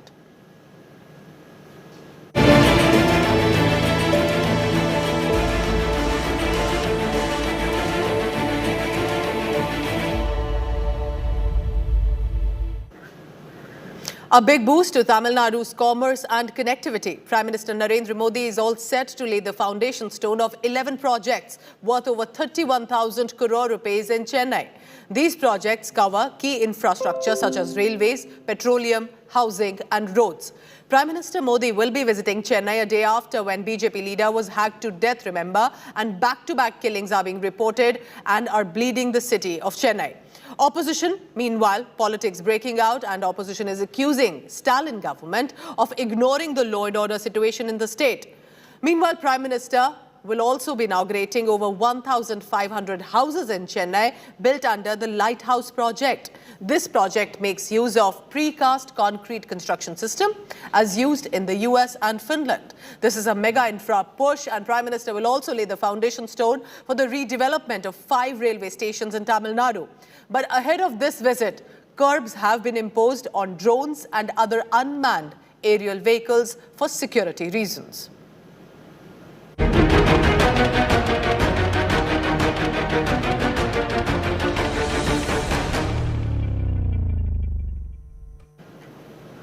Expelled AIDMK General Secretary Sasikala drops a big hint of joining the party now. She has said that party leaders are still in talks with her, and only a few who are seeking party positions are against her entry into the AIDMK fold. Here's more on what's been brewing with regard to the closest aide of J. Jayalalitha.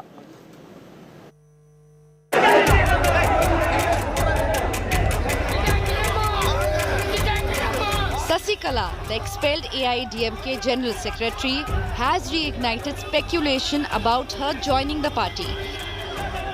She has claimed many AIADMK leaders are still in talks with her. Sasikala, who was the trusted aide of the late Chief Minister Jayalalitha, claims only a few power-hungry party leaders are opposed to her return. ஒரு சிலர் பேசுறாங்க அவங்க ஏதாவது ஒரு பதவி கிடைக்குங்கிறதுக்காக கூட பேசலாம் இல்லையா தலைவர் ஆரம்பிச்ச இந்த இயக்கத்துல தொண்டர்கள் கையில தான் தலைமையோட யார் தலைமை இருக்கணும்ங்கறத முடிவு செய்யணும்ங்கறத தலைவர் சொல்லியிருக்காரு Sasikala refused to confirm if AIADMK coordinator OPS was the leader who contacted her. She questioned the current party leadership, saying they cannot be compared with Amma. அதாவது நீங்க அம்மாவோட இப்போ இருக்கிறவங்கள ஒப்பிட முடியாது. முதல்ல ஒரு தலைவர் ஒரு இயக்கத்துக்கு கட்சிக்கு அப்படின்னு சொன்னா அது வந்து கட்சி தொண்டர்களாக முடிவு செய்து ஏற்றுக்கிற ஒரு தலைவராக இருந்தாதான் அந்த தலைமையின் கீழே வந்து எல்லாரும் கட்டுப்பட்டு இருப்பாங்க. Lashing out at what she called the DMK government's lack of performance, Shashikala vowed to form Amma's regime soon. இல்லைங்க, தொண்டர்கள் மட்டும் இல்ல, தொண்டர்களையும் பார்க்குறேன், பொதுமக்களும் என்னிட்ட வந்து அவங்களுடைய குறைகளை எல்லாம் சொல்றாங்க. அவங்க சொல்றது என்ன அப்படின்னா, திமுக ஆட்சி வந்து ஒரு வருடம் ஆயிடுது, ஆனால் அதே சமயம் வந்து அவங்க மக்களுக்காக எதுவுமே செய்யலை அப்படிங்கிறத சொல்கிறாங்க. அதை பார்க்கும்போது நிச்சயமாக அம்மாவுடைய ஆட்சியை நாங்கள் விரைவில் அமைப்போம் அப்படின்னு நான். Sasikala has been on the sidelines ever since she returned after completing a 4-year jail term in a disproportionate assets case. She and her nephew, TTV Dinakaran, were later sacked from the AIADMK. While there is speculation about her joining the party, Party Joint Coordinator and former Chief Minister EPS has rubbished the talk. However, a weakened AIADMK means a comeback for Sasikala cannot be ruled out. Bureau Report, India Today.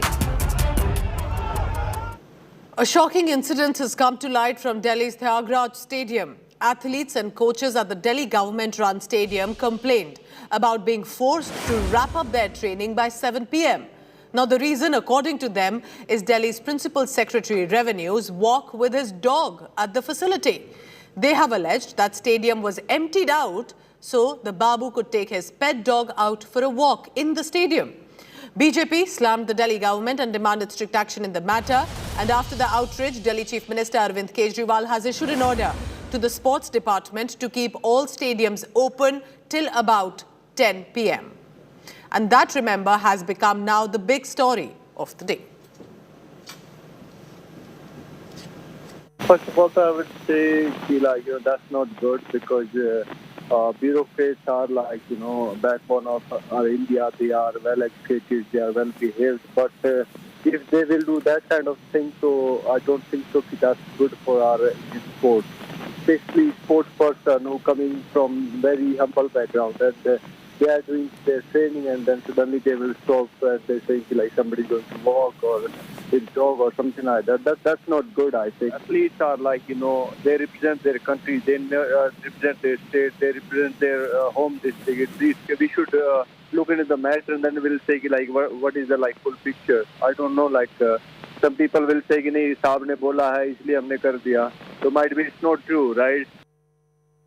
प्रयत्न जो या कोई भी मैदान है वो खिलाड़ी और कोचेज के लिए एक मंदिर की तरह है और जो खिलाड़ी है आपने देखा होगा एंटर करते समय उसको भगवान की तरह आशीर्वाद लेते हैं और पैर चुटकार के आगे बढ़ते हैं। वो ऐसी जगह में अगर मान लो कोई ट्रैक सूट के अलावा या कोई भी बाहरी या कोई अपने पैर को घुमाता है तो वो एक खिलाड़ियों के लिए, सुनने वालों के लिए बहुत धक्का है, तो उनके आघात को धक्का है और ये चीजें जहाँ पर भी अगर मान लो इंडिविजुअल कोई करता है तो वो एक एनकरेजिंग नहीं है। This is a sense of elitism and privilege. Why is the Delhi government, which owns the stadium, allowing this by their own Delhi government officer? That question needs to be asked. These infrastructures are being created with thousands of crores so that our athletes can win us laurels on the international stage. Imagine how that athlete must be feeling if a dog, I have nothing against pets, I love dogs, but why should a dog be allowed on an athlete's track? That is sacred for him. There must be action taken, and one must ask that when the stadium is owned by the Delhi government, why is anybody being allowed to break the rules? The Delhi Chief Minister, you cannot desecrate and denigrate our athletes. This message should go out loud and clear. वहाँ पर stadium पे त्यागराज पे शाम के time athletes को sir क्या किसी officer के ट्रेनिंग के मतलब उनके वॉक के लिए एथलीट्स को जल्दी भेजा जा रहा है क्या सर? नहीं, गलत वो है। 7 बजे तक का ऑफिशियल टाइमिंग है सर, 7 बजे तक का खिलाते हैं बच्चों। ओके, सो बट ऐसा देखा गया है कि वहाँ पर वो आए हैं और इससे ज्यादा मैं अप्राइज नहीं। नहीं, कोई ऑफिशियली आपको कोई टाइमिंग्स दी गई हैं जिसके बाद ही मतलब एथलीट्स को जो है जाने के लिए कहा जाता है? बिल्कुल सर, टाइमिंग है, सरकार की टाइमिंग है 7 बजे तक। 7 बजे तक की। बट आपकी नॉलेज ओके, बट आपकी नॉलेज में 7 का है। अच्छा, 6:30 से 7 का है कि उसके बाद वो ग्राउंड बंद हो जाएगा और एथलीट्स को जाना होगा, करेक्ट? कोच चले जाते हैं तो कोच के जाने के बाद थोड़े बच्चे खिलाएंगे साहब। ओके, ठीक है, फेयर इनफ। आप ये बता सकते हैं कि क्या आपकी जानकारी में है कि वो जो हमारा ट्रेनिंग एरिया है वहाँ पर मिस्टर खैरवाल आते थे अपने? नहीं, मैं सर से बात कर लीजिएगा, सॉरी। ये मेरी नज़र में आया था सुबह कि गर्मी बहुत हो गई है जिसकी वजह से स्पोर्ट्समैन जो हैं उनको दिक्कत हो रही है। 6 बजे या 7 बजे बंद हो जाता है, तो हमने ऑर्डर जारी कर रहे हैं कि सारी स्पोर्ट्स फैसिलिटीज़ हमारी रात को 10 बजे तक, ताकि शाम होने के बाद भी स्पोर्ट्समैन जो है उसका इस्तेमाल करें।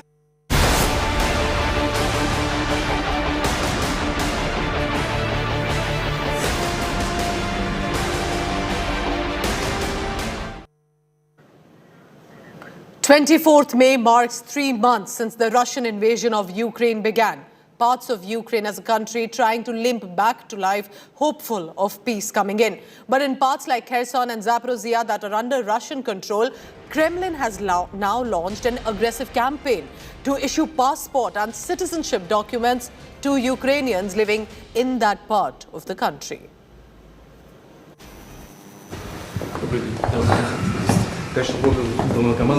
Russian President Vladimir Putin has signed a decree simplifying the process for residents of Ukraine's Russian-occupied Kherson and Zaporozhye regions to acquire Russian citizenship and passport. With this Russification, the two regions are further consolidated. Kyiv called it blatant violation of international law and accused the Kremlin of criminal behavior. It is not a secret that Russian groups have indeed achieved temporary tactical success in some areas, but it's wrong to interpret these actions as the retreat of Ukrainian forces.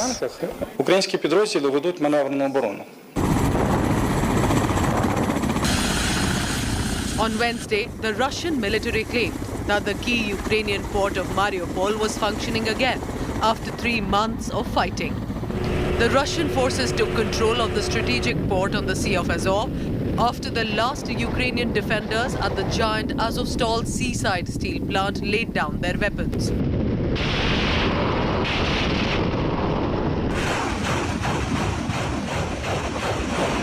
But heavy fighting continues in the north of Ukraine-held Donetsk region.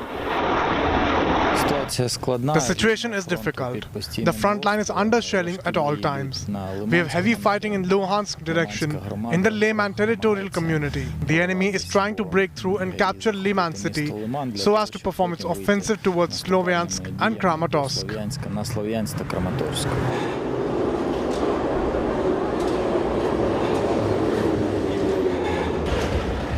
3 months after the war started, the Kharkiv subway resumed service on Tuesday. Ukrainians praying for the peace to return.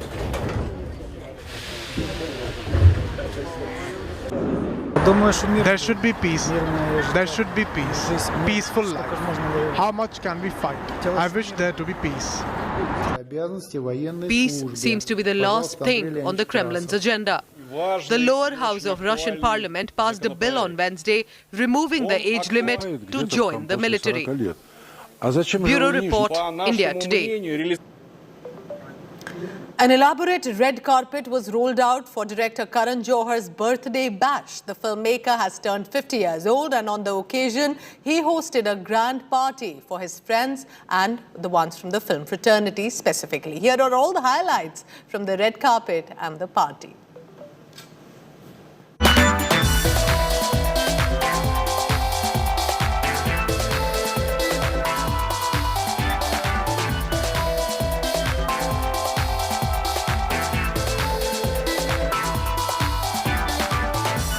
Karan Johar turned 50 and on the occasion, the filmmaker hosted a grand bash at Yashraj Studios in Mumbai. He arrived in style wearing a shimmery green tux over a white shirt, black bow and matching black pants with shoes. He was all smiles as he posed for the shutterbugs at the venue. Celebrities including Salman Khan, Ranveer Singh, Ranbir Kapoor, Neetu Singh, Gauri Khan, Kajol, Anushka Sharma, Aishwarya Rai Bachchan and Abhishek Bachchan were among the elaborate guest list. Amir Khan graced the party with his former wife, Kiran Rao. While Saif Ali Khan was accompanied by Kareena Kapoor Khan. Vicky Kaushal and Katrina Kaif walked in hand. Hrithik Roshan, on the other hand, arrived with groomer girlfriend Saba Azad, while Suzanne Khan appeared with her beau Arslan Ghani. Present from the young lot were also Sara Ali Khan, Ibrahim Ali Khan, Janvi Kapoor, Aryan Khan, Ananya Pandey and Shania Kapoor.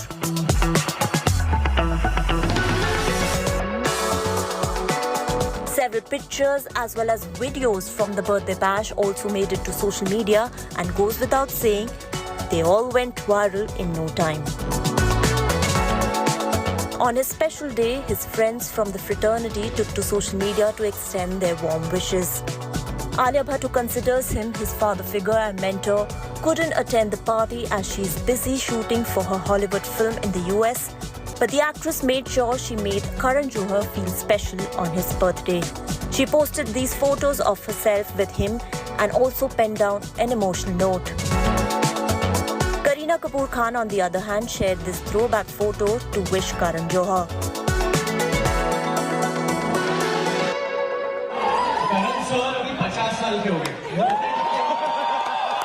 What's more, the team of Karan Johar's upcoming film Jug Jug Jio also celebrated his birthday on the sets.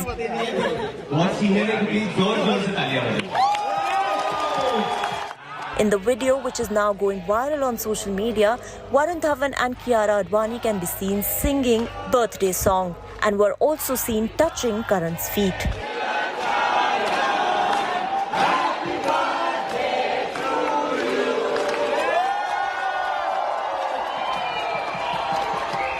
That's not all. His friends and family also made sure he has the most memorable day, as they all rang in his 50th at his home at midnight with a cake cutting ceremony.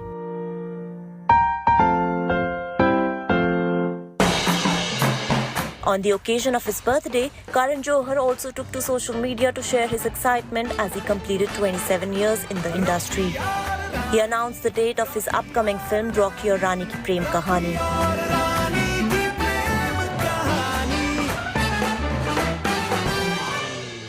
The filmmaker also revealed that he will commence the shoot of his next action film after completing the shoot for Alia Bhatt and Ranveer Singh starrer. Entertainment Bureau, India Today.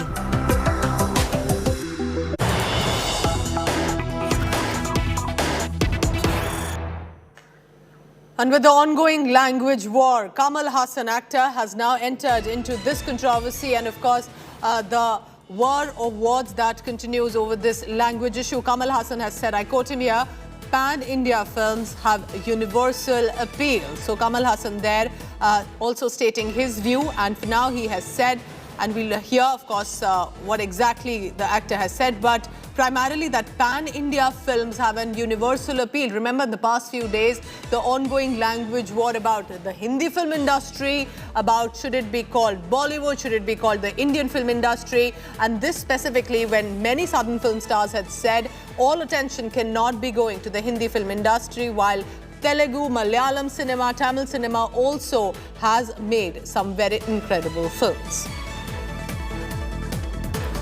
Kamal Hassan says pan-India concept is not new, and taking a very interesting stand here, he's saying that the films need to be pan-India, and that is when they can have universal appeal, and it will not be about North and South primarily here.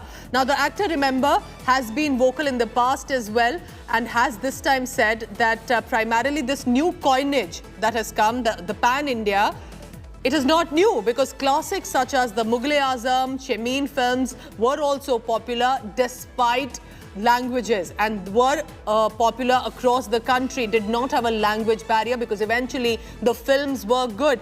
Remember, at this point, the pan-India concept question was put to him, to which Hassan, who has worked over 200 movies, and that, remember, not just in Tamil, Telugu, Malayalam or Kannada cinema, but he has worked actively in Hindi films as well. And therefore, he has said that the success of a pan-India project depends on its universal appeal and the quality of filmmaking, thereby suggesting that if a film is good, the language barrier will not be a concern. When you pan for gold, I quote him here, when he was asked a question on this issue, he said, when you pan for gold, you pan for new words, coinages. But pan-India has always been there. It's not a new word now to be questioned. He was actually speaking at a promotional event of his upcoming film Vikram, which is directed by Lokesh Setupati. But he was asked this question, and he said even Shantaramji did pan-India film. Padosan, remember, that has been a legendary classic Hindi film, is a pan-India film. Mahmood ji almost spoke Tamil in the film. What do you call Mughal-e-Azam? It is a pan-India film also. It's nothing new. Our country is unique. Unlike America, we speak different languages, but we are all united. That is the beauty of this country. I just add more here to what Kamal Hassan has said.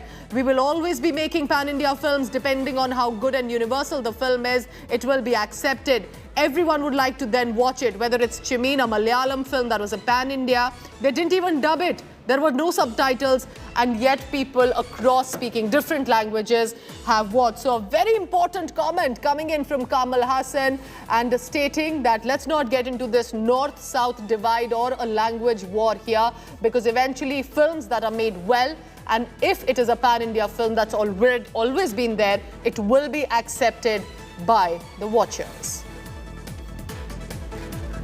So we'll try and get you the latest on that. Remember, how did it begin? Just recently, while of course the debate has been going for a very long time, Ajay Devgan and Sudeep got into a war of words, or whether it is the Hindi language that has more significance, whether it's Telugu, Tamil, should one language get any sort of specific Indian language appeal, or should it be for all languages to have an equal status in the country? While the debate was on, more actors from both sides decided to jump in, but Kamal Hassan, who has been, of course, a legend and a veteran in his own right, has now said pan-India is not a new coinage. It's already been there. It's just a new term that has surfaced. But if a film is good, if a film is made well, it will be accepted. He's also giving examples, whether it's, of course, Shantaram, the late director who's made some incredible films, whether it is the classic Padosan, where he said Mahmood ji in it almost did speak the Tamil language in a Hindi film.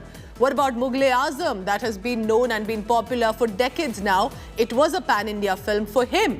And therefore, this pan-India issue is nothing new. But he's made a very interesting comparison. He says, unlike America, we speak different languages here in India, but we are all still united. And that is the beauty of India. That is the beauty of this country. So eventually, it will depend on how good and universal the appeal, the storyline of the film is, how well it has made. So finally, Kamal Hassan, also speaking on this big issue, has jumped into this debate of language war and has said, let's not get into new terms. Pan-India films have always been there, have been legendary classics, whether it's the Malayalam film Chemin, or whether it is Mughal-e-Azam, whether it is Padosan. All of these films, if well made, have been accepted, whether in the northern states of the country or the southern states, and irrespective of the language barriers. Remember, Kamal Hassan himself has worked across films across India and has ensured over 200 films, whether it's Tamil, Telugu, Malayalam, Kannada, Hindi, or even Bengali films in which Kamal Hassan has acted in, has now spoken up finally on this issue. So we'll try and get your reporter to exactly hear what Kamal Hassan has said and if there are more quotes that have come. So he was asked a question, Kamal Hassan, at a gathering. He was basically promoting an event of his own upcoming film, Vikram, which is directed by Lokesh Sethupathi. And when he was asked this question, very categorical, he said, Pan-India is just a new term. Pramod Madhav is now joining me on same. Pramod, that's a very interesting comment by Kamal Hassan because he's not taking a side here of either the north or the south, so to say. He's stating if a film has a pan-India appeal, will be accepted. What else did he say? What exactly did Kamal Hassan say? Take us through. Well, Kamal, the interesting aspect here is that when it comes to Tamil Nadu, Bollywood in particular, Kamal Hassan is coined by the term called as Ulaga Nayagan, which means world hero. That's how he used to call himself because he apparently had this pan-India idea whenever he shot a movie, and that's the reason he brought in any kind of like technological aspect into that one, and that's what he's trying to reflect in his comments here as well. Pan-India coinage, he claims it's to be a new one, and it's been all the time, and he's quoting movies like Chemmi, that is a Malayalam movie, and that's how he's trying to express his views here. If you can also tell us, because at this point, do you think this sort of wraps up or concludes the language war debate? Because he tries to be putting the tension down and he's saying eventually it will be about a good film, and have the reactions come in already. And for Kamal Hassan to be saying this is going to be heard across languages and across states because he's worked not specific to any one film industry in India. Well, that is true because, just like you mentioned, Kamal Hassan makes sure that at least in recent times, his movies comes in various languages, and he has already been a pioneer of this aspect also. Because earlier, like we said, when it comes to technical specificality, he used to bring in everything. In fact, in Bollywood, there is a kind of a special follow for Kamal for his technical aspect itself. In fact, when the movie Tenet was released, it was said that that particular way of acting, where the reverse acting was shown in the movie Tenet of Christopher Nolan, was already depicted with one of Kamal Hassan's movie's song, Manmada Leelai, and that's how it has been related so far, and this is where his comment becomes very interesting. Keep tracking all the latest on that. Kamal Hassan wades into the language war, says pan-India films have universal appeal. Don't give this a new coinage. It's not new. There have been different films and different languages. We are not like America. We speak different languages, and that is the beauty, that we are still so united, and language barrier will not work if a film has been good. And he is now referring to examples as here. We are going to stay on this story. Very interesting. We'll try and get more reactions as well from our reporters on the ground. What are celebrities stating across film industries? Heading into a very short break, Nabila at 5 p.m.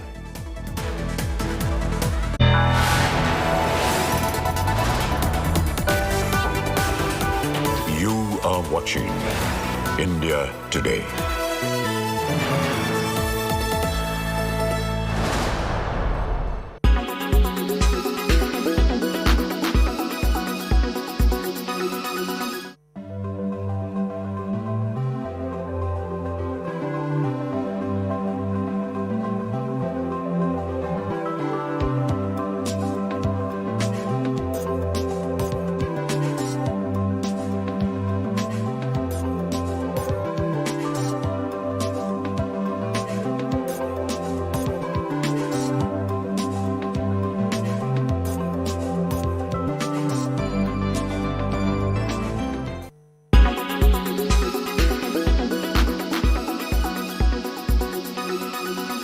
Make your media plan smarter with India Today Live TV on your connected devices.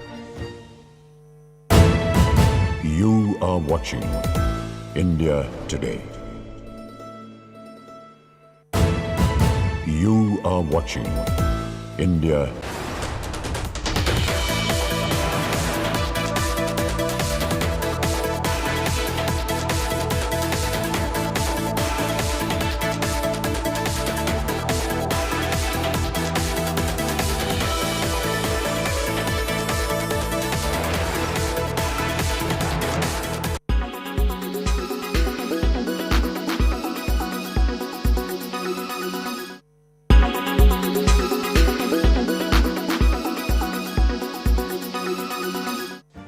Make your media plan smarter with India Today Live TV on your connected devices.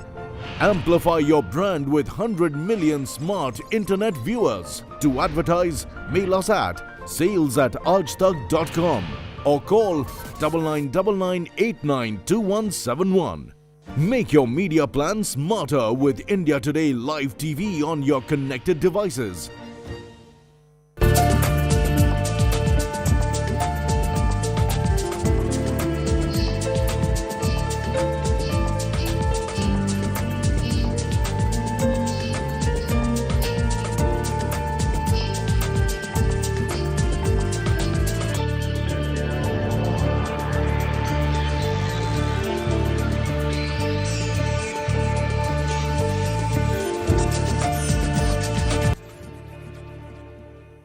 Make your media plan smarter with India Today Live TV on your connected devices. You are watching India in association with Sensodyne Daily Sensitivity Protection.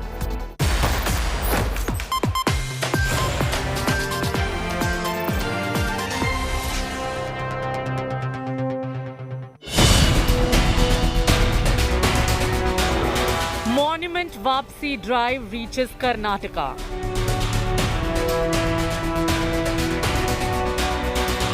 Mega Tipu War erupts.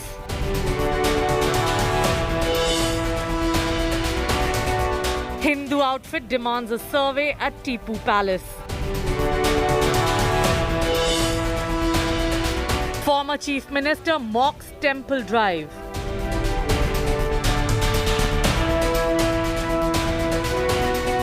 Kumaraswamy asks which Hindu god wants mosques back.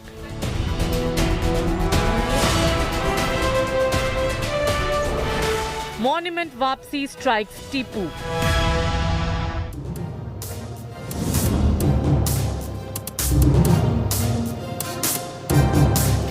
All right, and that's our top focus right here on 5 Live. I'm Nabila Jamal taking you through the top news. Kamal Hassan now wading into the language war.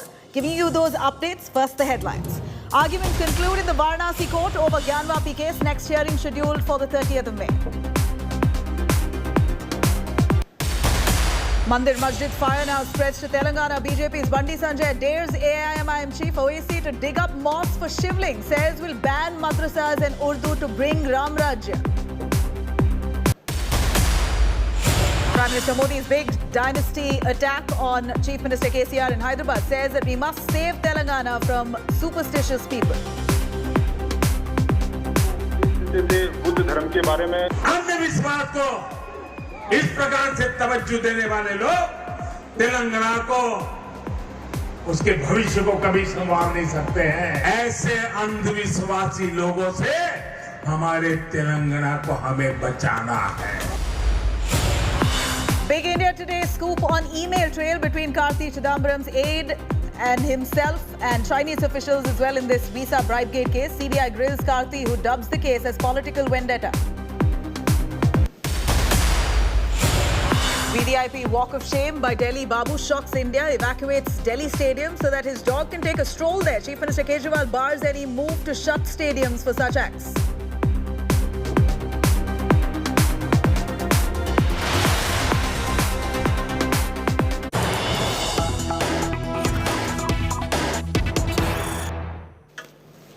All right, Kamal Hassan now wades into the language war. Superstar Kamal Hassan now speaks for the first time on the language controversy. He says that pan-India phenomenon is not new.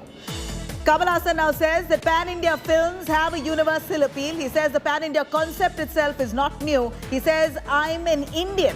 As he wades into this language war debate, he says India's beauty is of different languages. India has a diverse culture, many different languages, and that's the beauty of a country like India. I'm an Indian first. These are words of superstar Kamal Hassan, who's in fact maintained a stoic silence on this language war for far too long. Kamal Hassan is the same man who's transcended borders much earlier on, even before stars like Yash, Allu Arjun, several other superstars who have now made it so big pan-India and globally, Kamal Hassan was one of the first stars who managed to transcend borders. His films in the South were also dubbed in Hindi. There was a pan-India appeal to Kamal Hassan's films. He also exclusively acted in Bollywood films, in Hindi films, and that was certainly at one point a viable place to be. But here is Kamal Hassan, now speaking of diversity, which is the beauty of India, says, I'm an Indian first. Let me cut across to our reporters joining us on this. Pramod Madhav, who's currently live with us from Chennai. Akshita Nandagopal, who's been tracking those developments on this language war unfolding. Pramod, here is Kamal Hassan, who's now spoken out on the language war after, remaining silent for such a long time. The superstar now comes out to say that pan-India is not a new phenomenon. And yes, agreed, because Kamal Hassan was possibly the first southern star to have made it so successful across the country. He had a name that people watched and reckoned with. In fact, they associated with Kamal Hassan, be it his South films or films in Bollywood. He really had a larger audience across the country. So for him to say this certainly comes as great value to this debate.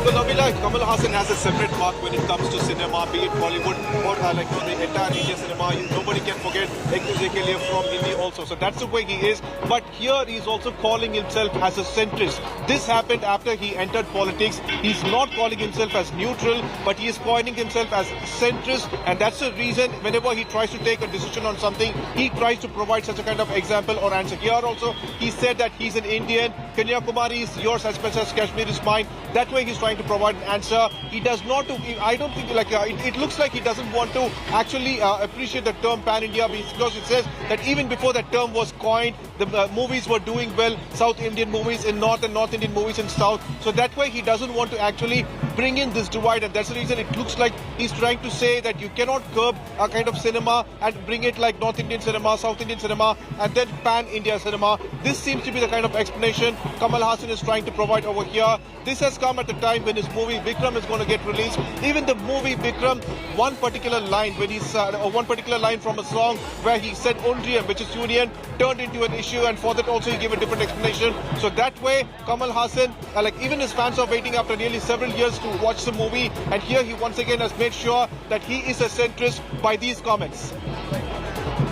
Pramod, stay with us. I'm going to cut across to Akshita, who joins us on this. Akshita, Kamal Hassan, a superstar pan-India. He's possibly the first, one of those first southern stars who had a pan-India appeal indeed. And now him speaking on this language war brings in a lot of credibility to the fact that, South movies also had a universal appeal. It's just that we've possibly woken up late to this.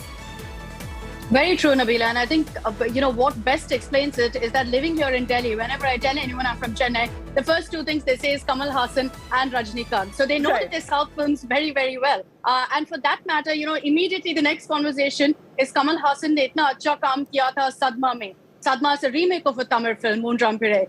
So many films like that I can name. Nayagan, Vishwarupam that also received so much of accolades. And now Vikram that's releasing across the India in different languages. And the fact that he's doing it at Cannes says that he's not just, an Indian superstar, he's a universal one. So like you said, the fact that Kamal Hassan has spoken out on it, there's no better superstar to speak on this because he's transcended language for years now, for decades now, that he's managed to really do that. And that's why he says that, I'm an Indian. The fact also importantly that this is coming from Kamal Hassan, the politician. As a Makkal Nidhi Mayam chief, he's always put his Tamil identity first. He's changing that around this time around because he knows that this is about films. This is about his first love, about acting. And that's why he's made it very clear that as far as he's concerned, for him, he's an Indian first, and pan-India is not a new concept and something that's extremely close to him as well because he's someone who's very easily, just by sheer talent, just by his sheer films, Nabila, transcended those boundaries so very clearly. And that's why I say that at any point you ask anyone, about South India, living in Delhi or any other part of North India, the first thing they'll talk about is films because that's how really this entire language debate perhaps can be described. That films transcend all of those boundaries, which is why actors also, so many superstars, today's generation, previous generation, all of them are speaking out and saying that, look, films have no language. But one thing's for sure and certain, Akshita, at this point, even if Kamal Hassan says that pan-India appeal is not a new phenomenon, the way that southern films at this point, like Pushpa, like KGF, has really shattered box office records. That's certainly a new phenomenon which didn't happen earlier. Neither Kamal Hassan's films, or even for that matter, Rajinikanth for that matter, was a global superstar. His films are watched in China and all the other Asian countries more than possibly what is watched in India. But the kind of box office rakings that a superstar Yash has brought in for the Kannada industry, which is certainly to boast of, and for that matter, Allu Arjun with his Pushpa, KGF, RRR, this is certainly a new phenomenon. Even if Kamal Hassan was an old star who had a pan-India appeal, here today we're looking at southern films shattering box office in terms of revenue. Now let me take you through a quick update on many of those superstars who waded into this language war as it intensified. Let's take a listen to some of those old reactions of those South superstars who certainly pushed for southern cinema to have a global appeal. Hindi is no more national language. So which is the national language today? Which is the national language? No national language. Correct? So what is pan-India? Just because ನಾವು ಕನ್ನಡ ಮಾತಾಡ್ತಾ ಇದೀವಿ ಅಂತ ನಾವು ಆ term ಹಾಕಬೇಕಾ PAN India ಅಂದ್ಬಿಟ್ಟು? ಅರೆ ನಮ್ಮ ಸಿನಿಮಾ ನಾವು ಎಲ್ಲ ಕಡೆ ಬಿಡ್ತೀವಿ, ನೋಡೋದು ಬಿಡೋದು ಜನಕ್ಕೆ ಬಿಟ್ಟಿದ್ದು, ಪ್ರಯತ್ನ ಪಡೋದು ಮಾತ್ರ ನಾವಿರೋದು. So because we come from South India, they've started terming us pan-India, pan-India, pan-India. Why isn't Hindi being said as pan-India? ಅವರು ಇವತ್ತು ತೆಲುಗು, ತಮಿಳು, ಮಲಯಾಳಂ ಎಲ್ಲ ಕಡೆನೂ ಅವರು ಡಬ್ ಮಾಡಿಬಿಡ್ತಾ ಇದ್ದಾರೆ, ಓಡ್ತಾ ಇಲ್ಲ. ಬಟ್ ಇಲ್ಲಿಂದ ಮಾಡಿ ಡಬ್ ಆಗಿರೋದು ಅಲ್ಲೂ ಓಡ್ತಾ ಇದೆ. So which is having a better reaction from the audiences today? ಇವತ್ತು ನೀವು ಪುಷ್ಪ ತಗೊಳ್ಳಿ, ನೀವು KGF ತಗೊಳ್ಳಿ, ನಾನು ಕೇಳ್ತಾ ಇರೋದು ಇವರೆಲ್ಲ ಪ್ರಯತ್ನ ಪಟ್ಟರು, ಅದಕ್ಕೆ ಗೆದ್ರು. I wasn't saying I wasn't keen to go into that direction. I was always saying that I wouldn't want to do Hindi films. I would always want to do Telugu films. This I've been saying it from a long time. So now I'm very happy that what I've been saying is happening. So I always was in the strong opinion that what my strength is to do a Telugu film. And so the emotion, what I know, is a Telugu full emotion. But today, the emotions are so strong, the films have become so big, that eventually, I think the line has blurred, and it's become Indian cinema. So what I thought is becoming true, and I'm very, very happy. I love, and I've always liked, Hindi cinema and stuff. I'm open if there's any great offer or if there's any nice film on my way. I'm definitely open to do a nice Hindi film, a multi-language film. I'm open. I genuinely I just want to do a good film. That's my only thing that I have in my mind. Hindi, I went to see that film because he almost spoke Tamil. I'm talking about Memoji. So we have made pan-India films. What do you call Mughal-e-Azam? It's a pan-India film for me. So it's nothing new. Our country is unique. Unlike America, we are very different. We speak different languages, but we are united. And that's the beauty of this country. And we will always be making pan-India films. It depends on how good the film is, how universal the film is, and then everyone likes to see it. Chemmin, a Malayalam film, was a pan-India film. They didn't even dub it. It came in as it is, no subtitles. People enjoyed it.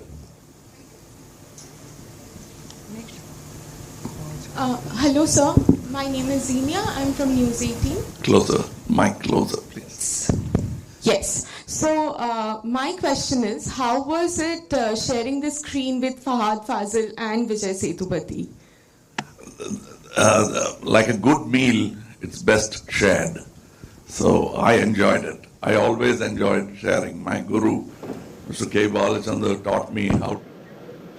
All right, there you have Kamal Hassan. We heard what he had to say exactly on the language debate, where he says that unlike any other country, India's appeal and its beauty is on the language diversity. We have so many different languages and cultures. One language film becoming a hit is not a new phenomenon. Akshata continues to track that with me. Akshata, here is Kamal Hassan, who says, what are we so surprised of? We have films like in Malayalam, he quoted the film Chemmin, which has done so well pan-India. India, and people didn't even have to the filmmakers didn't have to dub it. Just with the subtitles, the film became a huge hit. And that's true of several cinemas. But here we're talking about box record, box office record in terms of revenues, the kind of money that it's generated, which is why it's become a larger debate, because it seems like the Bollywood film industry is currently feeling very sore.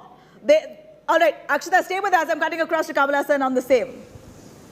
Kanyakumari is yours as much as Kashmir is mine. Thank you. What words? Amazing. Hi, sir. Hi, sir. This is Pari from Magnetic Media. So my question to you, like you already work in Bollywood so many times, and you are giving us so many movies, which is very nice. But you are coming back so after so long time. So, like, what change you feel in the industry? Nothing. It's the same industry. The audience have changed. They've become younger. So and the challenge is more. And what's your best moment in this movie? When you applaud for it after the movie is over. Thank you, sir. Thank you. Hello sir, I am mega frame 10 news. सबसे पहले तो congratulation आपको, film को, आपकी film बहुत super duper hit हो। Sir ये एक एक्शन फिल्म है, तो आपको क्या चैलेंजेस लगे हैं कि इतना धूम धड़ाके वाला है, आप एक्शन कर रहे हैं, तो आपका कोई उसके बारे में कुछ बताइए कि कैसा आपको फीलिंग्स आई हैं इसको करते हुए। See, action film, you must feel frightened, not the actors. All right, that's an elaborate press conference there that Kamal Hassan is currently answering to. Several of those reporters asking him questions, and primarily the focus has been the language debate. Certainly that's resonated across the country today after films like Triple R, Pushpa.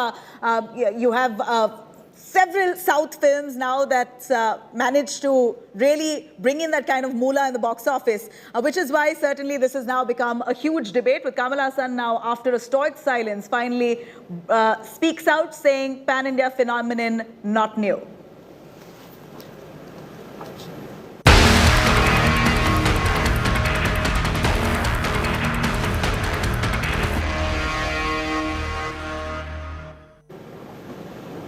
All right, shifting our focus here to the mega Tipu war that's erupted in Karnataka amid the Gyanvapi face-off. The Hindu Janagruti Samiti has now claimed that the famous Tipu Palace in Bengaluru's Chamrajpet has encroached into temple land. The Hindu group has now demanded a survey of that palace to be done immediately to only find out if it was indeed built on temple land, and says that that place must be returned. If it was built on temple land, then it must be reclaimed. Here's a report.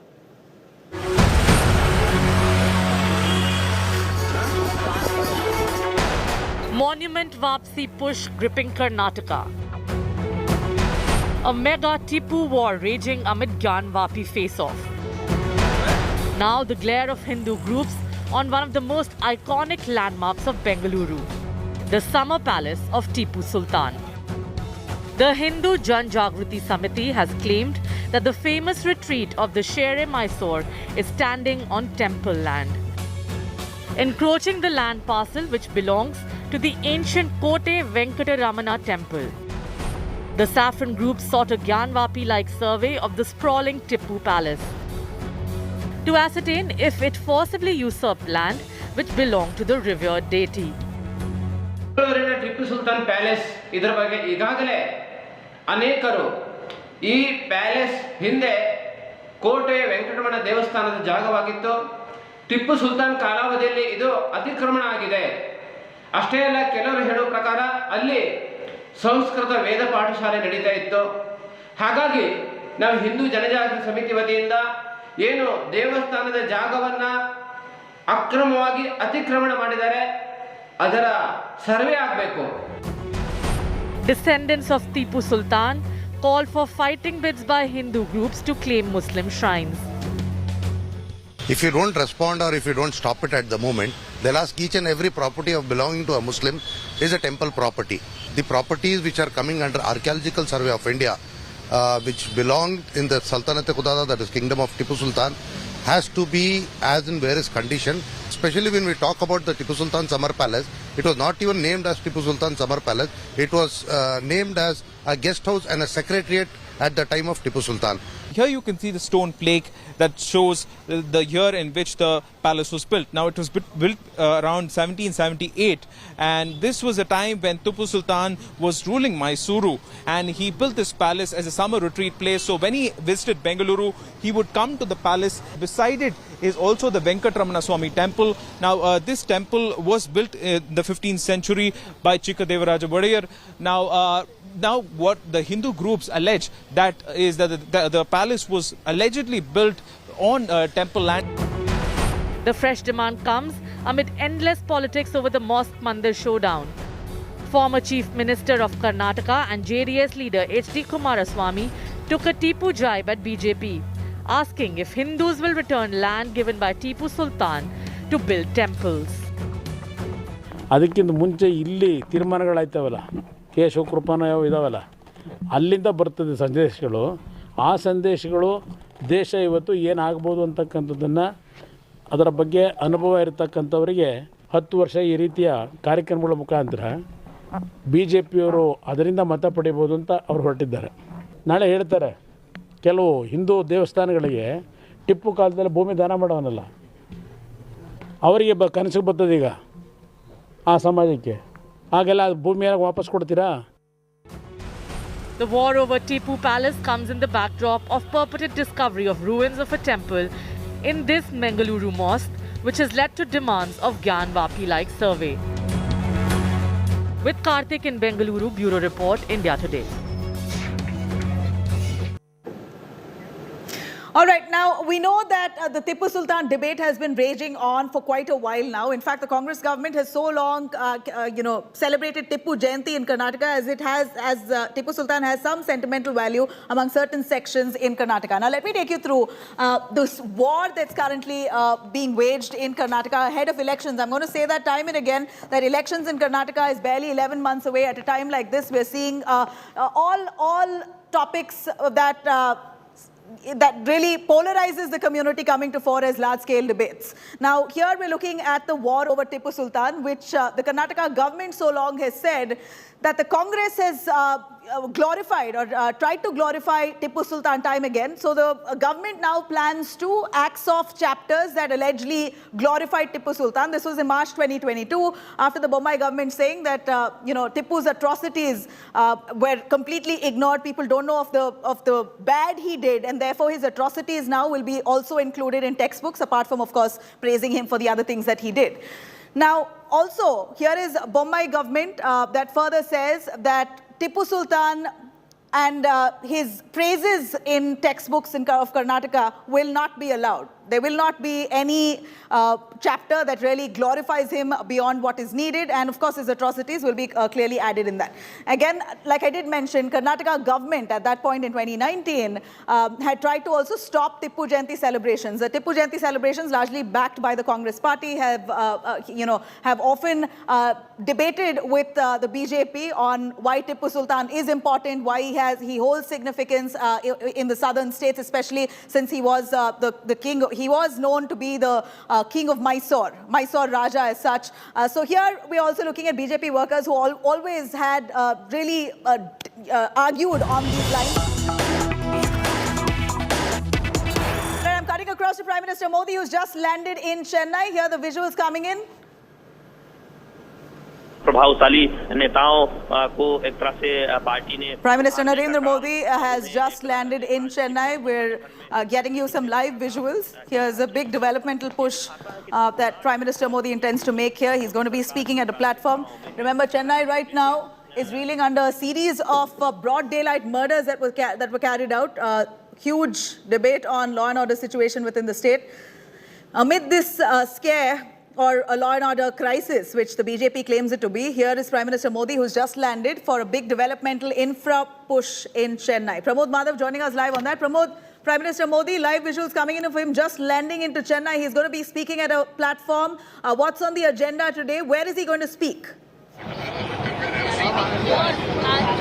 Well, like the Prime Minister has arrived at the Chennai airport. In fact, from there he has also reached INS Adyar, one of the base ship places here. And here you could see this is a kind of like location, kind of junction called as Central Junction, close to which we have the Nehru Stadium, where the Prime Minister is going to address a large crowd. And not just that, BJP workers are over here. They have been waiting here for nearly an hour to wish and grant the Prime Minister. Interesting factor is that since it's an event where the Chief Minister M.K. Stalin is also going to participate after becoming the Chief Minister for the first time, we could also see DMK cadres who have also gathered at this port. So like it also has turned into a show of strength where on one side you have DMK, on the other side you have the BJP cadres, and here the Prime Minister is going to actually inaugurate events which is close to up to 31,500 crores, which also has like highway events, southern railway events and such, and that's the reason crowd has been cleared for now. We are expecting the Prime Minister to reach the spot in another 5 minutes max, because that's the distance from here to INS Adyar. The roads have been cleared and the crowd has been to stand on one side. Cadres are everywhere to actually welcome the Prime Minister. Right, you know, this is Prime Minister Modi's first outreach in Chennai after DMK has come to power. A clear opposition for the BJP in the state of Tamil Nadu. Prime Minister Modi now arrives for the first time after elections, assembly elections in the state, and this is a huge deal for Chennai undoubtedly, because he's going to be laying the foundation stone of at least 11 projects worth 31,500 crore rupees. A huge infra push in Chennai. This is indeed Prime Minister Modi's first visit to Tamil Nadu after DMK has taken to power.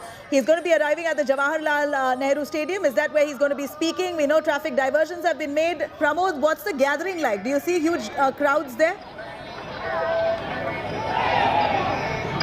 Well, Nabila, we could see a huge gathering on the one side. This particular road is specifically left for the PM to travel through, so that you can see the crowd on the other side. In fact, far away you could see the cadres even bringing artificial elephants to show the Prime Minister the legacy of South India. That's a kind of like elephant on that corner, and huge banners have been kept for the Prime Minister. And just like you mentioned, yes, the waters are like, the things are not actually good between DMK and BJP, because even recently with the decrease of taxes on taxes on petrol and diesel, the state decided not to do so. In fact, the Finance Minister and the Chief Minister in different occasions gave out their explanations stating that DMK has already reduced taxes and we're doing more would actually only cause calm to the state. So that way there are kind of like issues between DMK and AIDMK and BJP, but currently all those differences are put aside. This is the Prime Minister's visit to Chennai, and here it is all about welfare schemes, 11 welfare schemes coming up to the tune of 31,500 crores, and all the cadres, be it DMK and BJP, they have come over here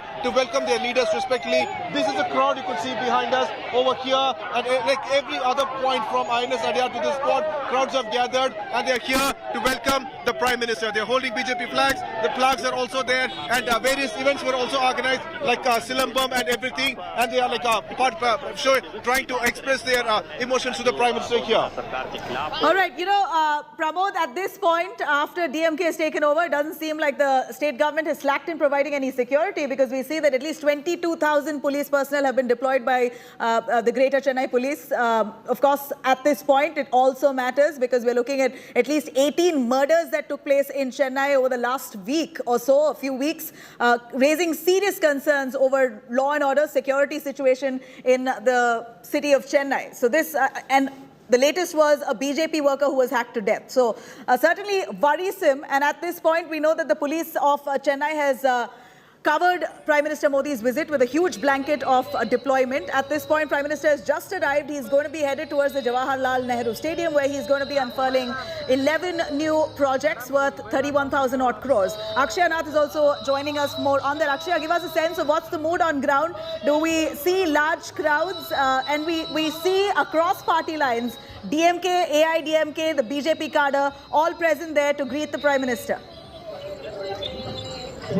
Well, Nabila, I'm inside the Jawaharlal Nehru Stadium where the event is going to happen shortly. We're seeing that very tight security has been put into place. Multiple channels of screening and frisking even before sending people in. On one side, you can see how the entire arena has been covered by BJP cadres. You can see the BJP flag around their shoulders, the scarf that they're wearing.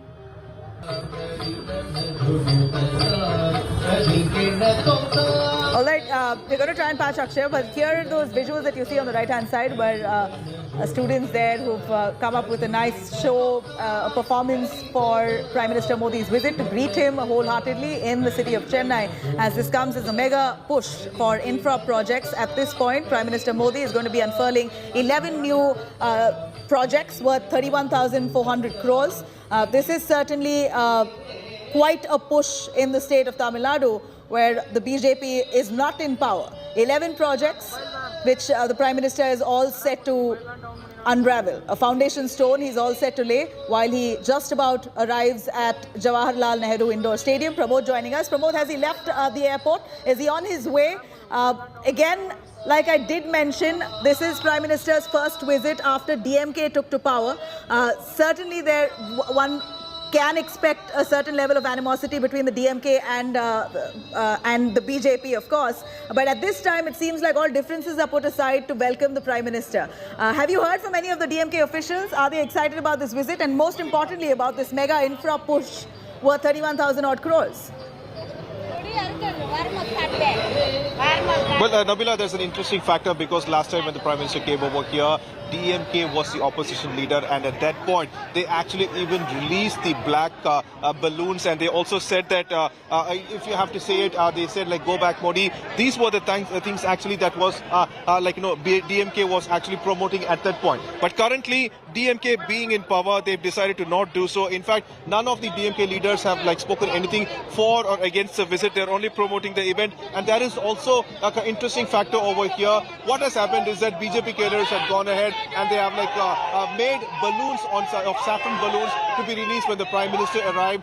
Those balloons have been actually collected by the police, claiming that it could cause a kind of issue security threat. So that way, those balloons, the same DMK which actually last time released black balloons, they have decided to not allow releasing saffron balloons this time, only because of a security threat. That kind of security, these things are being provided here, and not just that, no drones are allowed at the spot. Just like you mentioned, there is a kind of issue between DMK and BJP. It's about the state's rights. The Chief Minister, in the past 6 months, he's been constantly talking about the issues with the centre, claiming that states' rights are under threat, and even tried to bring several party leaders together, create a federation. That way he did so. Even just like we mentioned recently, the central excise taxes in reduction by the centre also turned into an issue because Tamil Nadu government has not reduced the VAT taxes so far. And even BJP leader Annamalai said that the difference between 2014 and 2022 VAT in Tamil Nadu is nearly 7.35 rupees. Centre has cut it by 9.5 rupees. Why hasn't Tamil Nadu done so? So all these issues are there. But today they are putting aside their differences. Here you could see the DMK cadres standing next to the BJP cadres, and they are quite peaceful. All are here to welcome the leader because today it's about Tamil Nadu. It's about the benefit the state's going to get with these projects, Nabila. Right. You know, from what we saw earlier today, Prime Minister Modi was also in Hyderabad while he visited the city there. He was, of course, celebrating the business school in Hyderabad, the ISB, the Indian Business School, celebrating 2 years of its existence. At that point, Prime Minister Modi took a jibe against KCR at that stage. So are we expecting any of a political backlash from Prime Minister Modi on this stage? We know that he's come to Chennai to lay the foundation stone of 11 infra projects. While that's on the agenda, do you believe, or is the DMK expecting some kind of jibe against the ruling party in the state? Well, we spoke to DMK leaders and they very clearly mentioned that today is about inclusion because this is 11 projects, most of which is going to benefit the state. And here they are also expecting, imagine almost a week ago there was issue with the state governor and various other things that DMK was trying to raise, and those things are not going to be, as per the DMK leaders, they don't believe those will be raised over here. It is going to be more about, definitely about Tamil is going to be spoken over here because the Prime Minister, even when he goes to another country, he actually loves to speak in Tamil, especially quoting the Tirukural. So they are expecting that, and more than that, it is expected that the Prime Minister would speak about how these schemes would benefit the state and from here to other places. So that is something DMK believes. But this being a kind of a government event, and that too the first time the Chief Minister and the Prime Minister sharing the stage, they are not expecting that kind of criticism. But we have to wait and watch, because we never know how DMK is going to react to the issues. And the interesting factor is that even though there was a kind of like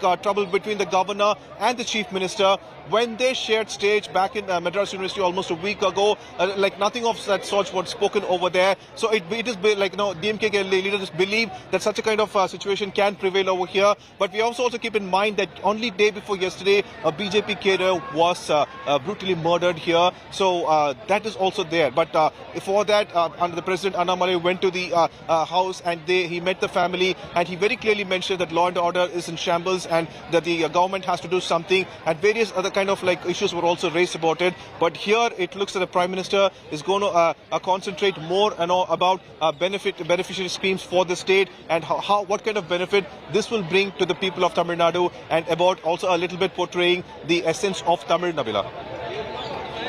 Right, but what we see, this kind of mega welcome there that's already been laid out. We see students coming up with performances. It seems like it's very well planned. Who's initiated this grand welcome, Pramod? Is it the state government who've also pitched in to roll out the red carpet for Prime Minister Modi? Are we really seeing all animosity being put aside to really push this infrastructure project that pans out across sectors? We know that, this is a key infra push along railways, petroleum, housing and roads. Who's organized this huge red carpet welcome? Well, one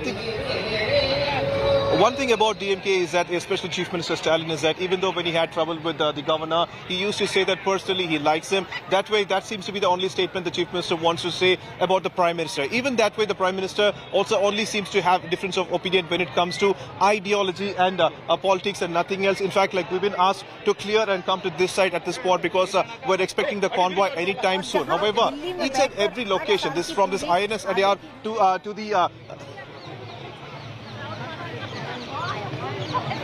Yes, Nabila. So from here to the Nehru Stadium should be at least 5 kilometers. People are standing on either side. They're ready to welcome the Prime Minister, because it's like at least twice in a year the Prime Minister visits now. So they want to actually provide him a grand welcome. Each and every section you could see people standing, and definitely Tamil Nadu BJP is playing a very important role over here. They want to show him the culture of the state, be it Silambatam and various other things. In fact, like we mentioned earlier, they have also brought in a statue of an elephant over there to welcome the Prime Minister. So this way it is actually definitely grand, and they want to welcome. This is like Tamil Nadu welcoming the Prime Minister. That's what you could see over here. As we speak, this entire road has been cleared for the Prime Minister and the convoy to reach, Nabila.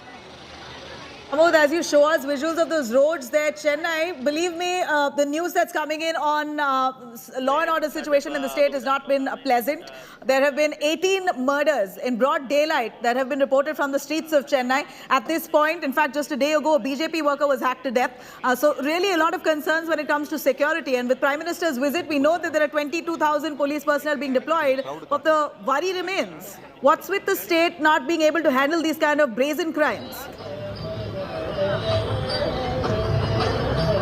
Nabila, that's a very important factor, because this is something when we also asked the Commissioner of Police, there was a kind of like a confusion being raised, claiming that the statistics provided by the opposition leader was entirely different from the statistics provided by from the state. In fact, Nabila, you could see over there, the delegates have started to come over. Here is the first convoy, and as the convoy is coming over, DMK cadres are becoming much more over here. Like that is Durai Murugan, the senior DMK leader, along with the Minister Ponmudi and Mayor who is traveling. And one by one, the leaders have also started to come. Just like you mentioned, in Chennai, it is a kind of like difficult period now, because in almost 20 days period, even the opposition leader claimed that 19 murders have occurred. The Commissioner of Police claims that it was only 10.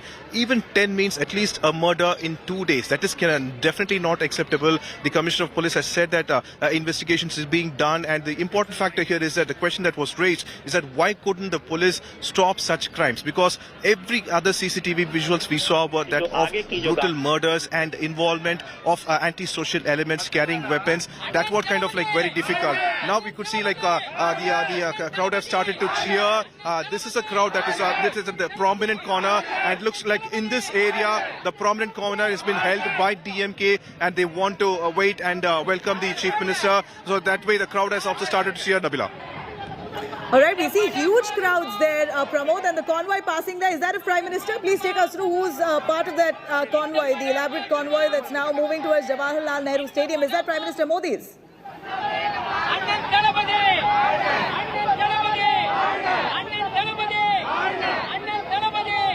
All right, well, it appears that these are visuals coming in of Prime Minister Modi's convoy. All right, Pramod, we know that this is Prime Minister Modi's convoy. That's the confirmation I have here. We see huge crowds there who are welcoming the Prime Minister, a large number of students who are performing for him and greeting him with a really warm welcome. Nice to see the red carpet rolled out for the Prime Minister in a state which the BJP does not rule.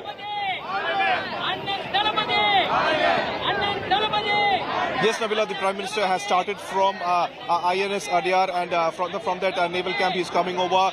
Just like you mentioned earlier, the mayor has also reached, and the senior leaders have reached. Now the crowd is waiting for the Chief Minister, post which the Prime Minister as well. Even the convoy is moving very kind of like not that super fast, because like there are hundreds of people across this particular road. Should be at least 6 kilometers, and like in each and every section there's 100 people, and if you combine it should be like 10,000 of people in this whole area itself. They are jam-packed on either side. There are policemen and everybody at this spot, and this is like a very important occasion for the state, and that's the reason so many people have gathered. But the very interesting factor is that they are much more disciplined. They are listening to the police, and the crowd is being controlled. This particular junction opposite to Ripon building is a very important spot, and this is where we are, like everyone is waiting to welcome the Prime Minister along with the Chief Minister, and the police is also like on like high alert, Nabila. Yeah, you know, Pramod, at this point, we know that the entire city is up and out there, it appears, to welcome Prime Minister. Huge welcome that he receives as people are flanked on either side of the streets, only to cheer for him. Prime Minister is just about reaching Jawaharlal Nehru Stadium. Who's expected from the DMK? It's very important for us to know if at all Stalin is going to be present. In fact, I have one of the DMK leaders and senior leaders here, sir. You are here to welcome the Prime Minister, the Chief Minister. How is the mood over here? And we could see a huge crowd at this spot. So what has been planned? No, everything is all right. We are giving a reception, very good reception, both our Chief Minister as well as our Prime Minister. We have gathered here right from 3 o'clock, and we are happy.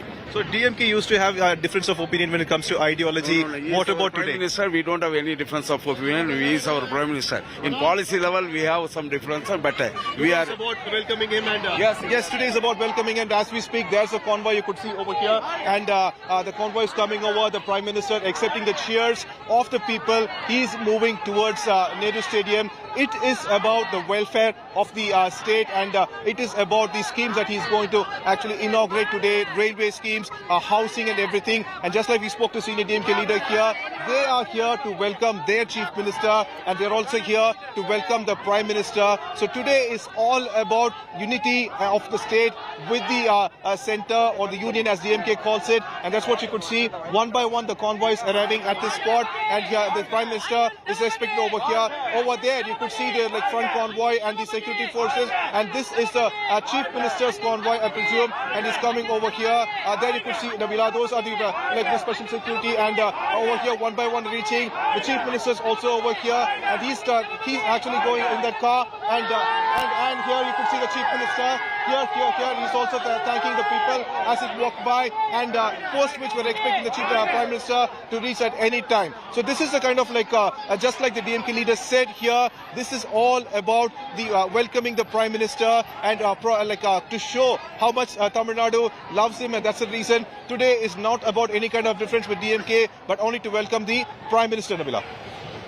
You know, indeed pleasant to know, Pramod, that when elections happen, it's such a hard-fought battle, a tough fight between the two parties. They really, it's on combat mode all through the assembly elections. And the moment the dust settles, it appears that they're welcoming of the Prime Minister so wholeheartedly and laid out a huge red carpet for him to arrive into the city of Chennai. This is what we believe, as per Pramod's reports, that the DMK has done, along with, of course, the BJP cadre. A huge welcome, red carpet welcome there for Prime Minister Modi, with a large sections of the population there in the city who've lined up just to take one look or one glimpse of Prime Minister Modi as his convoy arrives at the Jawaharlal Nehru Stadium. In how many minutes are we expecting him to speak, Pramod? Again, to stress on the question, is Stalin, the Chief Minister of Tamil Nadu, joining Prime Minister? Will he be part of this big meet? Well, it surely is going to be a very big part, and just like you mentioned earlier, the about of being up in arms and then embracing each other. It's not like something different, because today it's all about the state and it's all about welfare, and that's the reason, like the senior DMK leader said, here it is about welcoming the Prime Minister. Definitely the Chief Minister is also sharing the stage, and the Chief Minister is also expected to give a speech where, as usual, the Chief Minister is expected to actually say a few things. It could be subtle, it could be very mild, but it could be definitely about upholding the state's rights, and the Prime Minister could also, he's definitely speaking, we're expecting to speak at least 30 minutes, where he would go ahead and he would explain the kind of various programs, public welfare programs the Prime Minister is going to bring out, and how it would help the public, especially benefit the housing schemes and Southern Railway connecting schemes and everything, and all those things are there. So definitely it is definitely a grand ceremony that's happening, and that's the reason you could see the public at the spot. The whole place is pretty quiet. They are all awaiting the arrival of the Prime Minister, who is on the way, and he is actually accepting the wishes and grants from the people from every other region on both sides of the road, and slowly the convoy is moving, Nabila. Right. Again, list out to us, Pramod, if I may request you, to the number of projects that's on the agenda, which will be unfolded by the Prime Minister. He's laying the foundation stone. Is it an entire initiative by the central government altogether, or are we looking at the DMK's role to play here in rolling out those infra projects? Can the DMK take credit at all, or is it all for Prime Minister Modi to shine on the stage today? Well, it definitely looks like it's going to be like the Prime Minister, because 11 projects are being brought in, and all these projects play the central union government, central government plays a very important role, and that's the aspect at this point. And here these include the Southern Railways projects, the housing finance projects, and various other projects as well. It is about how the BJP wants to show that it definitely shows very much interest in the welfare of the people. Right, Pramod, stay with us. I want to get the ambience of this kind of red carpet welcome for Prime Minister Modi. Let's have a listen.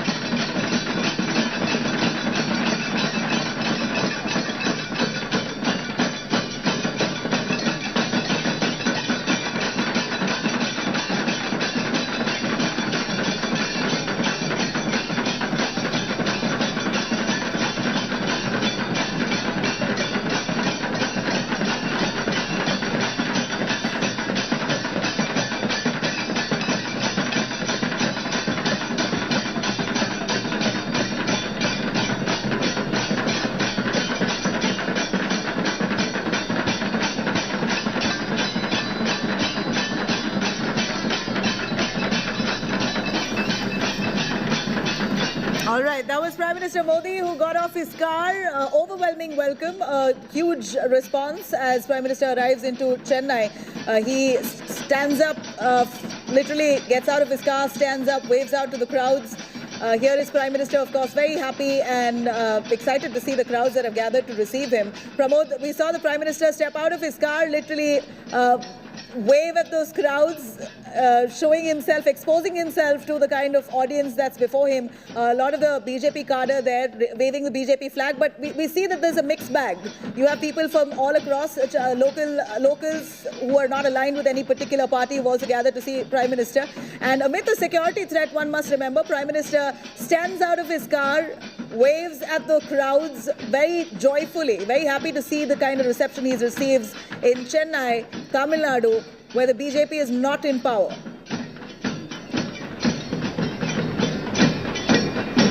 Yes, Nabila, that's the location near the Marina Beach, and that's almost a kilometer away from INS Adyar base, and the Prime Minister's secured route over there. He's to take a right on that spot, and from there, this place is another 3 kilometers away max, and he's coming over. Like we said earlier, thousands and thousands of people have gathered on either side. They are waiting to have a glimpse of the Prime Minister. It's a very important event, and that's the reason it's amazing to see the Prime Minister get out of the vehicle and also wave back at them. Those people are completely going to relish this movement, and the same way the crowd is gathered on this spot as well. Everyone here are waiting for the Prime Minister's arrival, Nabila.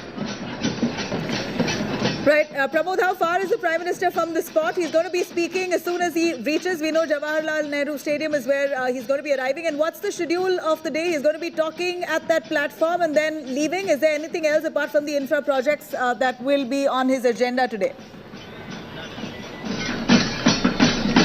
Well, the agenda that was provided to us earlier is that the Prime Minister has flown from Hyderabad, and he has reached Chennai, and here finishing this event itself, he's immediately the agenda that was given to us that he might return soon. So we are not sure if there's going to be any change to it, but it looks like the Prime Minister will be in Chennai until 8 p.m. tonight, and before that moment, a grand welcome has been created for him, and the public are still standing silently to welcome. In fact, like I said earlier, it's not about a kind of party difference or any kind of difference. It is about welcoming the Prime Minister. So that's the reason even the crowd behind us, which is DMK, is also, even after the Chief Minister has left, they are standing over here along with BJP cadres to welcome the Prime Minister, and we are expecting him to reach the spot probably another 5 minutes or so, Nabila.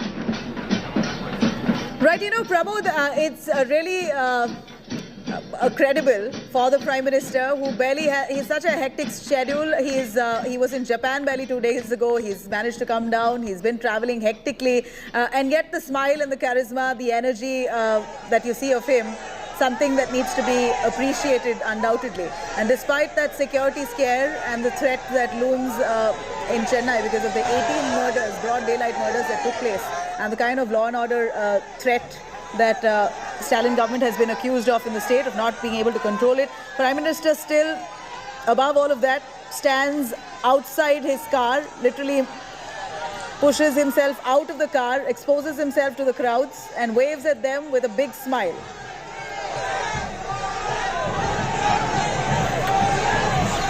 Surely is a kind of a grand moment here, and in fact the Prime Minister's convoy is moving very slowly. He is actually thanking the people who have come together, who are standing over there for several hours currently to visit to see the Prime Minister, and he's also thanking them for that. In fact, as we speak, the convoy's vehicles have started to move also, so that way we could see actually the crowd getting very much hyped here to see the Prime Minister, and this is a very important moment, because it looks like the people are waiting for a very long period just for a glimpse, and it looks like this could actually make the Prime Minister visit Chennai often. You could see one vehicle after another moving, and the crowd is also very much disciplined. They are leaving way for an ambulance which just left. The crowd just moved and gave way for that. That way Chennai crowd is awaiting, and as we speak, the Prime Minister, the convoy is also slowing moving. He has made sure that what is important to him is actually the public,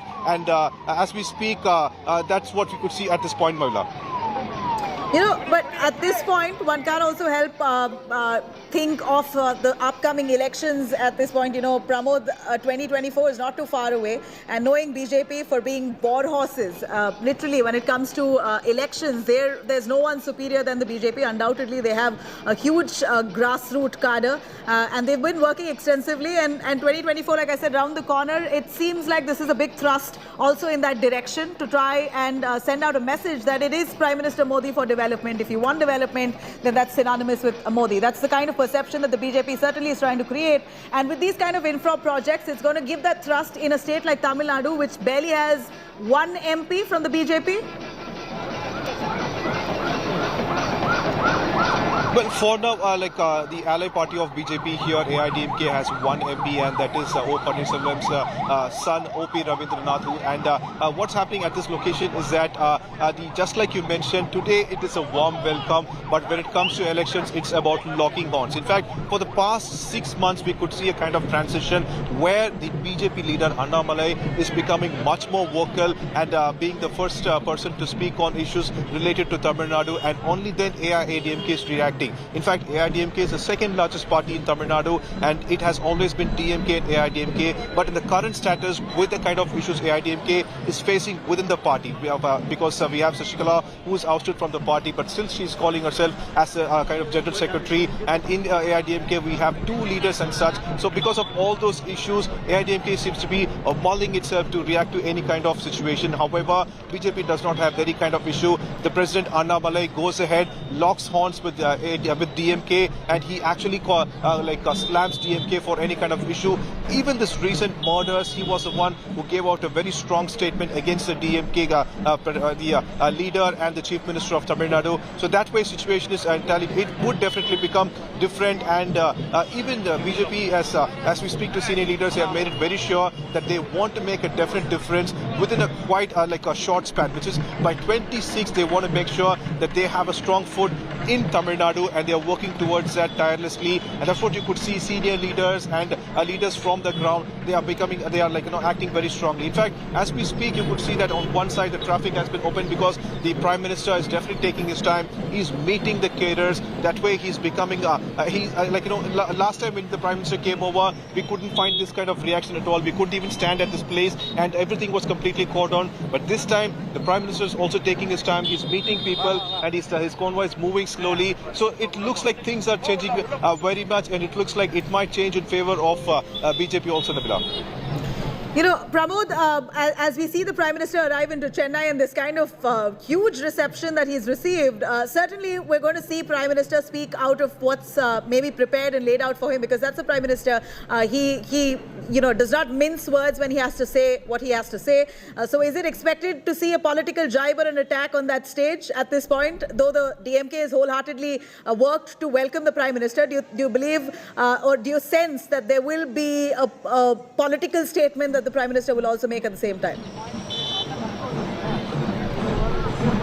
Well, subtlety is a term that could be actually referred here, because it looks like definitely not just the Prime Minister, even the Chief Minister can use that particular aspect, and it definitely is expected because both parties, no matter what event it is, they speak about the people, they speak about the welfare of the people and the things that is required for the people. So here, politics, without including it, you cannot give a speech, and that is definitely expected. But the factor everyone is waiting for is to look who's going to have the large dosage of that subtlety to bring out the aspect, because since Pramod, when Prime Minister was in Hyderabad a little earlier today, he took a jibe against the KCR government, saying Parivarwad, the dynasty party must go. Those are the kind of statements he's made. And how different is DMK? DMK is also more or less a family-run party. Well, for one thing, the Chief Minister KCR tried to completely avoid the Prime Minister's event, and in fact, he has done it twice earlier. But here, the Chief Minister is present. Here, it's a kind of like a cordial invite. Yes, even before the Prime Minister, the Home Minister Amit Shah, during an event, he in 2021, he went ahead and said that dynasty politics should be completely removed, and for the DMK also reacted at that time. But here, it's a kind of a government event, and earlier we've mentioned, even though the Chief Minister says that there are different of opinion when it comes to ideology and politics, actually the Chief Minister and the Prime Minister maintain a cordial relationship, and that is expected to be reflected at this spot. This is what we expect, but we cannot definitely predict, because both the Prime Minister and the Chief Minister definitely can go ahead and state a lot of things, especially, just like you mentioned, the very important aspect currently is a law and order situation of the state. That is, unfortunately, the way the opposition leader is expressing is in shambles. So that's a very important aspect which could be addressed as well. But currently, the way the Prime Minister is moving to the public and the way the DMK has decided to welcome him, what we see over here is definitely a warm and cordial welcome, Nabila. All right, Pramod, certainly a warm and cordial welcome, but you never know. Prime Minister Modi and his political statements usually are caught unaware. And here's a man, the Prime Minister, who's not He's not known to mince words. When he's out there, he's on a public platform. He's there to speak his mind, and that's what we've seen of him often. Here's the convoy they've just about arrived at the Jawaharlal Nehru Stadium, but before that you saw the Prime Minister step out of his car, expose himself to the crowds. Remember, this is very interesting to see because you see a law and order situation in the state, especially in Chennai, where 18 daylight brazen murders were carried out in the last few weeks alone. It was yesterday a BJP worker's death who has really raised concerns over security in the city of Chennai. At this point, Prime Minister Modi stands out of his car, exposes himself to the crowds, waves at them with a huge smile, despite having a huge itinerary. He's been traveling from Japan to India, state to state. This is his visit now in Chennai, where he's just arrived. He has a hectic schedule, but yet Prime Minister, with a big smile, waves out at the crowds as he just about arrives at the Jawaharlal Nehru Stadium amid a huge, rousing welcome. So these are 11 infra projects which is on the agenda, which the Prime Minister will unfurl.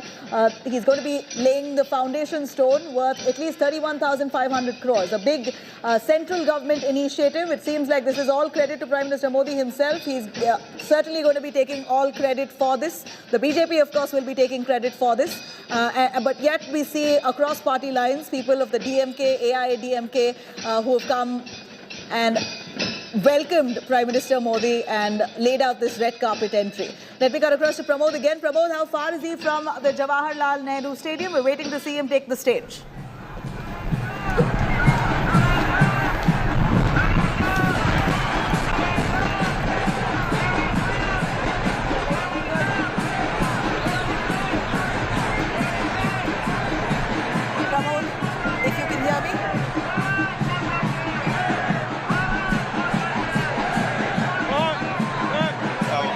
The convoy has not yet reached. We could see that just a bridge is between the location where the Prime Minister is and where we are. And once he crosses the bridge and takes a left, we could show him on the screen. So over there also the cadres have assembled. BJP cadres are there. They are waiting actually for the Prime Minister. And everyone have come to know that the Prime Minister has got out of the car and he is actually taking time to meet them. So the crowd at this spot is also very much excited to actually see it. And we're expecting him to reach in another probably 2-3 minutes, because the Chief Minister has also reached the venue. And there inside the venue also it seems to be show of strength, which we saw here as well. So on one side you could see the BJP cadres raising chanting slogans in favor of Prime Minister, whilst the DMK cadres are raising and chanting in favor of the Chief Minister. So it definitely is also a show of strength where it's mixed with the cordial welcome is what we could see on the ground, Nabila.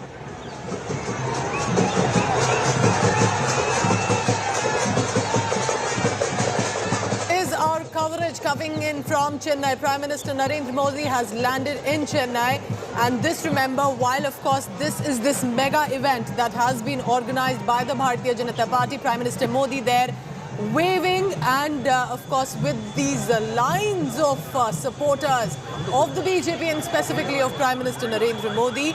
But it will not just be a mere visit. This is going to be also about the infrastructure push, announcements about laying the foundation stones of 11 projects worth 31,500 crore rupees over. And all of that will be announced. Remember, this is going to be very important because politically the opposition already is gunning, and this could become the BJP versus the DMK issue as well. But let's stay on with these visuals for now. That's the convoy of Prime Minister Narendra Modi. Take a look at all the cheers and applause coming in. Let's listen in to some of these sounds coming in from the ground amid heavy security by the Tamil Nadu police.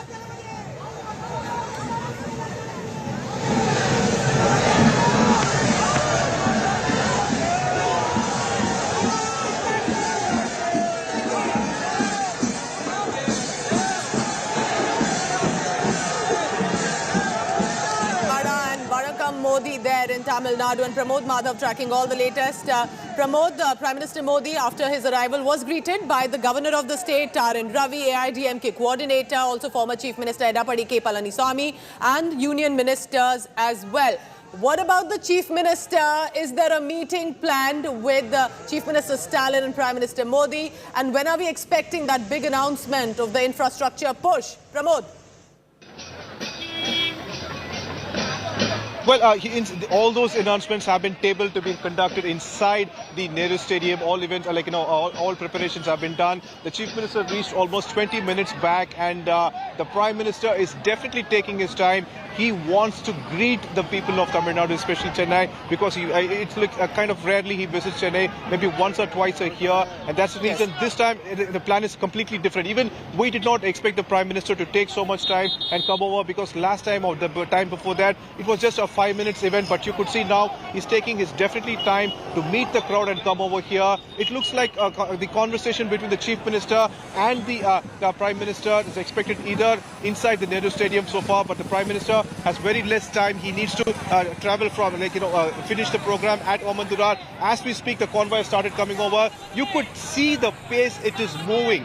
This is not the way the Prime Minister's convoy used to travel in Chennai earlier. It was much faster, lightning speed, but things have changed. Maybe this is a kind of predicting the future, what's going to happen, but BJP has made it sure that they're going to leave the mark, and that's what you could see at this spot. The Prime Minister taking his own definite time to meet the public, greet them, appreciate them, standing for them for hours, for him for hours, and there you could see the vehicle moving very slowly, the Prime Minister greeting each and everybody standing at this point. It would have taken only 5 minutes for the vehicle to cross the spot, but it's been more than 25 minutes. The Prime Minister definitely is taking the time to meet the public, the people of Chennai, and that's what you could see over there. Convoy moving slowly, the Prime Minister thanking everyone who has appeared and come to this spot. This is just almost half a kilometer away from and there you could see even the public are trying to greet him at this spot, and the police are trying to stop them as well. So the Prime Minister over there in the black SUV, he's over there you could see that's the Prime Minister who's actually waving and thanking the public who has come over here. Here you could see he's very close by. He's going to reach Nehru Stadium, where he's actually going to share the stage with Chief Minister, the MK Stalin for the first time. The public are very much eager, and there you could see the Prime Minister thanking everyone. That's Prime Minister Narendra Modi, who has come to Chennai, and he's actually is going to enter the Nehru Stadium very soon. And this is what is happening at Chennai currently. The public are very much eager, and over there you could see, and you could see actually the Prime Minister. Even we could actually closely walk along with the Prime Minister. That's the kind of pace it's actually happening at this spot. Even flowers are being thrown at him to welcome here. A cordial welcome, a warm welcome that's being provided, and slowly the convoy is moving towards the Nehru Stadium, and here the Prime Minister has accepted the wishes and welcome from the public, and slowly is going over there. First time this has happened in Chennai, and in front of us is the Prime Minister's convoy, which as we speak is going to enter Nehru Stadium. 11 projects expected, and 11 projects to be inaugurated by the Prime Minister. 31,500 crores worth projects which would benefit the people of Tamil Nadu. That is very important, and that's the reason. Pramod, what you're telling us. Yes. Yes, and as we look at these visuals, what you're telling us is very pertinent. A 5-minute long route has taken 25 minutes because Prime Minister Modi ensuring that these supporters who must have been standing there for hours are not disappointed, waving to them, smiling. Take a look at those visuals. Stopping his convoy ensures that he acknowledges the supporters, waves to them before the route is finished and concluded, and he reaches to inside the stadium. These are visuals from inside the stadium as well. Dhol, Nagada, color, all of that in Tamil Nadu, in Chennai today, where Prime Minister Modi and BJP at large ensuring this is not just like any event. Pramod, this looks like some election rally, a victory rally there, not just an event that Prime Minister Modi is participating in. And clearly, as we look at these number of supporters and cheer, this is BJP's message. That don't think that we have not made inroads into Chennai. In Tamil Nadu, we are very well there, and BJP and Modi has support base in Chennai. Okay, you got it. No, over. He went inside. All right, I'll shortly again connect to Pramod. Remember, at this time, our reporters are also ensuring to reach different locations as Prime Minister Modi's convoy is en route. And as you look at these visuals, remember, it is also at this point a security concern. And therefore, the Chennai police ensuring they have a 5-tier security.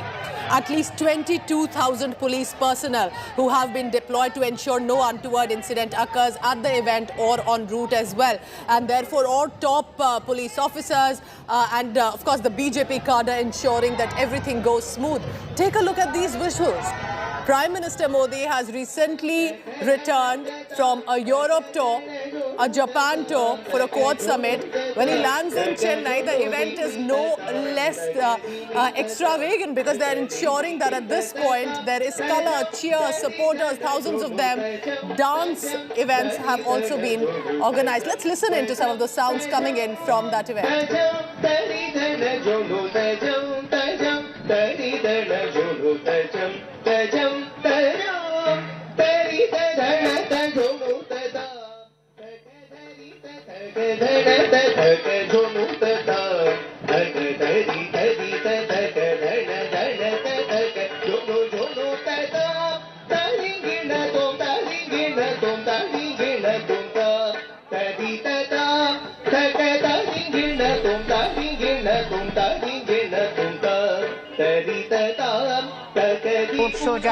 Road show जारी है हमारे साथ जुड़े हुए हैं हमारे संवाददाता Shailendra All right, so there all of these events and dance performances to welcome Prime Minister Narendra Modi. Also, just to give you a background politically, remember the Dravida Munnetra Karagam party captured power in last year's assembly election. And this thereby is Prime Minister Narendra Modi's first official visit since then to the state of Tamil Nadu. So he's just about reaching the Jawaharlal Nehru Indoor Stadium, where you can see some of these dancers and thousands of supporters sitting. That is where he's going to make an announcement of 11 projects, at least foundation stone that will be laid, and that all of this is over about 31,500 crore rupees of budget that has been laid. But Prime Minister Modi ensuring, take a look at that smiling face of the Prime Minister, clearly of course acknowledging the supporters.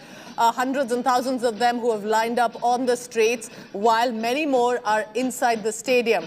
Now, of course, there has been DMK, BJP and AIDMK war of words ever since DMK has come to power in the state of Tamil Nadu, the centre state loggerheads as well. But today, the BJP is ensuring that they will ensure that this is a show of strength and that Prime Minister Modi has received a welcome in the state of Tamil Nadu. Pramod, we are right now looking at the pictures of Prime Minister Modi waving to supporters, dance performances inside, mega event, and that has been organized, Dol, Dhamaka, all of that ready. But I can't help but ask you here about the security status. When we look at this mega event, clearly for the Chennai police, for the Tamil Nadu police, they would have to ensure a multiple level tier security to ensure everything goes smooth.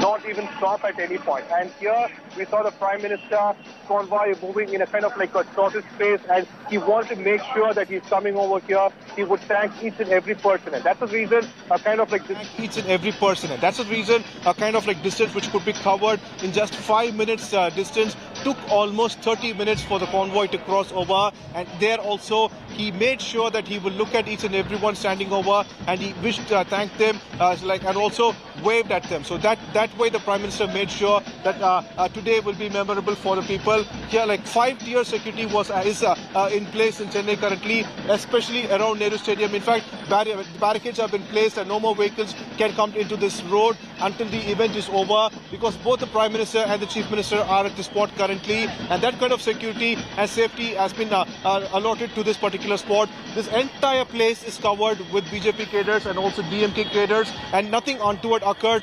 Both welcomed the leaders of each other party, and that way they made sure that the Prime Minister is definitely welcomed at this spot. So very interesting what you're telling us. Of course, there are the AIDMK, the BJP, all of them ensuring that they give a warm and a mega welcome to Prime Minister Modi. And what you said was very important, a 5-minute long route from his location there, from where he arrived to the indoor stadium, was just about 5 to 10 minutes. It took about half an hour, about 30 minutes for him to reach. Are you picking up as an update, Pramod, that he has reached the stadium? Because what we see inside are these hundreds of people, of course they are BJP cadres most likely, are waiting and are all set to cheer, while there is also a lot of dance and drum rolls for a warm welcome for Prime Minister Modi. Has he reached the indoor stadium, Pramod? Pooja, he has reached the indoor stadium. He took this path alone. In fact, after a very, very long period, in fact, I could say nearly a decade afterwards, we were able to actually walk along with the Prime Minister's convoy. So the convoy was on that side, and we were just walking over here with the carriers on this side. And the maximum 6 to 8 kilometers was the speed of the convoy, because from here, another 500 meters is the Nehru Stadium. And you could see the rose petals on the ground. Public were actually throwing rose petals on him to welcome him. And that way they celebrated. And in fact, you could see the children who were gathered over here. The Prime Minister also thanked the children who are kind of wearing a t-shirt saying welcome Modi and everything. He actually took time to look into them, and that way he has definitely received a cordial welcome here. And he reached the auditorium where the Chief Minister and other leaders are also present. And he over here is going to inaugurate 11 particular projects which would provide much more benefits for the people. Pramod, let's go across, speak to some of these supporters. If you can help us with some of these voices, what are these supporters saying, Pramod? Well, we have definitely supporters from all age groups over here. Prime Minister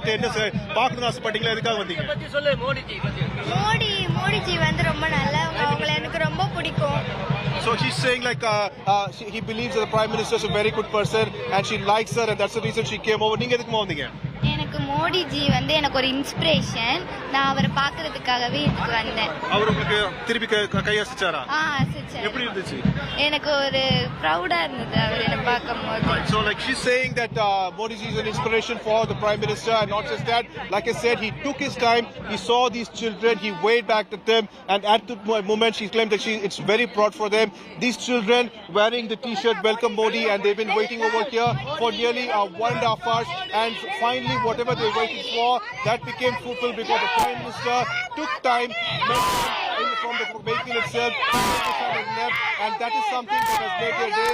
Not just here, the entire 5-kilometer stretch, this is what we saw. And currently, as we speak, preparations are on for the Prime Minister to inaugurate those 11 projects inside Nehru Stadium right behind us. Right, so Modi, Modi and Bharat Mata ki Jai slogans there in the background as Pramod Madhav gets us the sense on the ground. That's Prime Minister Narendra Modi smiling, waving, taking his own sweet time.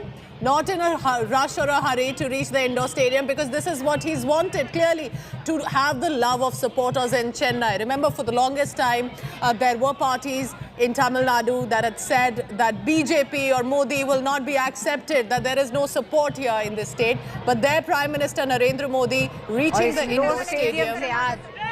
And very interesting, the DMK Netas, the BJP Netas, all of them to ensure that Prime Minister of the country gets a warm welcome.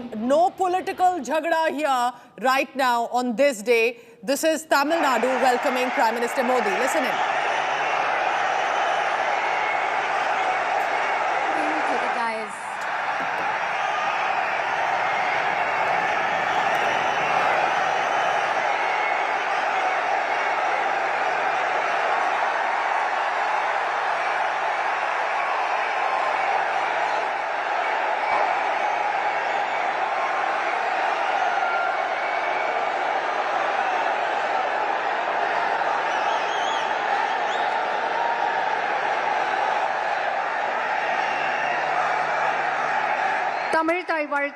Tamil தாய் வாழ்த்து பாட தமிழ்நாடு அரசு இசைக்கல்லூரி மாணவிகளை அன்புடன் அழைக்கின்றோம்.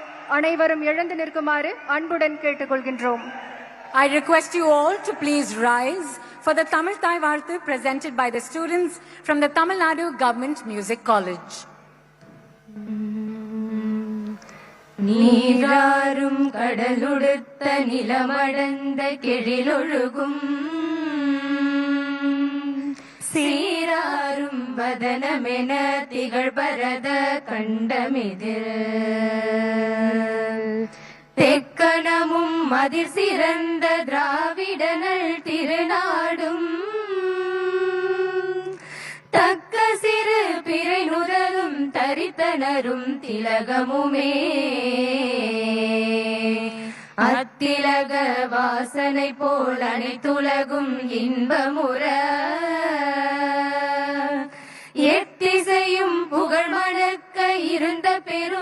தமிழனங்கே தமிழனங்கே உன் சீரிலமை திறம்பியந்து செயல் மறந்து வாழ்த்துதுமே வாழ்த்துதுமே வாழ்த்துதுமே.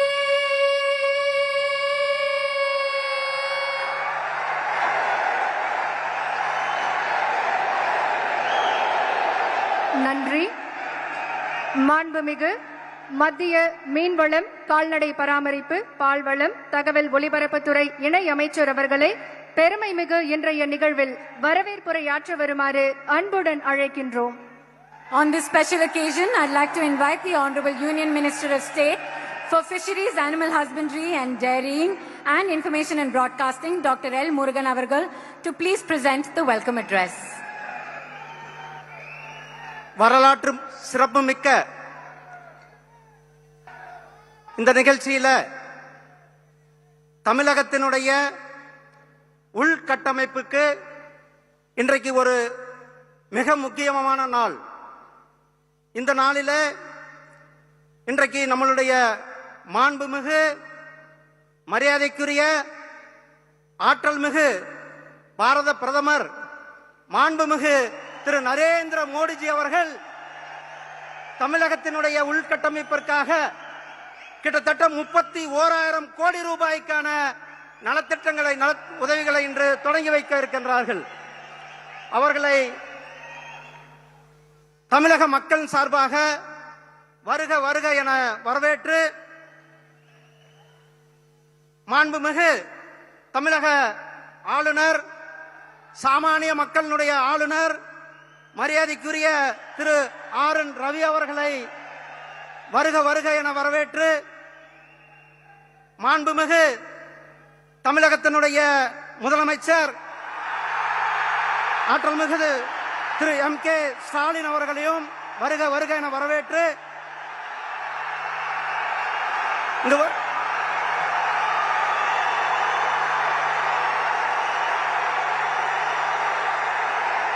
இங்கு வருகை புரிந்திருக்கும் தமிழக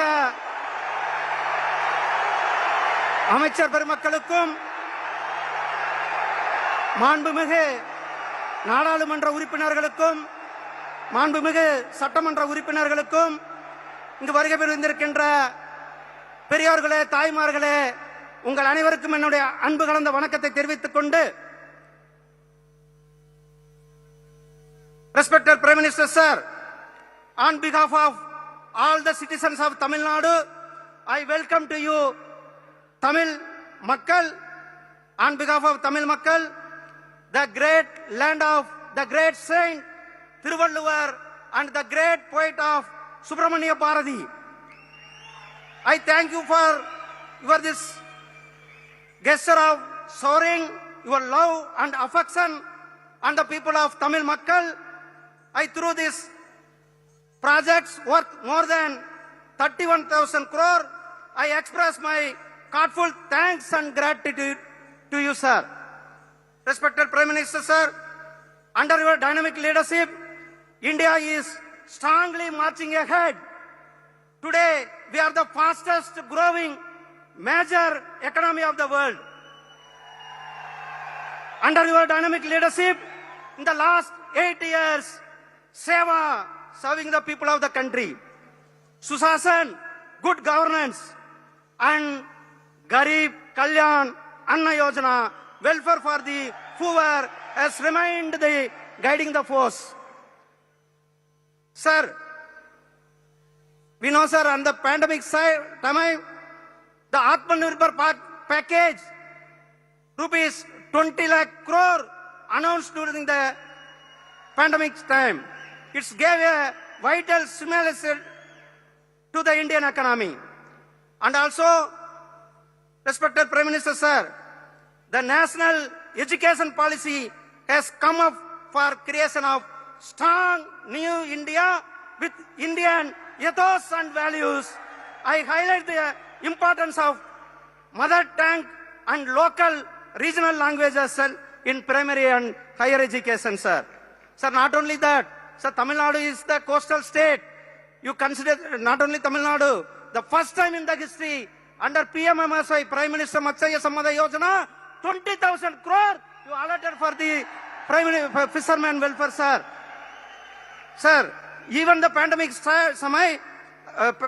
time, our fish exports leading and our exports is grown rupees 59,000 crore in this financial year, sir.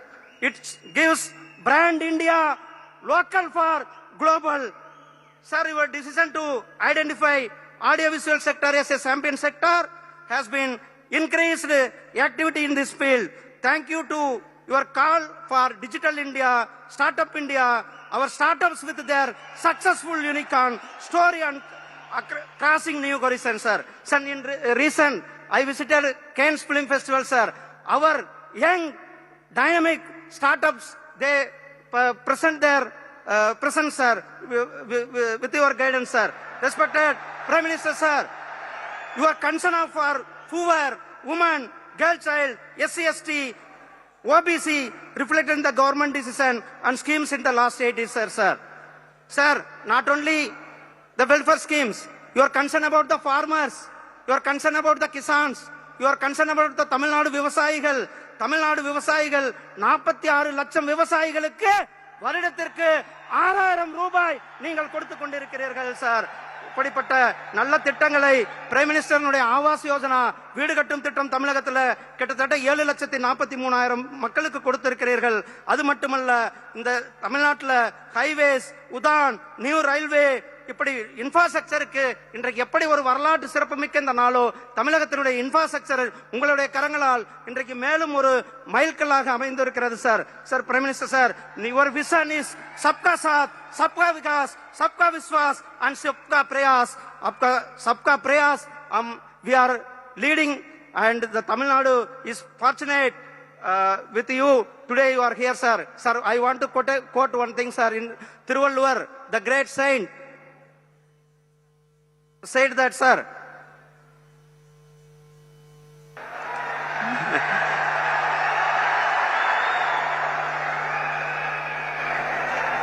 that is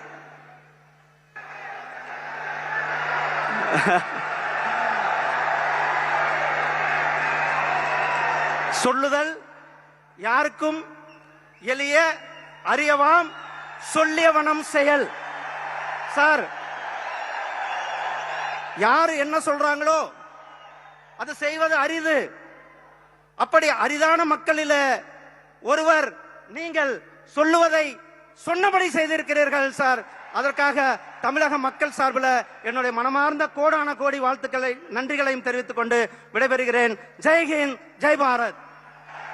Thank you, sir, for your very warm welcome. ஓயா உழைப்பின் ஓராண்டில் மக்கள் நலன் காக்கும் எண்ணற்ற திட்டங்கள், கடைக்கோடி தமிழரின் கனவுகளை தாங்கி.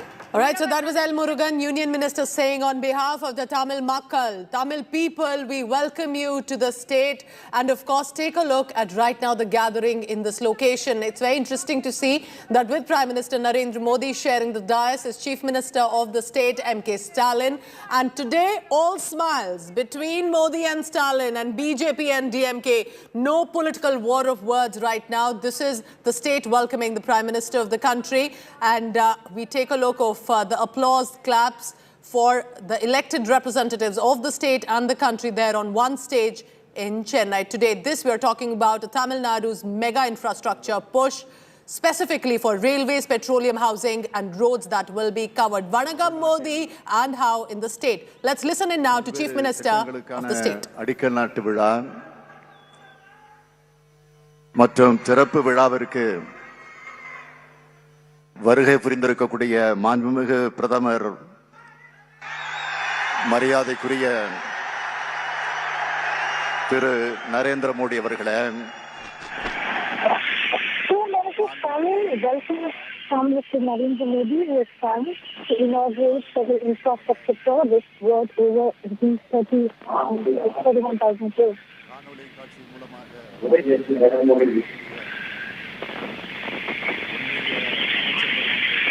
We are calling as we go down to invite our dignitaries to join virtually with include Chief Minister of Andhra Pradesh, for his government ready.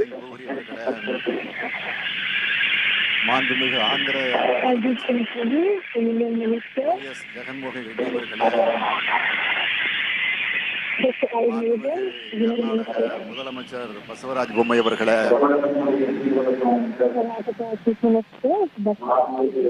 மாண்புமிகு ஒன்றிய அமைச்சர்கள், எனக்கு முன்னால் உரையாற்றி அமர்ந்திருக்கக்கூடிய திரு எல் முருகன் அவர்களே,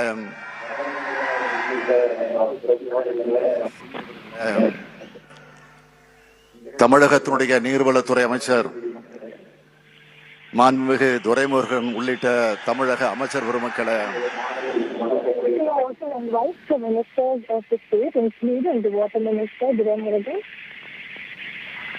செயலாளர் உள்ளிட்ட அரசு அதிகாரிகளே, அலுவலக பெருமக்களே, நிகழ்ச்சியிலே கலந்து கொண்டிருக்கக்கூடிய தமிழ் பெருங்குடி மக்களே, அனைவருக்கும்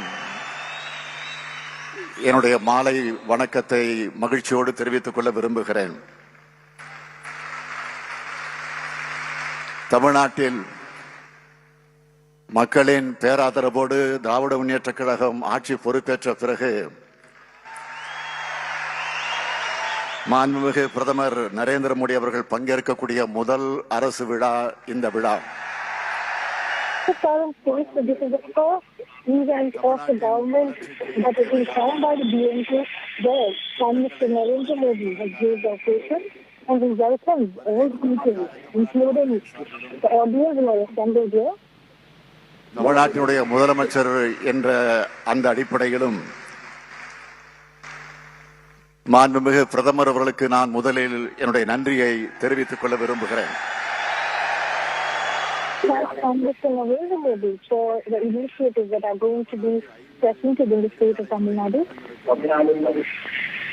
3 ரயில்வே திட்டங்களும் பைப்லைன் திட்டம் மற்றும் நகர்ப்புற வசதி திட்டத்தின் கீழ் 1152 வீடுகளின் திறப்பு விழாவும் நடைபெறுகிறது. இவை அனைத்தும் தமிழ்நாட்டின்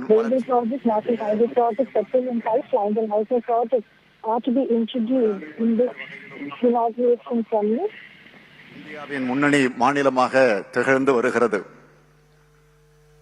கல்வி,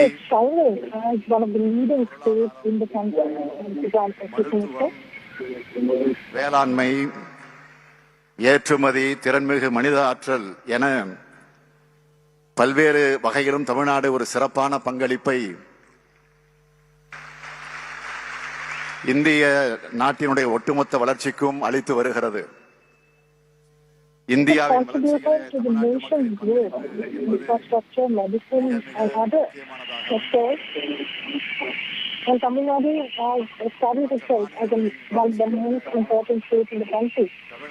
வளர்ச்சி தனித்துவமிக்கது. தமிழ்நாட்டில் சமூக நீதி, பெண்கள் முன்னேற்றம், சமத்துவம் போன்ற அனைவரையும் உள்ளடக்கிய வளர்ச்சிதான் தமிழ்நாட்டினுடைய.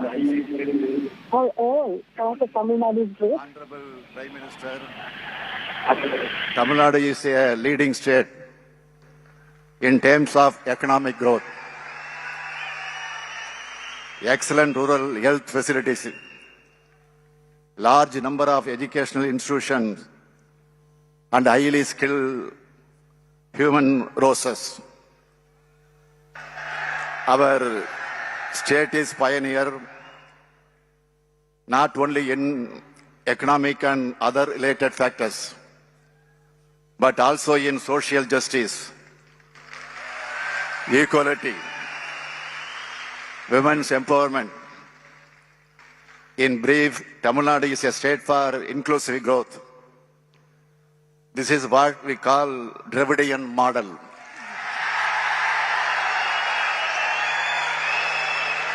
Honorable Prime Minister, in this Dravidian model governance, while taking various welfare and developmental measures, I wish to inform you that we have corrected the fiscal imbalance and also restructured the finances of the state. நமது நாட்டின் வளர்ச்சியிலும் ஒன்றிய அரசின் நிதி ஆதாரங்களிலும் தமிழ்நாடு மிக முக்கிய பங்களிப்பை தருகிறது என்பது மாண்புமிகு பாரத பிரதமர்களுக்கு தெரியும் என்று நான் உளமாற நம்புகிறேன். சிலவற்றை எடுத்துரைக்க வேண்டுமென்றால், இந்தியாவின் மொத்த உள்நாட்டு உற்பத்தி ஜிடிபி மதிப்பீட்டில் தமிழ்நாட்டின் பங்கு 9. It's the state of Tamil Nadu that's leading in the GDP numbers from across all states. தமிழ்நாட்டின் பங்கு 6 விழுக்காடு. மொத்த உற்பத்தியில் ஏற்றுமதியில் இந்தியாவுடைய மொத்த ஏற்றுமதியில் தமிழ்நாட்டின் பங்களிப்பு 8.4 விழுக்காடு. ஜவுளித்துறை ஏற்றுமதியில் 19.4 விழுக்காடு. கார்கள் ஏற்றுமதியில் 32.5 விழுக்காடு. தோல் பொருட்கள் ஏற்றுமதியில் 33 விழுக்காடு. ஆனால் ஒன்றிய அரசின் வரி வருவாயில் தமிழ்நாட்டுக்கு பகிர்ந்தளிக்கப்படுவது 1.21 விழுக்காடு மட்டுமே. எனவே தமிழ்நாடு போன்ற வளர்ந்த மாநிலங்கள் நாட்டின் வளர்ச்சிக்கும் பொருளாதாரத்திற்கும் அளிக்கக்கூடிய பங்கிற்கு ஏற்ப ஒன்றிய அரசும் திட்டங்களிலும் essentially giving out details saying that the state government and the state itself has contributed a lot to the economy of the country. அதுதான் உண்மையான கூட்டுறவு கூட்டாட்சியாக அமையும். ஒன்றிய அரசும் மாநில the only way truly that you can step up and help the state is to continue to provide any help that we need. எடுத்துக்காட்டாக நெடுஞ்சாலை துறையிலே நமது நாட்டிலேயே அதிக மூலதன செலவை மேற்கொள்ளக்கூடிய மாநிலங்களில் ஒன்றாக தமிழ்நாடு தொடர்ந்து விளங்கி வருகிறது. தேசிய நெடுஞ்சாலைகளுக்காக தமிழ்நாட்டில் தற்போது 44,762 கோடி ரூபாய் மதிப்பீட்டில் திட்டங்கள் செயல்படுத்திக் கொண்டிருக்கக்கூடிய இந்த நிலையில மாநில நெடுஞ்சாலைத்துறைக்கு இந்த ஆண்டில் மட்டும் தமிழ்நாடு அரசு ஒதுக்கீடு செய்துள்ள தொகை 18,218 கோடியே 91 லட்சம் ரூபாய். எனவே into the data also of what the state of Tamil Nadu really does for the entire country with regards to giving revenue as well as other production. அதிக அளவிலான திட்டங்களை தமிழ்நாட்டில் செயல்படுத்த வேண்டும். இப்படி நாம் இணைந்து நிறைவேற்றும் திட்டங்கள் குறித்து 2 முக்கிய கருத்துக்களை One example, as Stalin and Modi said that I can quote many such examples where I believe that Tamil Nadu must be included. ஒன்றிய அரசு தொடங்கும் போது தனது நிதி பங்கை அதிகமாக அளித்தாலும் காலப்போக்கில் தனது பங்கினை குறைத்து மாநில அரசு செலவிட வேண்டிய நிதி பங்கை உயர்த்தும் நிலையை பார்க்கிறோம். இரண்டாவது, forward to hoping that the central government also provides more for the state of Tamil Nadu and works with us closely. பல திட்டங்கள் ஒன்றிய அரசால் செயல்படுத்தப்படுகிறது. இதில் அந்த தொகையை பயனாளிகள் செலுத்த முடியாத போது மக்களோடு நேரடி தொடர்பு இருக்கிற மாநில அரசுகள் தான் பயனாளிகளையும் பங்களிப்பையும் சேர்த்து செலுத்த வேண்டிய நிலை இருக்கிறது. இதனால் மாநில அரசினுடைய நிதி சுமை அதிகரிக்கிறது. எனவே ஒன்றிய மாநில அரசுகள் இணைந்து செயல்படுத்தும் திட்டங்களில் தொடக்கத்தில் குறிப்பிடப்படக்கூடிய ஒன்றிய அரசின் பங்கானது திட்டம் முடியும் வர தொடர வேண்டும் என்றும் பயனாளிகளின் பங்களிப்போடு செயல்படுத்தப்படக்கூடிய திட்டங்களில் அவர்கள் தமது பங்களிப்பை செலுத்த முடியாத போது ஒன்றிய அரசு மாநில அரசும் should be accommodated. They should be given the space to work. They play a huge role in transforming the country itself. தமிழ்நாட்டிற்கு மாண்புமிகு பிரதமர் அவர்கள் வருகை தந்திருக்கக்கூடிய இந்த நேரத்தில் மேலும் சில முக்கியமான கோரிக்கைகளை தமிழ்நாட்டு மக்களின் சார்பில் நான் முன்வைக்க விரும்புகிறேன். தமிழ்நாட்டின் some issues now that the Prime Minister is here in our land in Chennai that the people of Tamil Nadu want to talk about. மீனவ மக்களுடைய பாரம்பரிய மீன்பிடி பகுதியில் அவர்களின் உரிமையை நிலைநாட்ட உரிய நடவடிக்கை எடுக்க இது தகுந்த தருணம் என்பதை மாண்புமிகு பிரதமர் அவர்களுக்கு நான் நினைவுபடுத்த கடமைப்பட்டிருக்கிறேன். 15/5/2022 அன்று வரை தமிழ்நாட்டிற்கு வரவேண்டிய ஜிஎஸ்டி இழப்பீடு நிலுவைத் தொகையானது 14,006 கோடி ரூபாய். இத்தொகையை விரைந்து வழங்க வேண்டும் என்று நான் கேட்டுக்கொள்ள விரும்புகிறேன். Request I have to the Prime Minister is that the GST returns are still pending to the state of Tamil Nadu. He gives data also to back that. Saying my appeal is to now ensure that the GST returns are given to the state of Tamil Nadu. 2022 பின்னரும் குறைந்தது அடுத்த 2 ஆண்டுகளுக்கு நீடித்து தர வேண்டும் என்று நான் இந்த நிகழ்ச்சிகளை வற்புறுத்தி கூற கடமைப்பட்டிருக்கிறேன். பழமைக்கும் பழமையாய் புதுமைக்கும் புதுமையாய் உலக செம்மொழிகளில் இன்றளவும் சீரழமை தரத்தோடு உயிர்ப்போடு விளங்கக்கூடிய தமிழை இந்திக்கு இணையான அலுவல் மொழியாகவும் The language debate is something that M.K. Stalin is speaking about here, saying, hold up the flag of Tamil high. Don't impose Hindi on us. தேசிய தகுதி மற்றும் நுழைவுத் தேர்வு நீட் முறையை தமிழ்நாடு அரசு தொடர்ந்து எதிர்த்து வருகிறது. NEET, another appeal I have is to abolish NEET from the state of Tamil Nadu. Spare our students from NEET. மாண்புமிகு ஆளுநர் அவர்களின் ஒப்புதலோடு அனுப்பி வைக்கப்பட்டிருக்கிறது. இதற்கான அனுமதியை விரைந்து வழங்கிட மாண்புமிகு பிரதமர் அவர்களை இந்த தருணத்தில் தமிழ்நாடு மக்கள் அனைவரின் சார்பில் நான் கேட்டுக்கொள்ள விரும்புகிறேன். இக்கோரிக்கைகளில் இருக்கக்கூடிய நியாயத்தை நம்முடைய பிரதமர் அவர்கள் உணர்வார்கள் என்று நான் உளமாற நம்புகிறேன். That the Prime Minister will listen to us and ensure that all of our demands and appeals are met. Some of the important demands of Tamil Nadu, like Kachativu, NEET bill, GST dues, Tamil as official language in union government offices and in Madras High Court. I appeal you to consider them favorably as early as possible. Honorable Prime Minister, Tamil Nadu is one of the most advanced states of our Indian Union. It will continue to serve as the engine for leading and moving the country's economy forward. Therefore, I want you to extend your fullest cooperation and support Tamil Nadu. I request you to allot more projects and more funds to our state. In the true spirit of corporate federalism, as the Chief Minister of Tamil Nadu, I once again reiterate my leader, father of modern Tamil Nadu, முத்தமிழறிஞர் கலைஞர் quotes, முத்தமிழறிஞர் கலைஞர் quotes, உறவுக்கு கை கொடுப்போம், உரிமைக்கு குரல் கொடுப்போம். We will extend a hand of friendship. At the same time, we will raise our voice for our rights. ஒன்றிய அரசின் சார்பில் தமிழகத்தில் செயல்படுத்த முன்வந்த திட்டங்களும் வருங்காலத்தில் நிறைவேற்றக்கூடிய திட்டங்களுக்கும் நம்முடைய மாண்புமிகு பிரதமர்களுக்கு மீண்டும் ஒரு முறை நான் நன்றியை தெரிவித்துக் கொள்கிறேன்.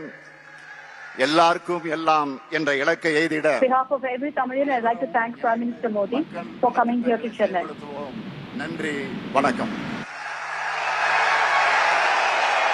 M.K. Stalin has ended his speech. Make no mistake that this is a very, very political speech by the Chief Minister of Tamil Nadu. He's gone ahead and made several demands as well. இப்போது பல்வேறு வளர்ச்சி திட்ட பணிகள் துவக்க விழா மற்றும் அடிக்கல் நாட்டு விழா.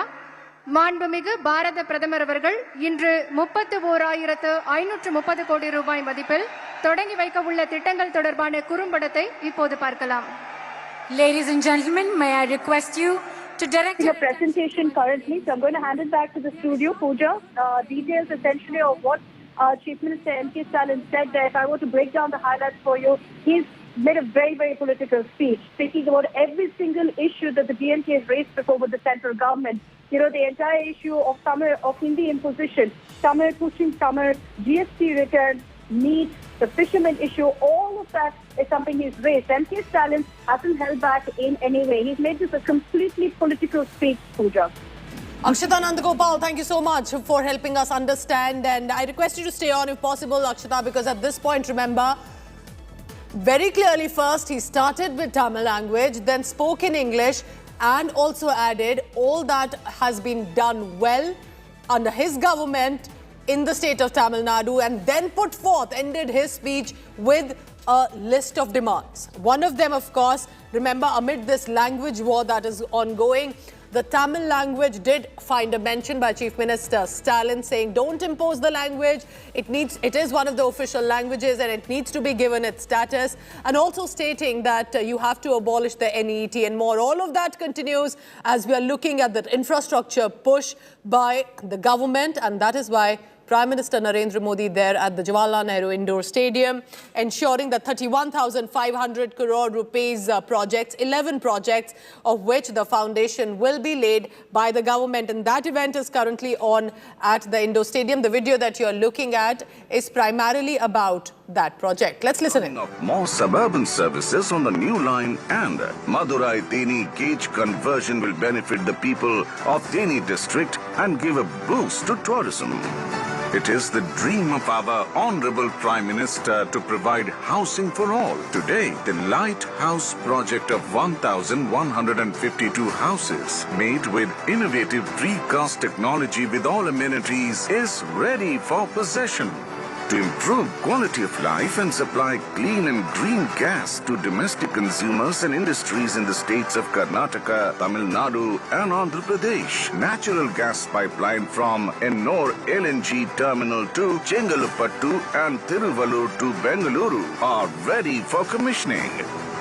Projects whose foundation stone is being laid are prestigious Bengaluru-Chennai Expressway of 262 kilometers costing rupees 14,872 crores will pass through states of Karnataka, Andhra Pradesh and Tamil Nadu and connect two metro cities of Bengaluru and Chennai. It will facilitate high-speed commuting and decrease travel time by 2 to 3 hours. This mega project will cross Rayala Elephant Forest Reserve and Mahi Mandalam Reserve Forest. To preserve the natural habitat here, elevated corridors and underpasses are proposed.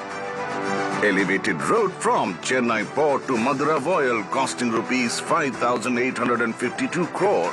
Four-laning of Meraluru to Dharmapuri section and upgradation work of Meensurutti Chidambaram section will provide seamless connectivity.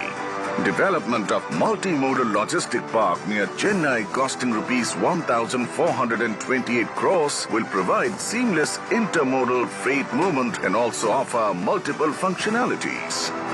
Railway are the lifeline of the nation. For the convenience and comfort of the passengers, 5 railway stations, Chennai, Egmore, Rameshwaram, Madurai Junction, Kattapadi Junction and Kanyakumari are being redeveloped with ultra-modern amenities.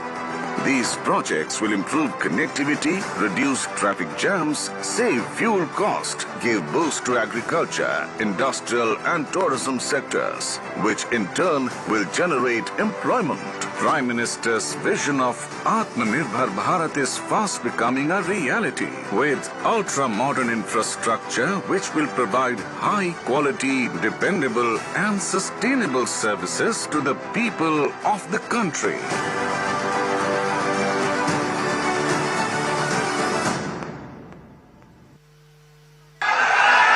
14,872 கோடி ரூபாய் மதிப்பீட்டில் பெங்களூரு சென்னை 4 வழி விரைவு சாலையின் 3ஆம் கட்ட பணிகளுக்கு மாண்புமிகு பாரத பிரதமர் அவர்கள் அடிக்கல் நாட்டுகிறார்கள்.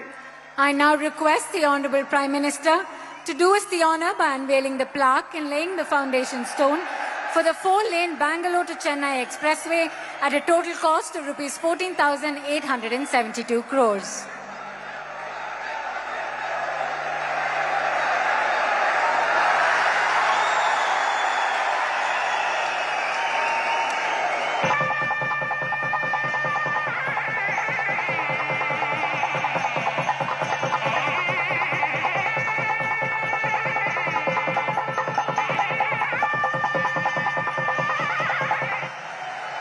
$5,852 கோடி ரூபாய் மதிப்பீட்டில் மதுரவாயல் சென்னை துறைமுகம் 4 வழி பறக்கும் தேசிய நெடுஞ்சாலை திட்டத்திற்கு மாண்புமிகு பாரத பிரதமர் அவர்கள் அடிக்கல் நாட்டுகிறார்கள். I now request the Honorable Prime Minister to do us the honor by unveiling the plaque and laying the foundation stone for the 4-lane double-decker elevated road connecting Chennai Port to Madurai at a total cost of rupees 5,852 crores.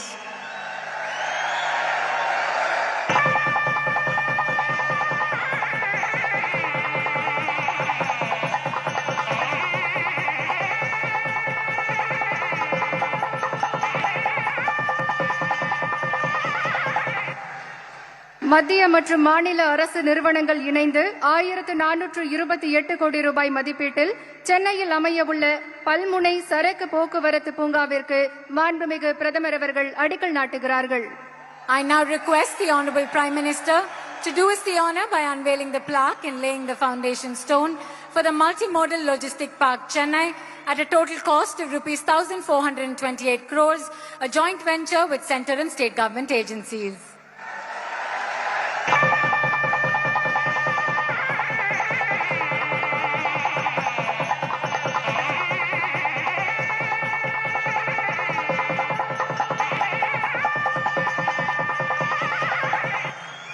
$3,871 கோடி ரூபாய் மதிப்பீட்டில் நேரலூர் தர்மபுரி 4 வழி தேசிய நெடுஞ்சாலை திட்டத்திற்கு மாண்புமிகு பிரதமர் அவர்கள் அடிக்கல் நாட்டுகிறார்கள்.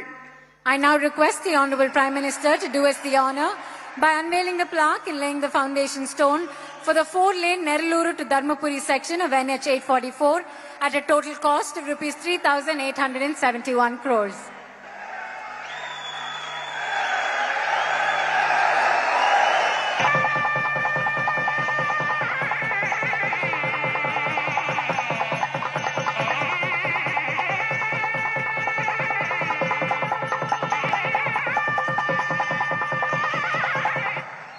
$724 கோடி ரூபாய் மதிப்பீட்டில் மீன் சுருட்டி சிதம்பரம் தேசிய நெடுஞ்சாலை திட்டத்திற்கு மாண்புமிகு பாரத பிரதமர் அவர்கள் அடிக்கல் நாட்டுகிறார்கள். I now request the Honorable Prime Minister to do us the honor by unveiling the plaque and laying the foundation stone for the Meen Surti to Chidambaram section of NH 227 at a total cost of rupees 724 crores.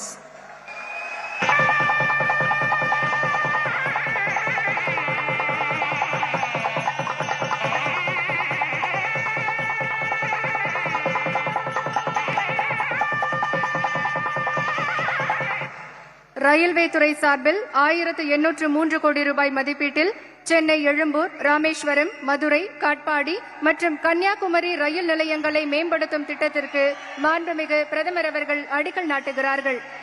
I now request the Honorable Prime Minister to do us the honor of unveiling the plaque and laying the foundation stone for the redevelopment of 5 railway stations, Chennai Egmore, Rameshwaram, Madurai, Katpadi and Kanyakumari at a total cost of rupees 1,803 crores.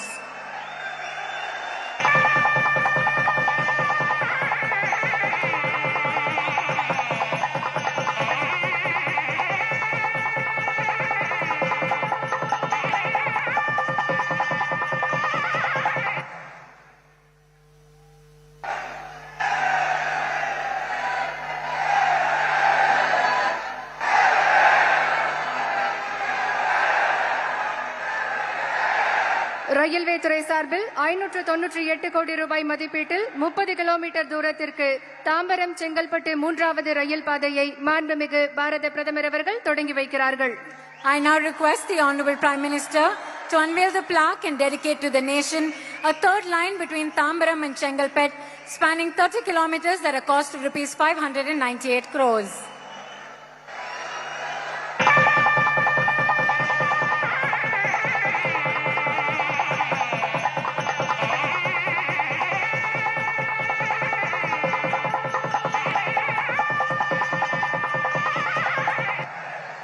Tambaram Chengalpattu 3வது ரயில் பாதையில் மாண்புமிகு பிரதமர் அவர்கள் சிறப்பு ரயிலை கொடியசைத்து தொடங்கி வைப்பார்கள். I now request the Honorable Prime Minister to please flag off and inaugurate the special train from Tambaram to Chengalpet.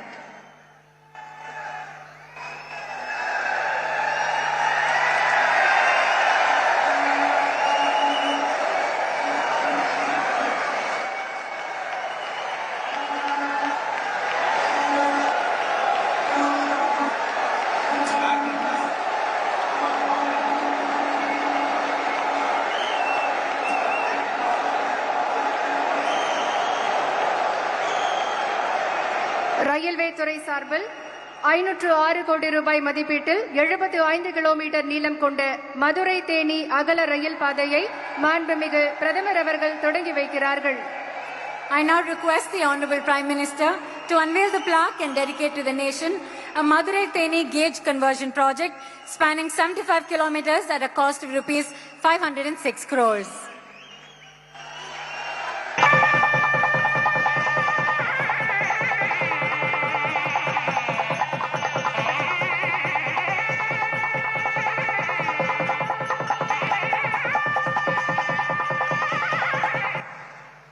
Madurai Theni அகல ரயில் பாதையில் சிறப்பு ரயிலை மாண்புமிகு பிரதமர் அவர்கள் கொடியசைத்து தொடங்கி வைக்கிறார்கள்.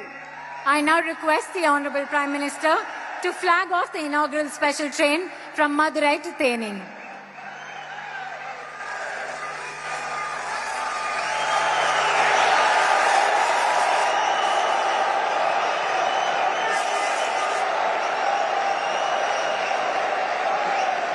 $16.27 கோடி ரூபாய் மதிப்பீட்டில் வீட்டு வசதி மற்றும் நகர்ப்புற விவகாரங்கள் துறை அமைச்சகத்தோடு இணைந்து தமிழ்நாடு நகர்ப்புற வாழ்விட மேம்பாட்டு வாரியம் சார்பாக கட்டப்பட்டிருக்கும் குடியிருப்புகளை மாண்புமிகு பாரத பிரதமர் அவர்கள் திறந்து வைக்கிறார்கள். It is the dream of our Honorable Prime Minister to provide housing for all. I now request the Honorable Prime Minister to unveil the plaque and inaugurate the 1,152 houses that have been constructed by the Ministry of Housing and Urban Affairs jointly with Tamil Nadu Urban Habitat Development Board at a total cost of rupees 116.27 crores.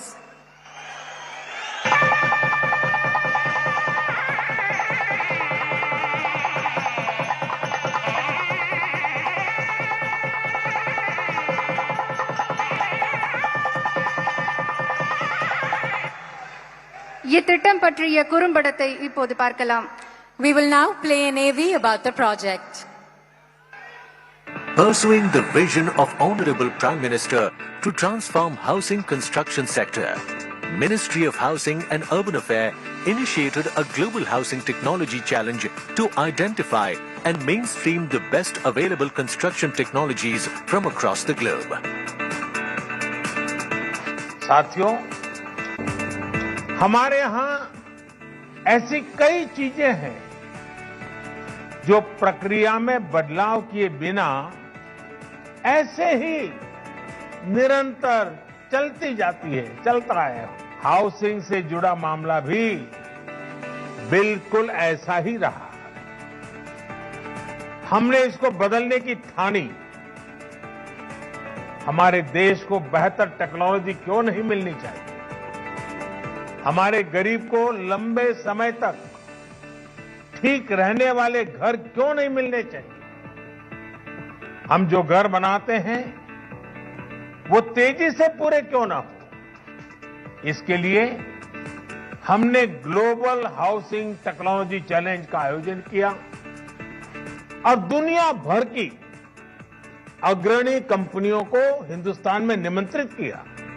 Out of the identified 54 technologies, 6 lighthouse projects using 6 distinct technologies were finalized to showcase use of these technologies for further mainstreaming in the country. The Honorable Prime Minister laid the foundation stone of 6 lighthouse projects, including Chennai, on 1st January 2021. आज गरीबों के लिए, मध्यम वर्ग के लिए घर बनाने के लिए नई टेक्नोलॉजी देश को मिल रही है. ये लाइट हाउस प्रोजेक्ट आधुनिक टेक्नोलॉजी और इनोवेटिव प्रोसेस से बनेंगे. चेन्नई में अमेरिका और फिनलैंड की प्री कास्ट कंक्रीट सिस्टम का उपयोग करेंगे, जिससे घर तेजी से भी बनेगा और सस्ता भी होगा। 1152 houses in ground plus 5 stories with all basic and social infrastructure facilities have been successfully completed in all respect, despite the COVID pandemic and adverse weather conditions. Honorable Prime Minister himself monitored the progress of lighthouse projects from time to time and provided necessary guidance. Each house has 2 rooms, a kitchen, toilet and bathroom, conforming to the building norms.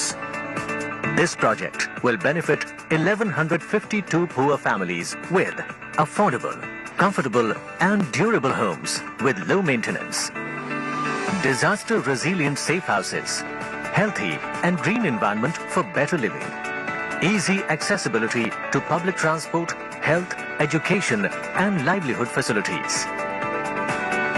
In this project, precast components such as columns and beams, slabs, stairs, etc. were manufactured in the casting yard. Finished components were transported, erected and joined at site.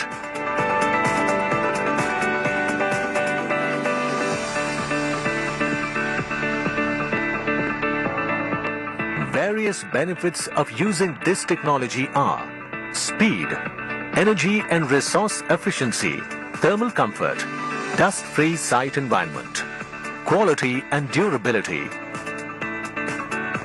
The project has special features like solar lighting, rainwater harvesting, wastewater recycling amongst others.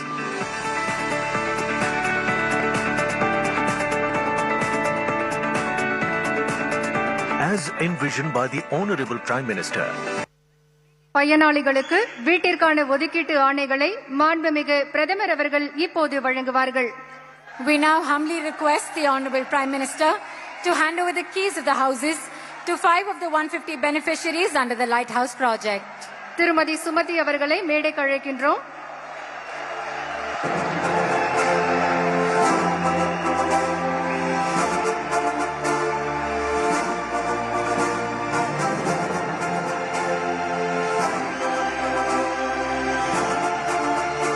Fathima அவர்களை மேடைக்கு அழைக்கின்றோம்.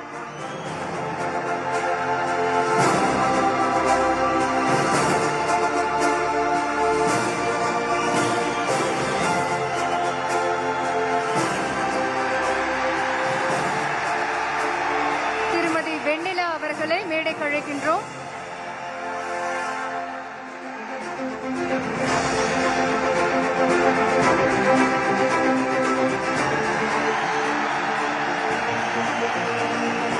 திருமதி தௌலத் கத்தூன் அவர்களை மேடைக்கு அழைக்கின்றோம்.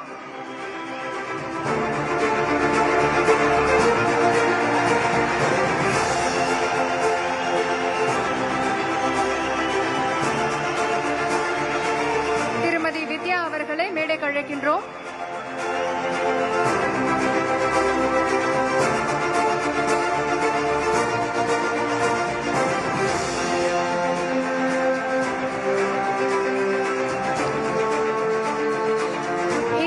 Corporation நிறுவனம் தெற்கு மண்டலம் சார்பாக 2 தடங்களில் 849 கோடி ரூபாய் மற்றும் 911 கோடி ரூபாய் மதிப்பீட்டில் தமிழ்நாடு, ஆந்திர பிரதேசம், கர்நாடகம், புதுச்சேரி ஆகிய மாநிலங்களுக்கான திரவ இயற்கை எரிவாயு குழாய் வழித்தடம் அமைக்கும் திட்டத்தை மாண்புமிகு பாரத பிரதமர் அவர்கள் தொடங்கி வைக்கிறார்கள். I now request the Honorable Prime Minister to inaugurate the 115-kilometer long Ennur-Chengalpet section costing rupees 849 crores and the 270-kilometer long Tiruvallur-Bengaluru section costing 911 crores LNG pipeline of the Indian Oil Corporation Limited Southern Region Pipelines.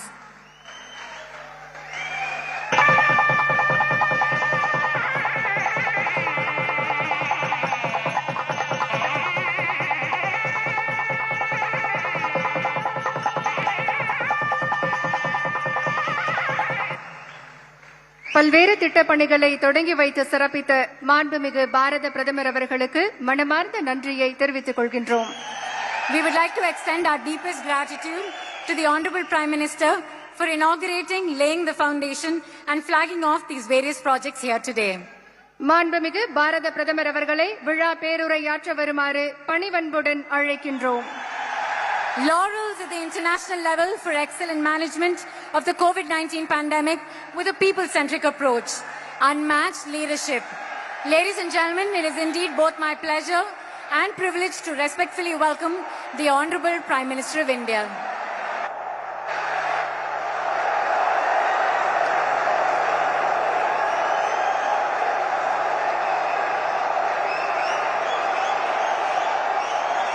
Governor of Tamil Nadu, Sri R.N. Ravi, Chief Minister of Tamil Nadu, Sri M.K. Stalin, colleagues in the Union Council of Ministry, ministers of the Tamil Nadu government, members of Parliament, members of the Tamil Nadu Assembly, sisters and brothers of Tamil Nadu, Vanakkam.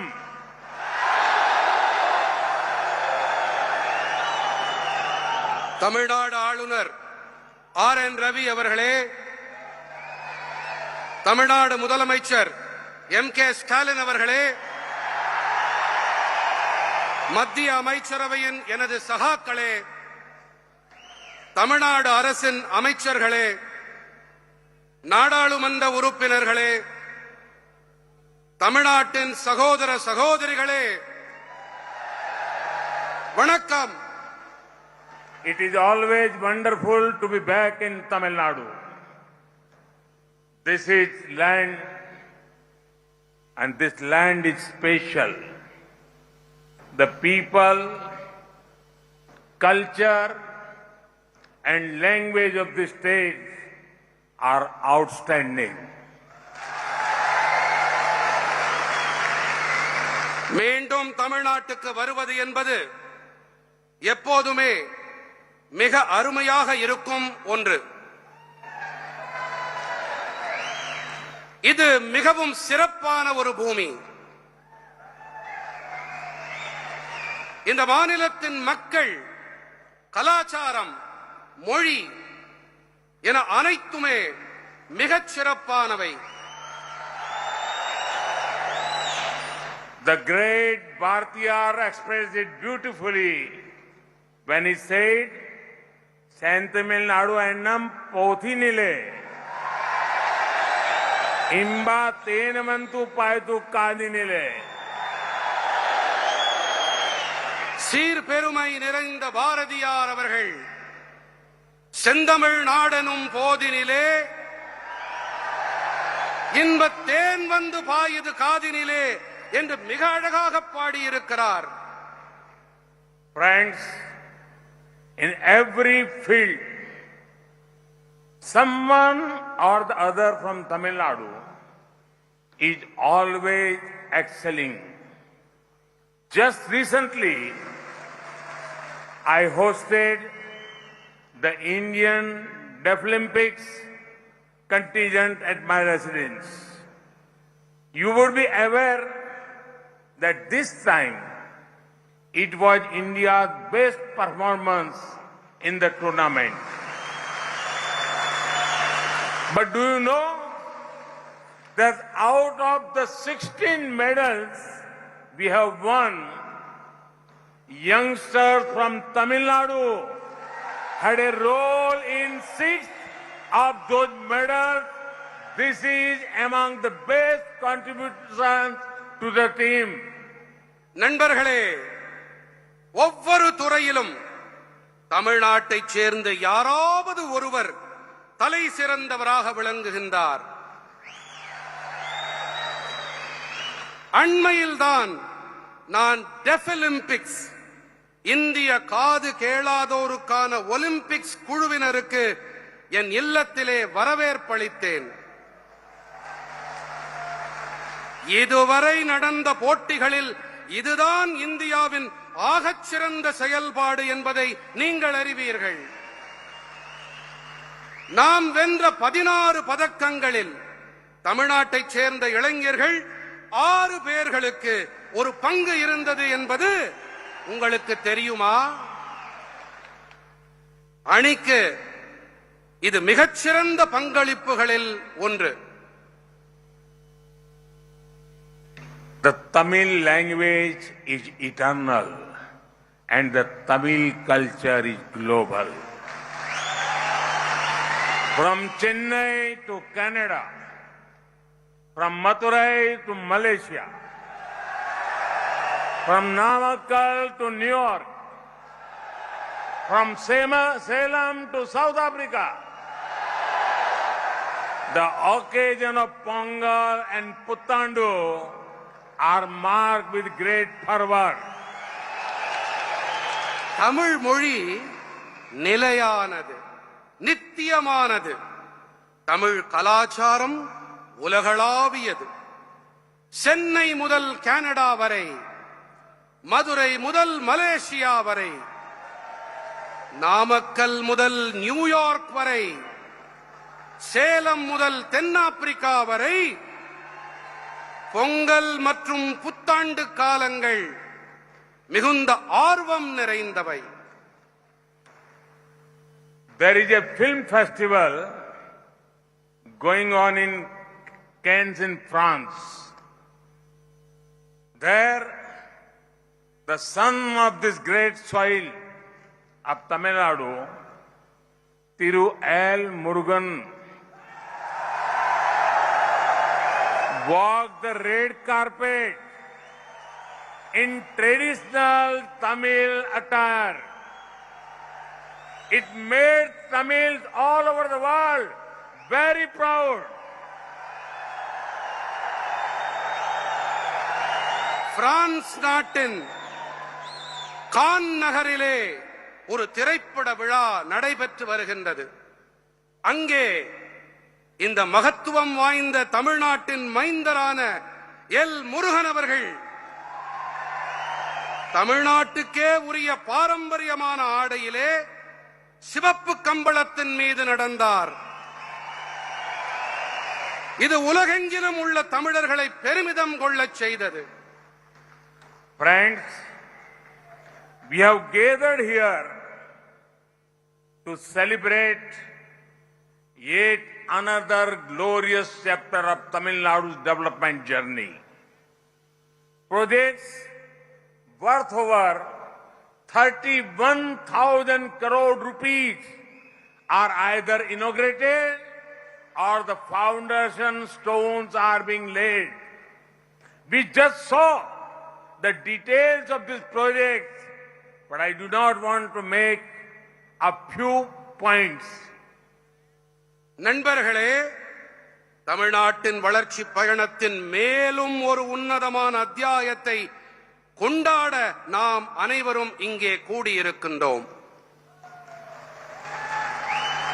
31,000 கோடி ரூபாய்க்கும் மேற்பட்ட திட்டங்கள் இங்கே ஒன்று தொடங்கப்பட இருக்கின்றன அல்லது அவற்றுக்கு அடிக்கல் நாட்டப்பட இருக்கின்றன. இந்த திட்டங்கள் பற்றிய விவரங்களை நாம் இப்போது பார்த்தோம். ஆனால் நான் சில விஷயங்களை குறிப்பிட விரும்புகின்றேன். The focus on road construction is clearly visible. We are doing so because it is directly linked to economic prosperity. The Bangalore-Chennai Expressway will connect two key centers of growth. The 4-lane elevated road connecting Chennai Port to Madurai will make Chennai Port more efficient and decongest city traffic. சாலை கட்டுமானத்தின் மீது செலுத்தப்பட்டிருக்கும் கவனம் தெளிவாக புலப்படுகிறது. இதை ஏன் இந்த வகையில் நாம் செய்கிறோம் என்றால், இது பொருளாதார வளமையோடு நேரடியாக தொடர்பு கொண்டது. பெங்களூரு சென்னை விரைவு சாலை 2 முக்கியமான வளர்ச்சி மையங்களை இணைக்கும். சென்னை துறைமுகத்தை மதுரவாயலோடு இணைக்கும் 4 வழி உயர்த்த பெற்ற பாதை சென்னை துறைமுகத்தை மேலும் திறன்மிக்கதாக ஆக்குவதோடு மாநகர போக்குவரத்து நெரிசலையும் குறைக்கும். Expansions of the Neraluru to Dharmapuri section and Minsuruti to Chittambaram. This section will have many benefits for people. I am particularly happy that 5 railway stations are being redeveloped.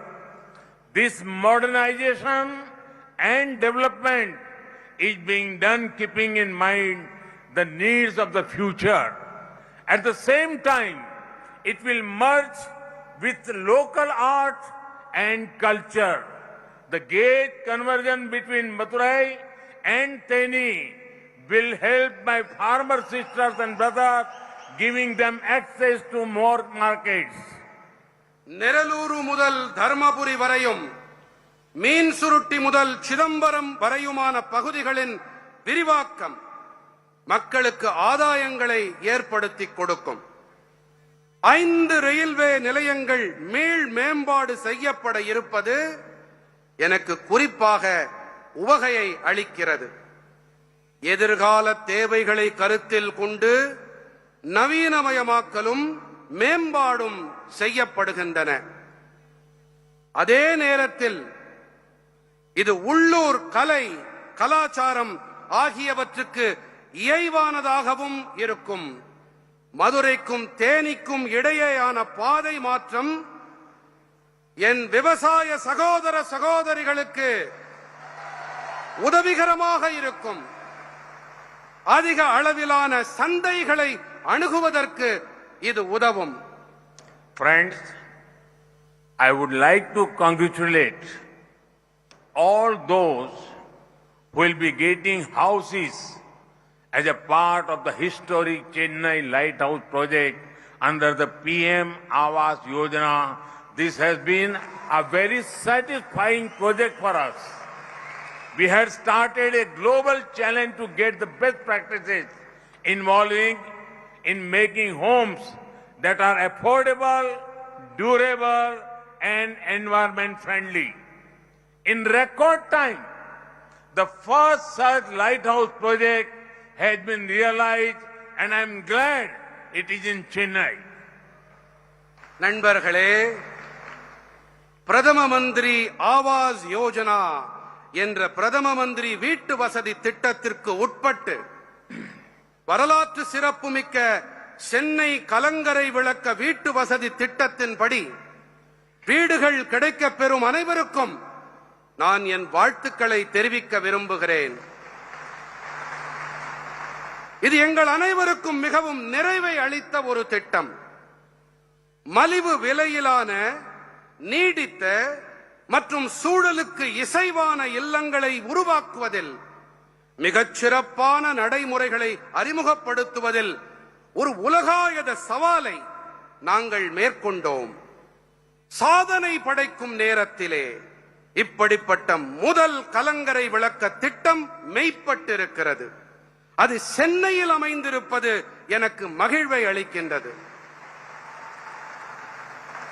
With the inauguration of the natural gas pipeline from Tiruvallur to Bengaluru and Ennore to Chengalpat, there will be easy LNG availability for people in Tamil Nadu, Andhra Pradesh and Karnataka.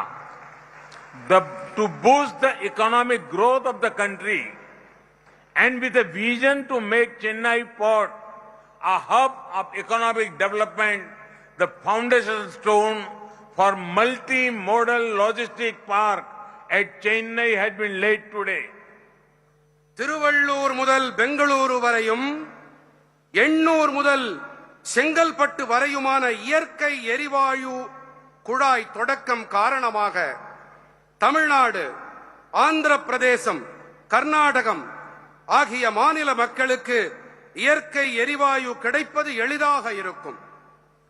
நாட்டின் பொருளாதார வளர்ச்சியை ஊக்கவும் சென்னை துறைமுகத்தை பொருளாதார வளர்ச்சியின் மையமாக ஆக்கும் தொலைநோக்கு பார்வையோடும் சென்னையில் ஒரு பல்நோக்கு ஏற்பாட்டியல் பூங்காவிற்கான அடிக்கல் இன்று நாட்டப்பட்டிருக்கின்றது. Our government is committed to develop such multi-modal logistic parks in other parts of the country. These multi-modal logistic parks will be a paradigm shift in freight ecosystem of our country. Each of these projects across various sectors will boost job creation and our resolve to be Atmanirbhar. நாட்டின் பிற பாகங்களிலும் இப்படிப்பட்ட பல்நோக்கு ஏற்பாட்டியல் பூங்காக்களை அமைக்க எங்களுடைய அரசு அர்ப்பணிப்போடு இருக்கின்றது. இந்த பல்நோக்கு ஏற்பாட்டியல் பூங்காக்கள் நமது நாட்டிலே ஒரு முன்மாதிரி மாற்றத்தை ஏற்படுத்தும். பல்வேறு துறைகளிலும் இருக்கும் இந்த திட்டங்கள் ஒவ்வொன்றுமே வேலை வாய்ப்புகளையும் தற்சார்பு நிலை நோக்கிய நமது உறுதிப்பாட்டையும் ஊக்கப்படுத்தும். Friends, I'm sure each one of you wants your children to lead a better quality of life than you did. Each of you wants a glorious future for your children.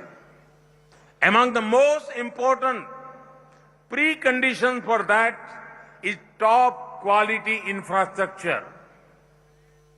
நண்பர்களே, நீங்கள் வாழ்ந்த வாழ்க்கையின் தரத்தை விட சிறப்பான ஒரு வாழ்க்கை தரத்தை உங்கள் குழந்தைகள் வாழ வேண்டும் என்று நீங்கள் அனைவரும் விரும்புவீர்கள் என்று நான் உறுதியாக நம்புகிறேன்.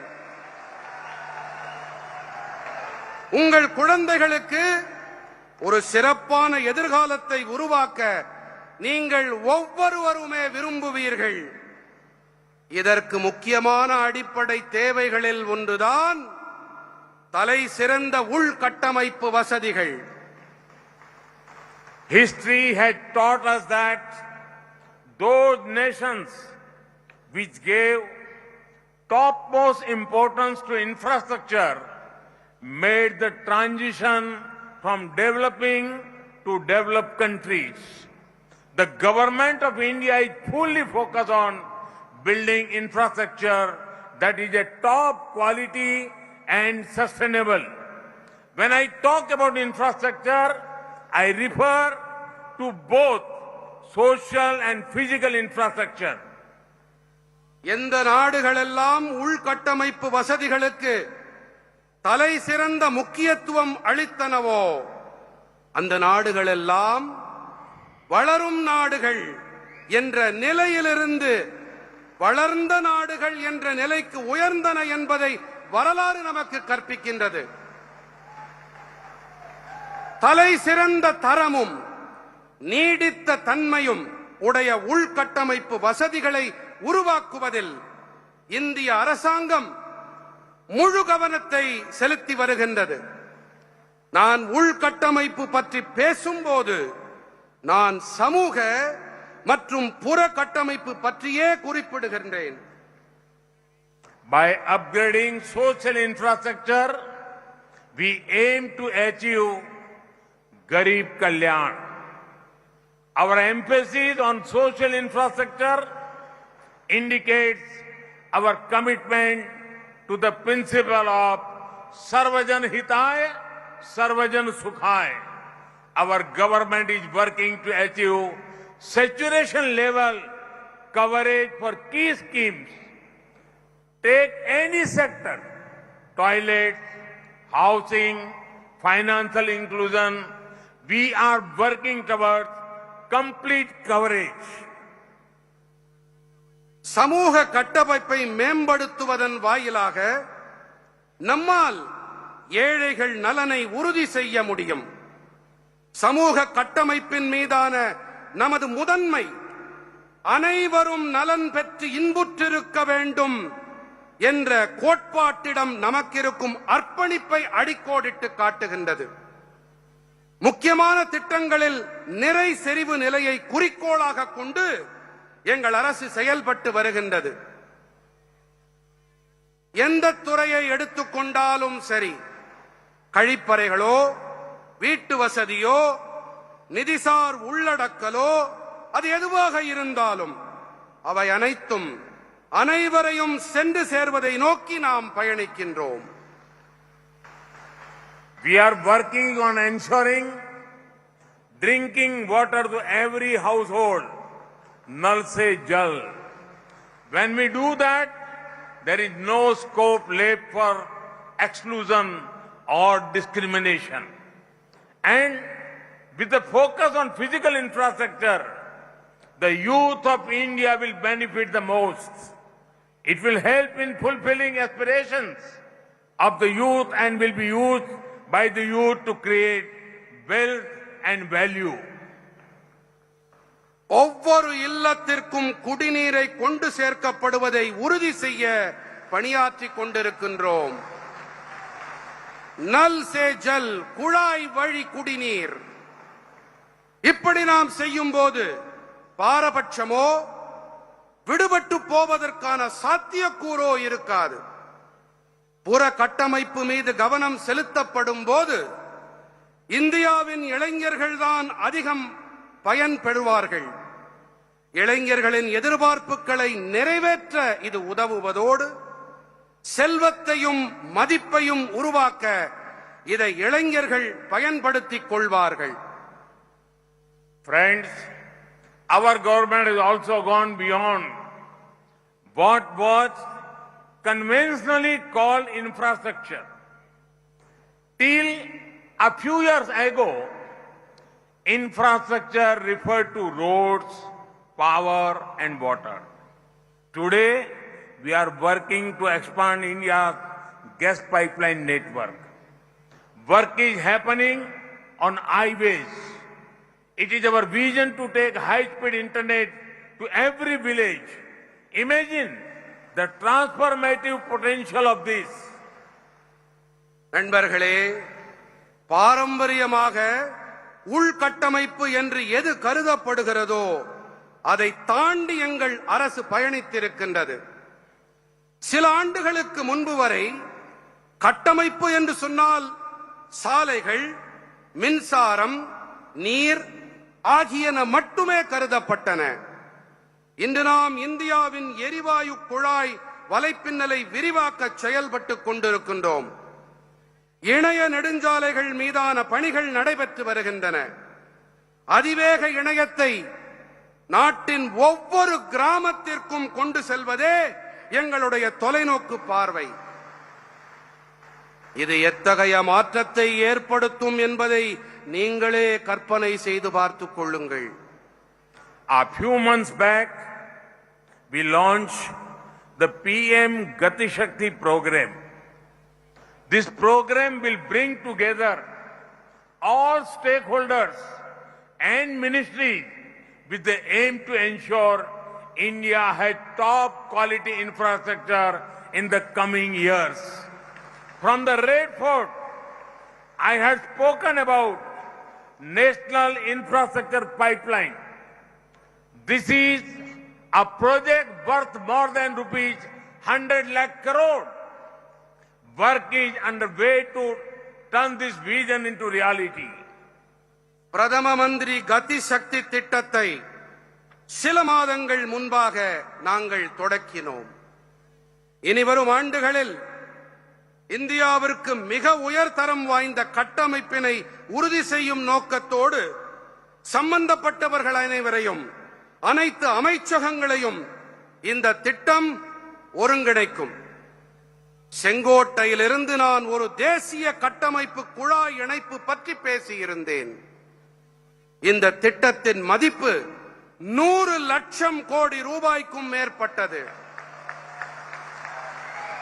இந்த தொலைநோக்கினை மெய்ப்படுத்துவதை நோக்கி பணிகள் நடைபெற்று வருகின்றன. During this year's budget, rupees 7.5 lakh crore was allocated for capital expenditure which is a historical rise. While creating infrastructure, we are also ensuring that these projects are completed on time and in a transparent manner. இந்த ஆண்டு வரவு செலவு திட்ட அறிக்கையின் போது 7.5 லட்சம் கோடி ரூபாய் மூலதன செலவினங்களுக்கு ஒதுக்கீடு செய்யப்பட்டிருப்பது என்பது ஒரு வரலாற்று அதிகரிப்பு. கட்டமைப்பை உருவாக்கும் வேளையில் இந்த திட்டங்கள் குறித்த நேரத்திலும் ஒளிவு மறைவற்ற வகையிலும் நிறைவு செய்யப்படுவதையும் நாங்கள் உறுதி செய்து வருகிறோம். Friends, the government of India is fully committed to further popularizing Tamil language and culture. In January this year, the new campus of Central Institute of Classical Tamil was inaugurated in Chennai. The new campus is fully funded by the Union government. It is equipped with a spacious library, an e-library, seminar halls, and multimedia halls. A Subramanya Bharati chair on Tamil studies at Banaras Hindu University was recently announced. Since BHU is located in my constituency, the joy was extra special. The national education policy gives special importance to promoting Indian languages. நண்பர்களே, தமிழ் மொழியையும் கலாச்சாரத்தையும் மேலும் பிரபலப்படுத்துவதற்கு இந்திய அரசாங்கம் முழு அர்ப்பணிப்போடு இருக்கின்றது. செம்மொழி தமிழாய்வு மையத்திற்கு புதிய வளாகம் ஒன்று இந்த ஆண்டு ஜனவரி மாதம் சென்னையில் தொடங்கப்பட்டது. இந்த புதிய வளாகத்திற்கு முழுக்க முழுக்க மத்திய அரசே நிதி வழங்குகின்றது.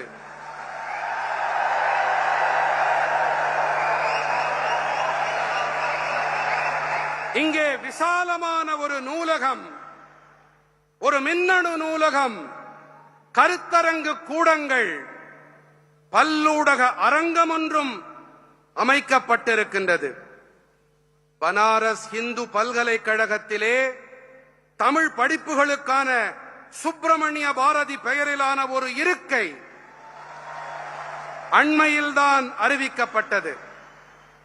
பனாரஸ் இந்து பல்கலைக்கழகம் என் தொகுதியில் இருப்பதால் என்னுடைய உவகை கூடுதல் விசேஷமானது. இந்திய மொழிகளுக்கு ஊக்கமளிக்கும் வகையிலே தேசிய கல்விக் கொள்கை அவற்றுக்கு சிறப்பு முக்கியத்துவம் அளிக்கிறது. Due to the national education policy, technical and medical courses can be done in local languages. Youngsters from Tamil Nadu will benefit from this. தேசிய கல்விக் கொள்கை காரணமாக தொழில்நுட்ப மருத்துவ படிப்புகளை உள்ளூர் மொழிகளிலேயே படிக்க இயலும்.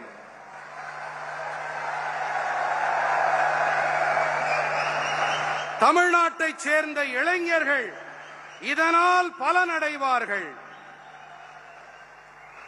Friends, Sri Lanka is passing through difficult times.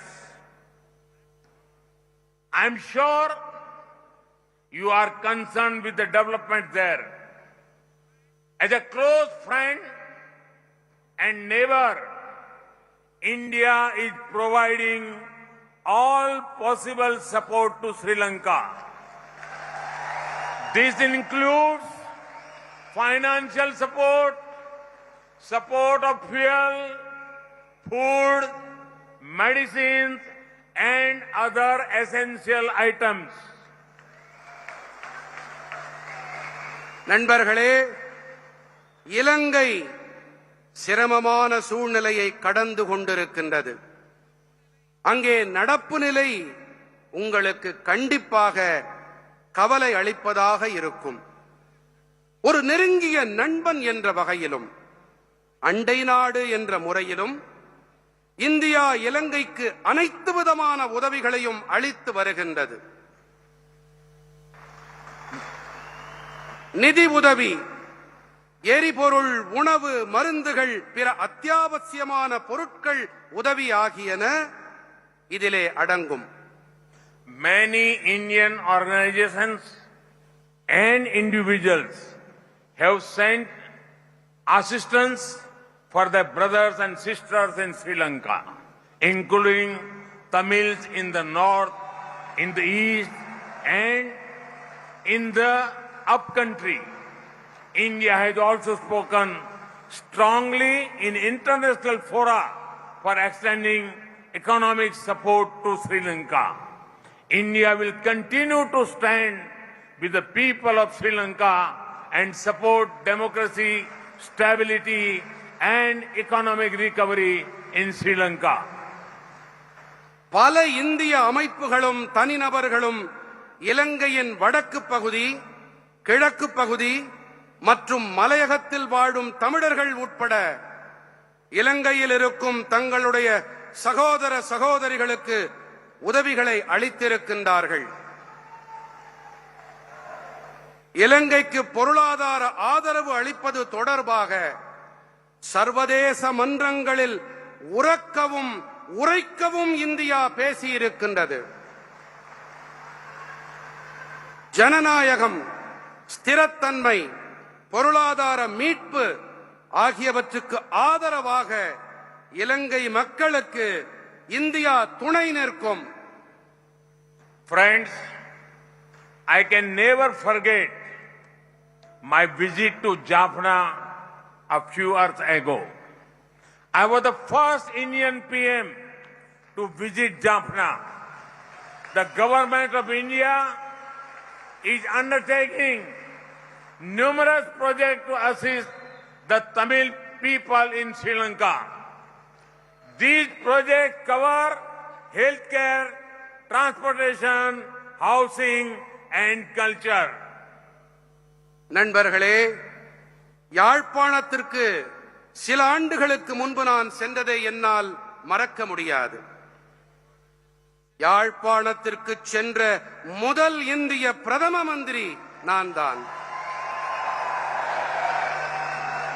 இலங்கை வாழ் தமிழ் மக்களுக்கு உதவும் வகையிலே இந்திய அரசாங்கம் பல்வேறு திட்டங்களை மேற்கொண்டு வருகின்றது. இந்த திட்டங்கள் மக்களின் உடல் நலம், போக்குவரத்து, வீட்டு வசதி மற்றும் கலாச்சாரம் ஆகியவற்றை உள்ளடக்கும்.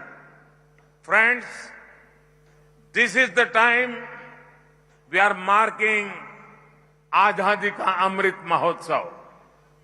75 years ago, we began our journey as an independent nation. Our freedom fighters had many dreams for our country. It is our duty to fulfill them, and I am confident we will rise to the occasion and do that. Together, we will make India stronger and more prosperous. Once again, congratulations on the development works that have begun. Vanakkam. Thank you. நண்பர்களே, சுதந்திர திருநாள் அமுத பெருவிழாவை நாம் முதன்முறையாக இப்போதுதான் கொண்டாடி வருகின்றோம். 75 ஆண்டுகளுக்கு முன்பாக ஒரு சுதந்திர நாடு என்ற வகையிலே நாம் நமது பயணத்தை தொடக்கினோம். நமது நாட்டிற்காக நமது சுதந்திர போராட்ட வீரர்கள் பல கனவுகளை கண்டார்கள். அவற்றை நிறைவேற்றுவது நமது கடமை. நாம் அனைவரும் அதற்கு நம்மை தயார்படுத்திக் கொள்வோம் என்ற நம்பிக்கை எனக்கு இருக்கிறது. நாம் அனைவரும் இணைந்து இந்தியாவை பலமானதாகவும் மேலும் வளமானதாகவும் ஆக்குவோம். மீண்டும் ஒரு முறை தொடங்கப்பட்டிருக்கும் வளர்ச்சி திட்டங்களுக்கு, வளர்ச்சி பணிகளுக்கு அதற்கான நல்வாழ்த்துக்கள். வணக்கம், மிக்க நன்றி. भारत माता की, भारत माता की, भारत माता की, वंदे वंदे वंदे वंदे वंदे। बहुत बहुत धन्यवाद। I'd like to thank our Honorable Prime Minister for his inspiring and insightful address. We'd also like to extend our sincere gratitude to the Honorable Prime Minister for inaugurating, laying the foundation and flagging off various projects here in Chennai today. தமிழ்நாட்டிற்கு வருகை தந்து பல்வேறு வளர்ச்சி திட்ட பணிகளை தொடங்கி வைத்த மாண்புமிகு பாரத பிரதமர் அவர்களுக்கு மனமார்ந்த நன்றியை தெரிவித்துக் கொள்கின்றோம்.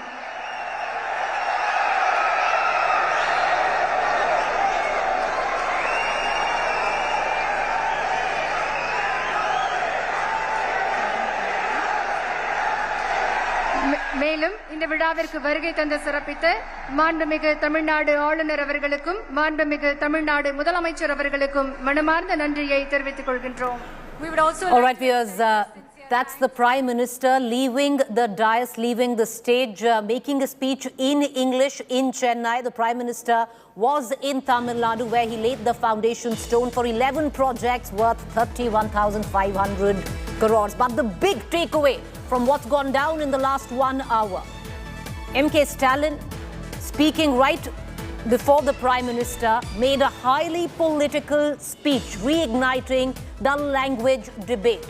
The Prime Minister, on his account, has clearly assured, where he says Tamil as a language is eternal, but viewers, what really started it, ignited it, was MK Stalin, where he said very clearly, a very, very political statement, that Hindi should be given equal status as Tamil. The operative word here is equal status as Tamil. Mr. Stalin also made other key demands, where he said that it's time that NEET was abolished. He also says that Tamil Nadu adds so much to the development of the country but gets nothing in return. The Chief Minister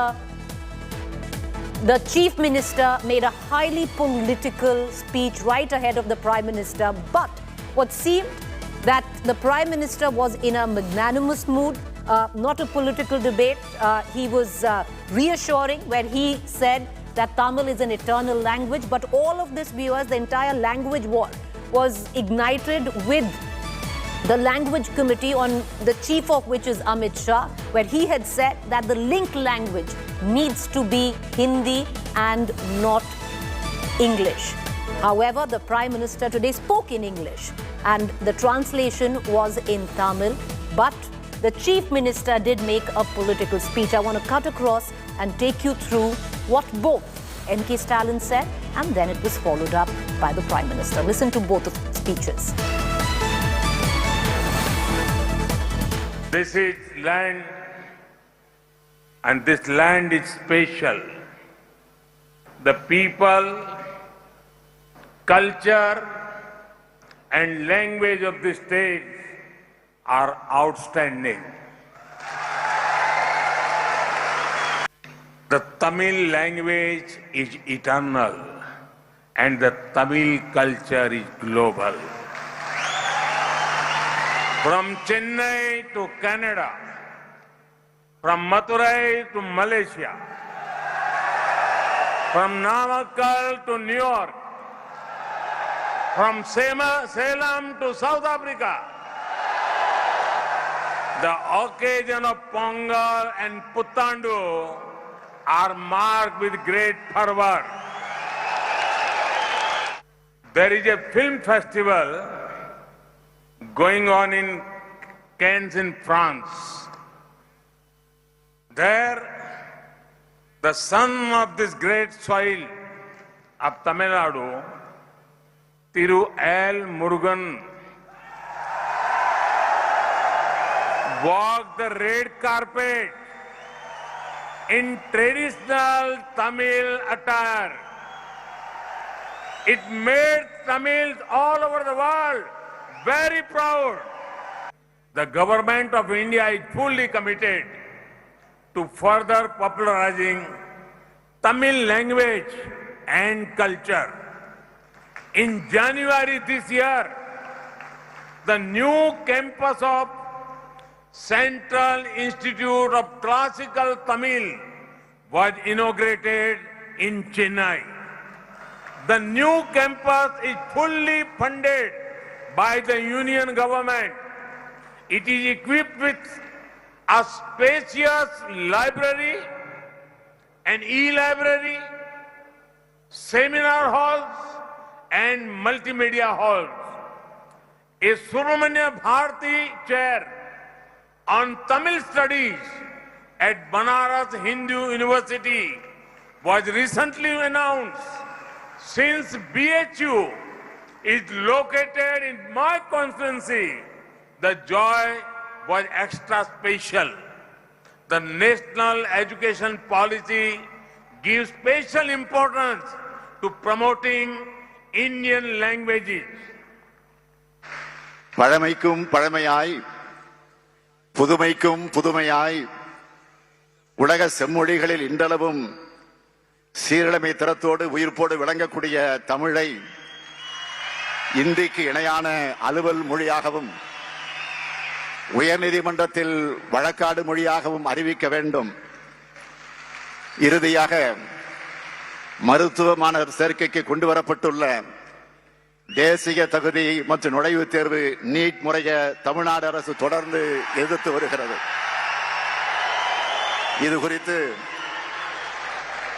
இது குறித்து சட்டம் நிறைவேற்றி மாண்புமிகு ஆளுநர் அவர்களின் ஒப்புதலோடு அனுப்பி வைக்கப்பட்டிருக்கிறது.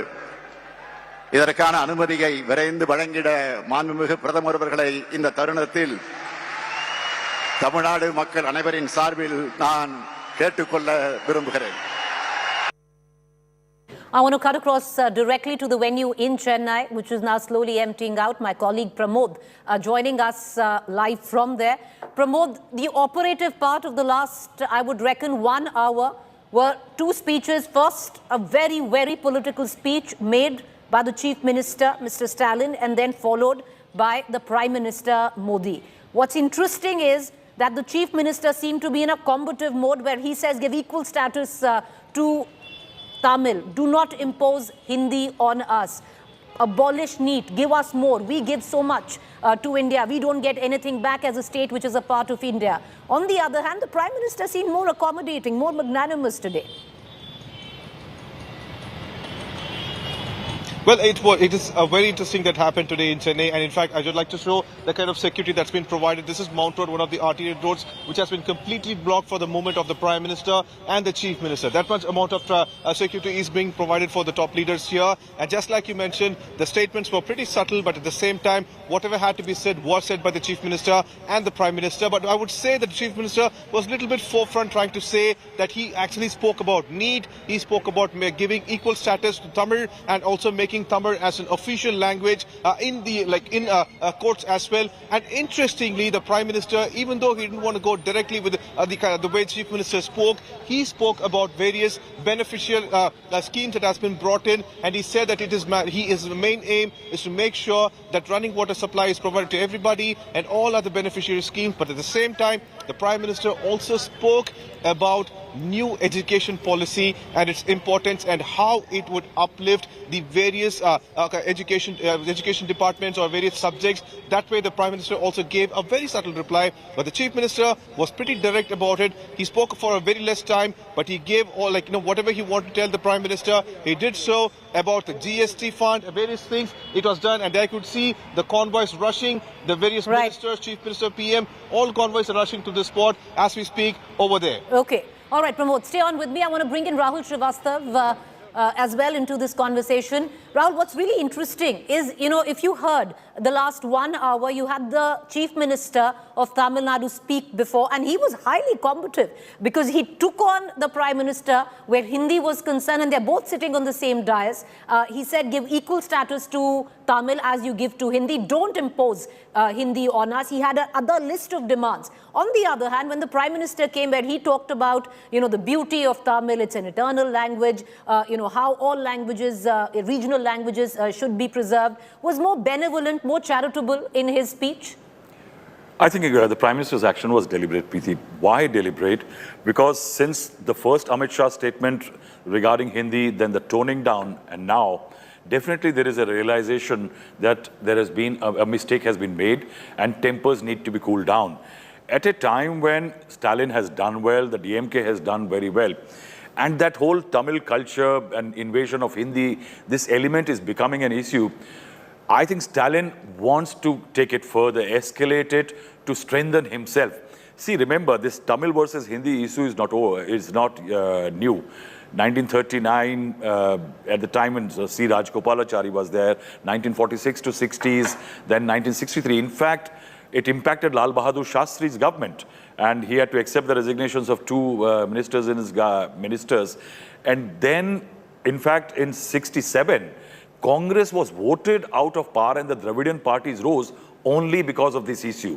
And if this is the foundation of the DMK, the Dravidian parties in Tamil Nadu, they don't want to let go of this issue. And that is why the aggression by these parties compared to, I think, the tone, the cooling down tone by the Prime Minister, I think eventually somewhere there is an attempt by the centre to undo the damages. Remember, the BJP has a look south policy. It wants to expand beyond Karnataka, and in that, Tamil Nadu could well be an attempt where it is an ally with the AIDMK, that let's calm down the tempers, let's move forward, try to create political ground first, than imposing what centre wants to do. I'm going to just give some context to it, and Rahul, I'm going to come right back to you. The context is that, like Rahul said, that always the issue of language, the issue of regionalism has been very huge, especially when it came down to Tamil Nadu, but the war was reignited of sort, or the debate was reignited rather, was when Amit Shah, who is presiding over the Parliamentary Language Committee, made a statement which, of course, led to this massive fire, which was where he said that use English over Hindi as a link language, and Hindi should be a language which should unite all of India, not English. He did say that regional languages need to be given enough status on their own accord. But Rahul, and that's the reason why, because parties like the DMK have made their political capital on the basis of regionalism, on the basis of regional identity as well. So like you pointed out, for Mr. M.K. Stalin, this is a point that he would like to go to town with. Yes, definitely. See, if you've seen what has, and there has been a track record now of success. If you chase this cultural identity bit, the BJP carried out a huge campaign in Bengal, but eventually Mamata Banerjee owns that win. Yes, to good ground management, strong cadres, a lot of leaders, but also the fact that she raised this cultural identity issue. And this, I think, is going to increase the trend. You will find that, and Tamil Nadu has always been one of the most strident states when it comes to cultural identity. Bengal, Tamil Nadu, Kannadigas have had those kind of protests, but still they are not seen as strident as the Tamil versus Hindi kind of war we have seen. What is important here is that what the BJP does from here on, the Prime Minister, it seems, has already signaled that there is a bit of a back down happening. Right. Will the BJP let go of this issue? Because for the BJP also, this Hindi is part of that nationalistic agenda that it carries out across the country. But politically, wouldn't it be important going forward, looking forward to 2024, because the BJP would be looking at possibly making inroads in the south to balance off any losses that it has in the north going into elections in 2024? Because this also a strategy at that account to maybe tone it down. We're going to keep a keen eye on all developments there. A quick break to stay with us. Up next is Rahul Kamal.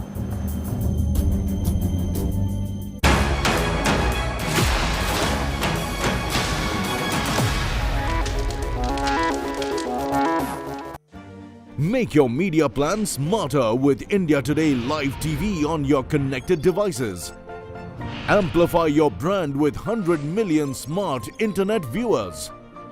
To advertise, mail us at sales@ajtak.com or call 9999892171.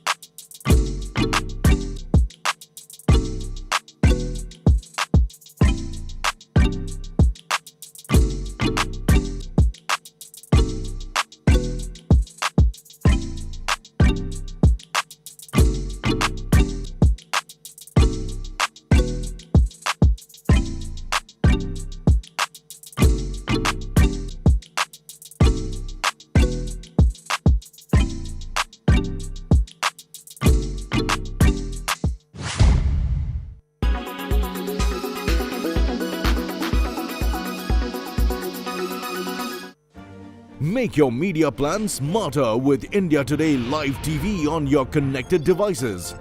Amplify your brand with 100 million smart internet viewers. To advertise, mail us at sales@ajtak.com or call 9999892171. You are watching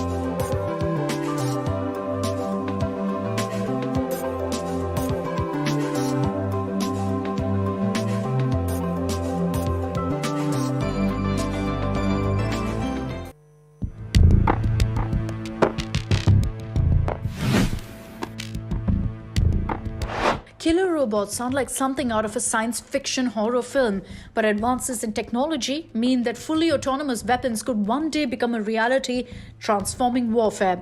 Autonomous weapons, which use artificial intelligence to select targets, are already being developed, aimed at reducing cost and risk to human soldiers, while increasing speed and efficiency in action. Unlike drones, which are operated by humans, killer robots would have some autonomous decision-making ability and capacity to act. Fully autonomous weapons will be capable of acting without any human intervention. They've been described as the third revolution in warfare after gunpowder and nuclear arms. Some of the world's most prominent scientists believe that fully autonomous weapons pose an unacceptable threat to humanity and could trigger an artificial intelligence arms race. In April 2013, a group of non-governmental organizations launched the Campaign to Stop Killer Robots, an international coalition working to ban fully autonomous weapons. The International Committee for Robot Arms Control, meanwhile, campaigns for the peaceful use of robotics and regulation of robot weapons.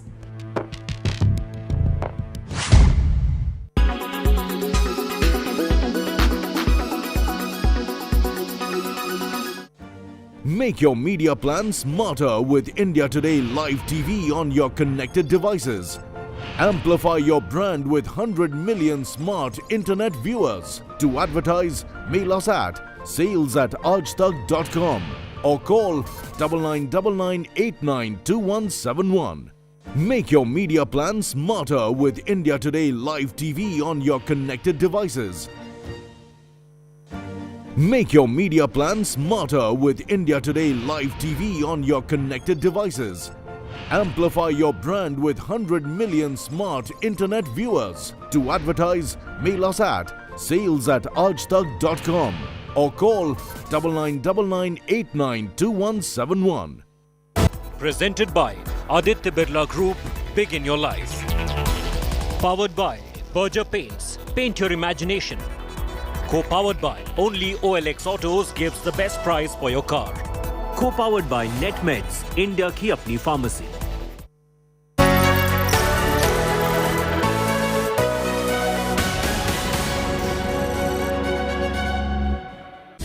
One of the key drivers of growth for India from here on is how the marquee names of India Inc. view the India story.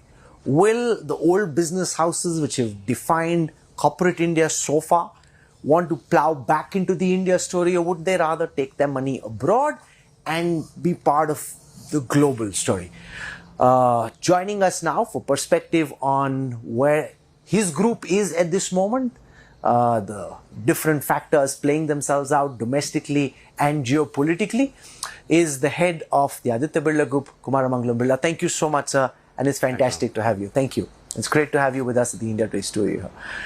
I want to understand from you your macro view on the economy from the perspective of the Aditya Birla Group, because it seemed like India was poised for a takeoff on the back of the pandemic.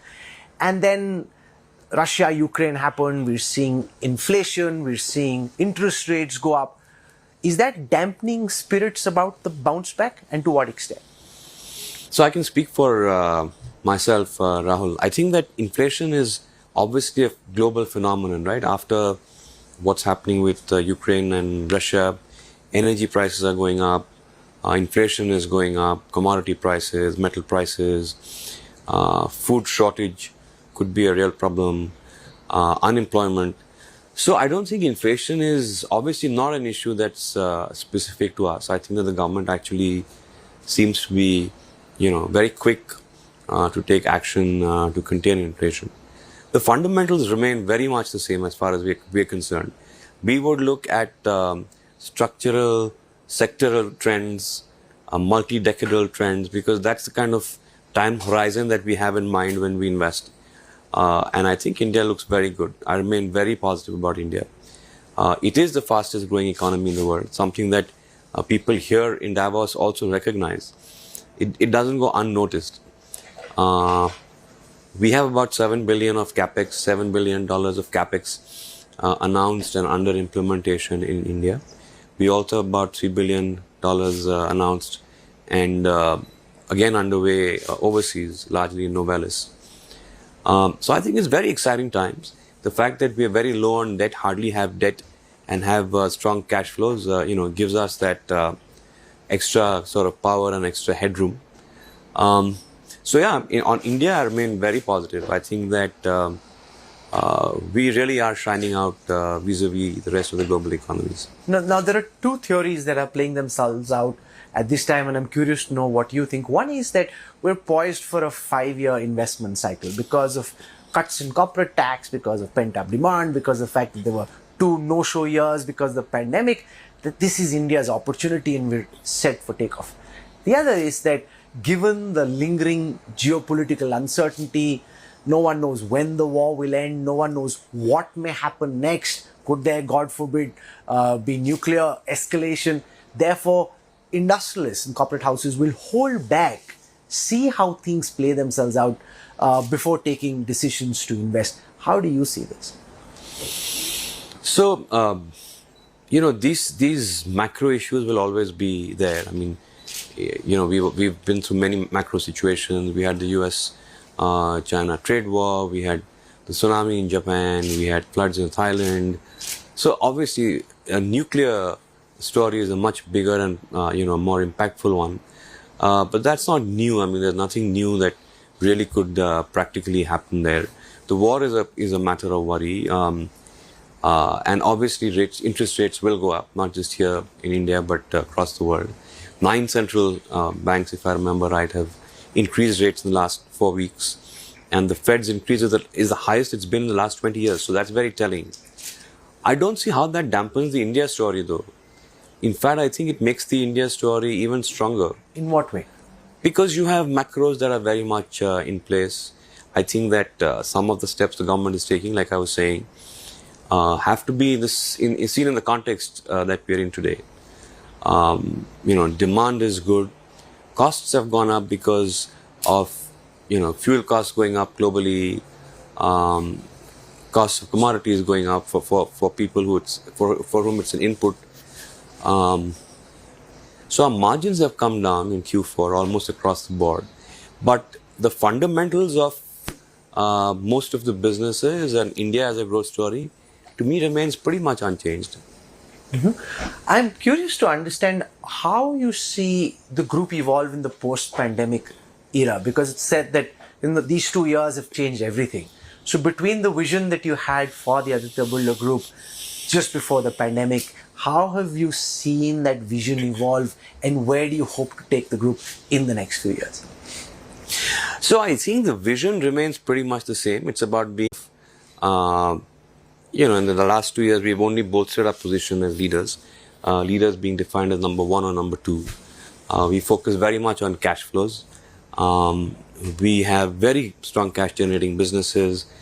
I think I was saying that debt at a group level, debt to EBITDA is less than 1.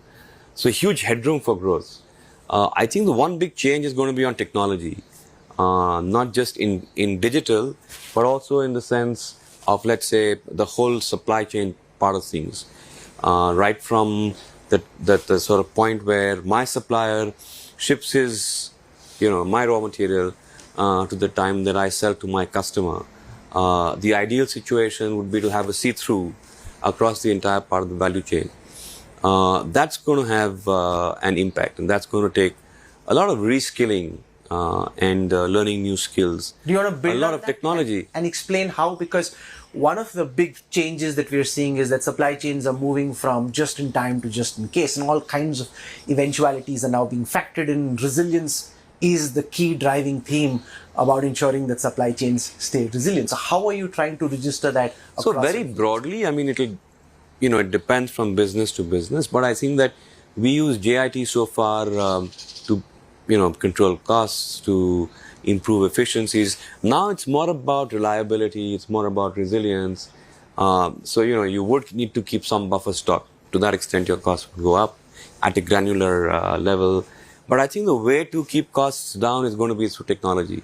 It's going to be a lot of stuff. It could be IoT, it'll be digitization, it could be sensors, it could be drones, all of that put together. So you require, a whole lot of people, maybe very young people who are digitally native and who can put this in place for all of our businesses. Does this rapid march of technology unnerve you at times, that as a legacy business group, the speed at which you're able to move versus some of these much wanted startups that can move far more agile and can get things done faster?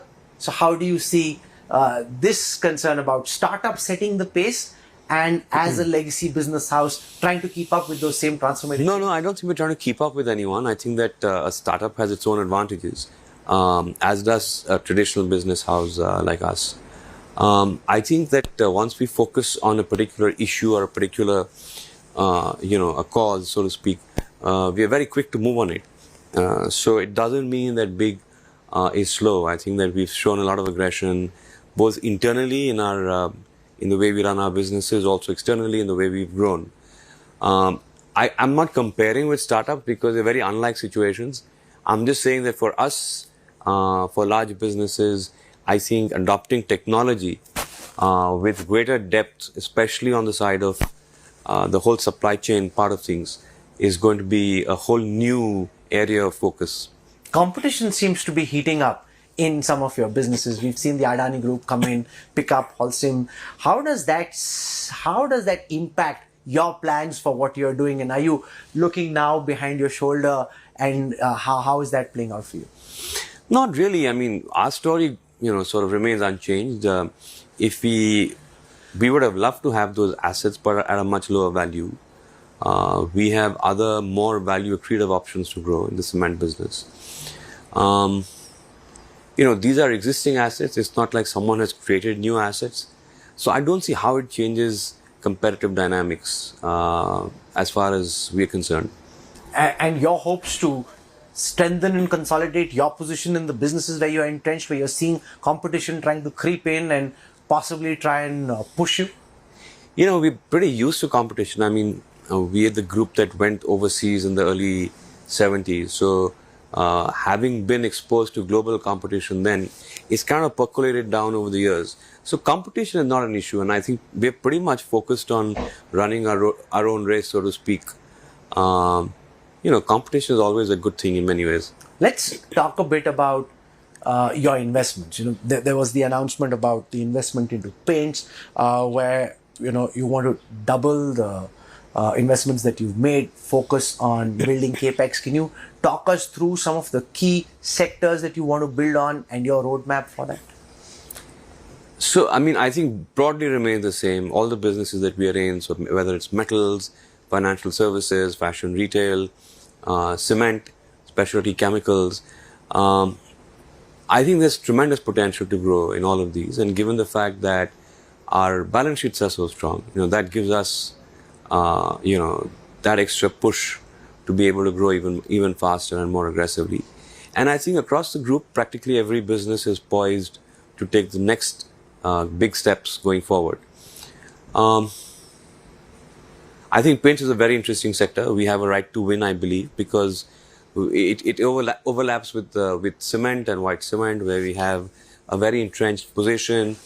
That's a very interesting play for us. Like I've said, in the next 5 years, we want to be a very strong second player in the paints business. Do you see tech possibly providing some kind of a push over there in terms of using tech to power some of these new business plans that you have?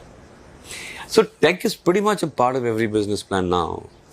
You've got to just figure how tech plays a differentiating role in each business. It's different for paints as it would be for financial services. But I think technology is a very sort of integral part of any business today. So you've made a big play in the fashion space, and I've always wondered, what is it that draws you, given the fact that a lot of the designers that you're now working with couldn't achieve scale? So what is it that you hope to achieve which they couldn't do earlier, and what is it about just the whole sector that excites you? So the designer acquisitions are quite a small part of ABFRL actually. It's actually in a broader sense a play on ethnic, which we believe is, has a strong growth story in India in particular.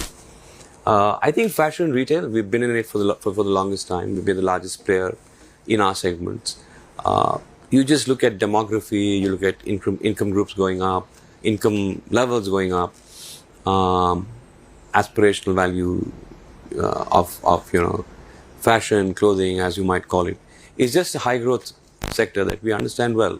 And just as it so happens, there's also consolidation happening in the fashion sector, with you picking up a lot of the marquee designers and the Reliance Group doing the same. And it seems to be becoming, in this sector, in initially quite an unanticipated fashion, once again Birla versus Reliance. Not really. I don't think I'm seeing it that way at all. I think we just basically, it's the sector that is attractive. So any large player in that sort of industry would have sensed that by now. Okay, so let's step out of what's happening in India and talk a bit about what you're picking up about India in your travels and in all the interactions that you're having with people who are looking at India globally. So very positive views on India. I haven't heard anyone saying that we don't want to invest in India.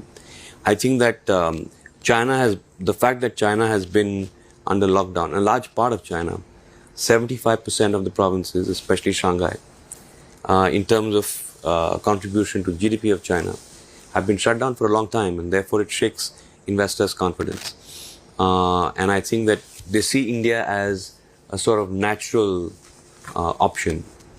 I didn't hear about any major concerns that people have about investing in India, from private equity to FDI to FII. Most people have sector preferences, but a positive view on the country. So I think that this is really a good time for us to try and leap forward, given that we are standing out just now. From a policy perspective, in terms of being able to capitalize on the growing thinking in boardrooms globally in MNCs that there's a need to have a China plus one supply chain now, do you think India is doing as much as it should to try and capitalize on that opportunity? We've seen Vietnam be a big beneficiary. We've seen textiles, Bangladesh be a big beneficiary. What more would you like to see the government do, and what do you make of what's being done so far? I think that'll have to be a sector by sector sort of a reply. But I think the role of government is to create an enabling environment, and policy making is part of that. I'm not sure if there is something that the government needs to do in specific sectors. I wouldn't know about that. But like I said, I don't hear any concerns from anyone here saying they don't want to invest in India, or there's any apprehension that they have about investing in India. So really, it's a good time for us, and I think we need to capitalize on it. But that's the key point, capitalize on it, because as many Davos veterans would say, it's been a good time for a long time, and ye apna time kab aayega is the question, because the pandemic happened, now these global tensions, a lot of being poised for takeoff, but just actually taking off. Is it just... So I think we've seen a lot of inflows, especially on the private equity side. I think what we want to see now is inflows on the FDI side, which also has picked up. Like I said, I think that this is a time when we are actually standing out, because all the other economies, whether it's Europe, whether it's the US, are struggling with their own problems to one extent or the other. I think that these investors have clear preferences in terms of which sectors, and I think given the right opportunities, they're quite happy to come and invest in India. What are the sectors you're most bullish on? I'm bullish about all the sectors that we're in. No, and growth sectors in addition to your existing lines of businesses? So there are several. I think digital has some nice opportunities. Of course, it's a whole new ball game, and we're still trying to figure out what we want to do in the sector, and how best we should play in the sector. But obviously, some very, very enterprising work happening there. As I conclude, I want your sense of how the week for you here has been, and in terms of your expansion plans globally. You've made announcements of investments in the United States and elsewhere. How significant is that? Because you're one of the groups that's actually succeeded abroad, and how do you see that play itself out over the next few years? So it's been a very eventful few days here. Some very intellectually stimulating conversations with very, very interesting people who you definitely don't get to meet under one roof over 2 or 3 days. So it's time really well spent. We're making pretty substantial investments overseas. Novelis recently announced a $2.5 billion expansion of a new capacity, actually, a greenfield capacity in aluminium rolling in Alabama for, it'll start implementing that and commission it in the next 3 years. Carbon Black has their own expansion plans. So we're looking at an expansion of about $3-4 billion overseas. We have the advantage of having been overseas for a long time, and therefore having a comfort of investing in those economies. So I think, good time, very exciting times ahead for us. As you look back at the pandemic, what was your biggest learning? I think it's people who make the difference, and it's the commitment that people have to the organization that really makes the difference. And I think we are very blessed to have a very committed set of people across the group, across the businesses. Kumaramangalam, you've spoken a bit about the India story, about your plans for India, as also your plans globally and the sectors that you're most excited about. We appreciate you taking our time and joining us here at the India Today studio at Davos. Thank you so much. Thanks, sir. Thank you. Thanks.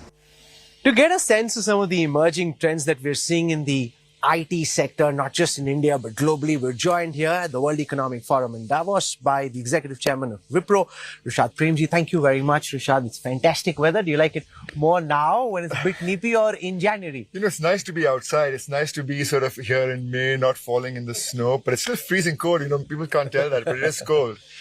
Now, one of the biggest beneficiaries of what's happened during the pandemic has been the IT sector. As the world attempts to bounce back after the pandemic, what are the kind of meta trends that you're seeing play themselves out, particularly in the IT sector?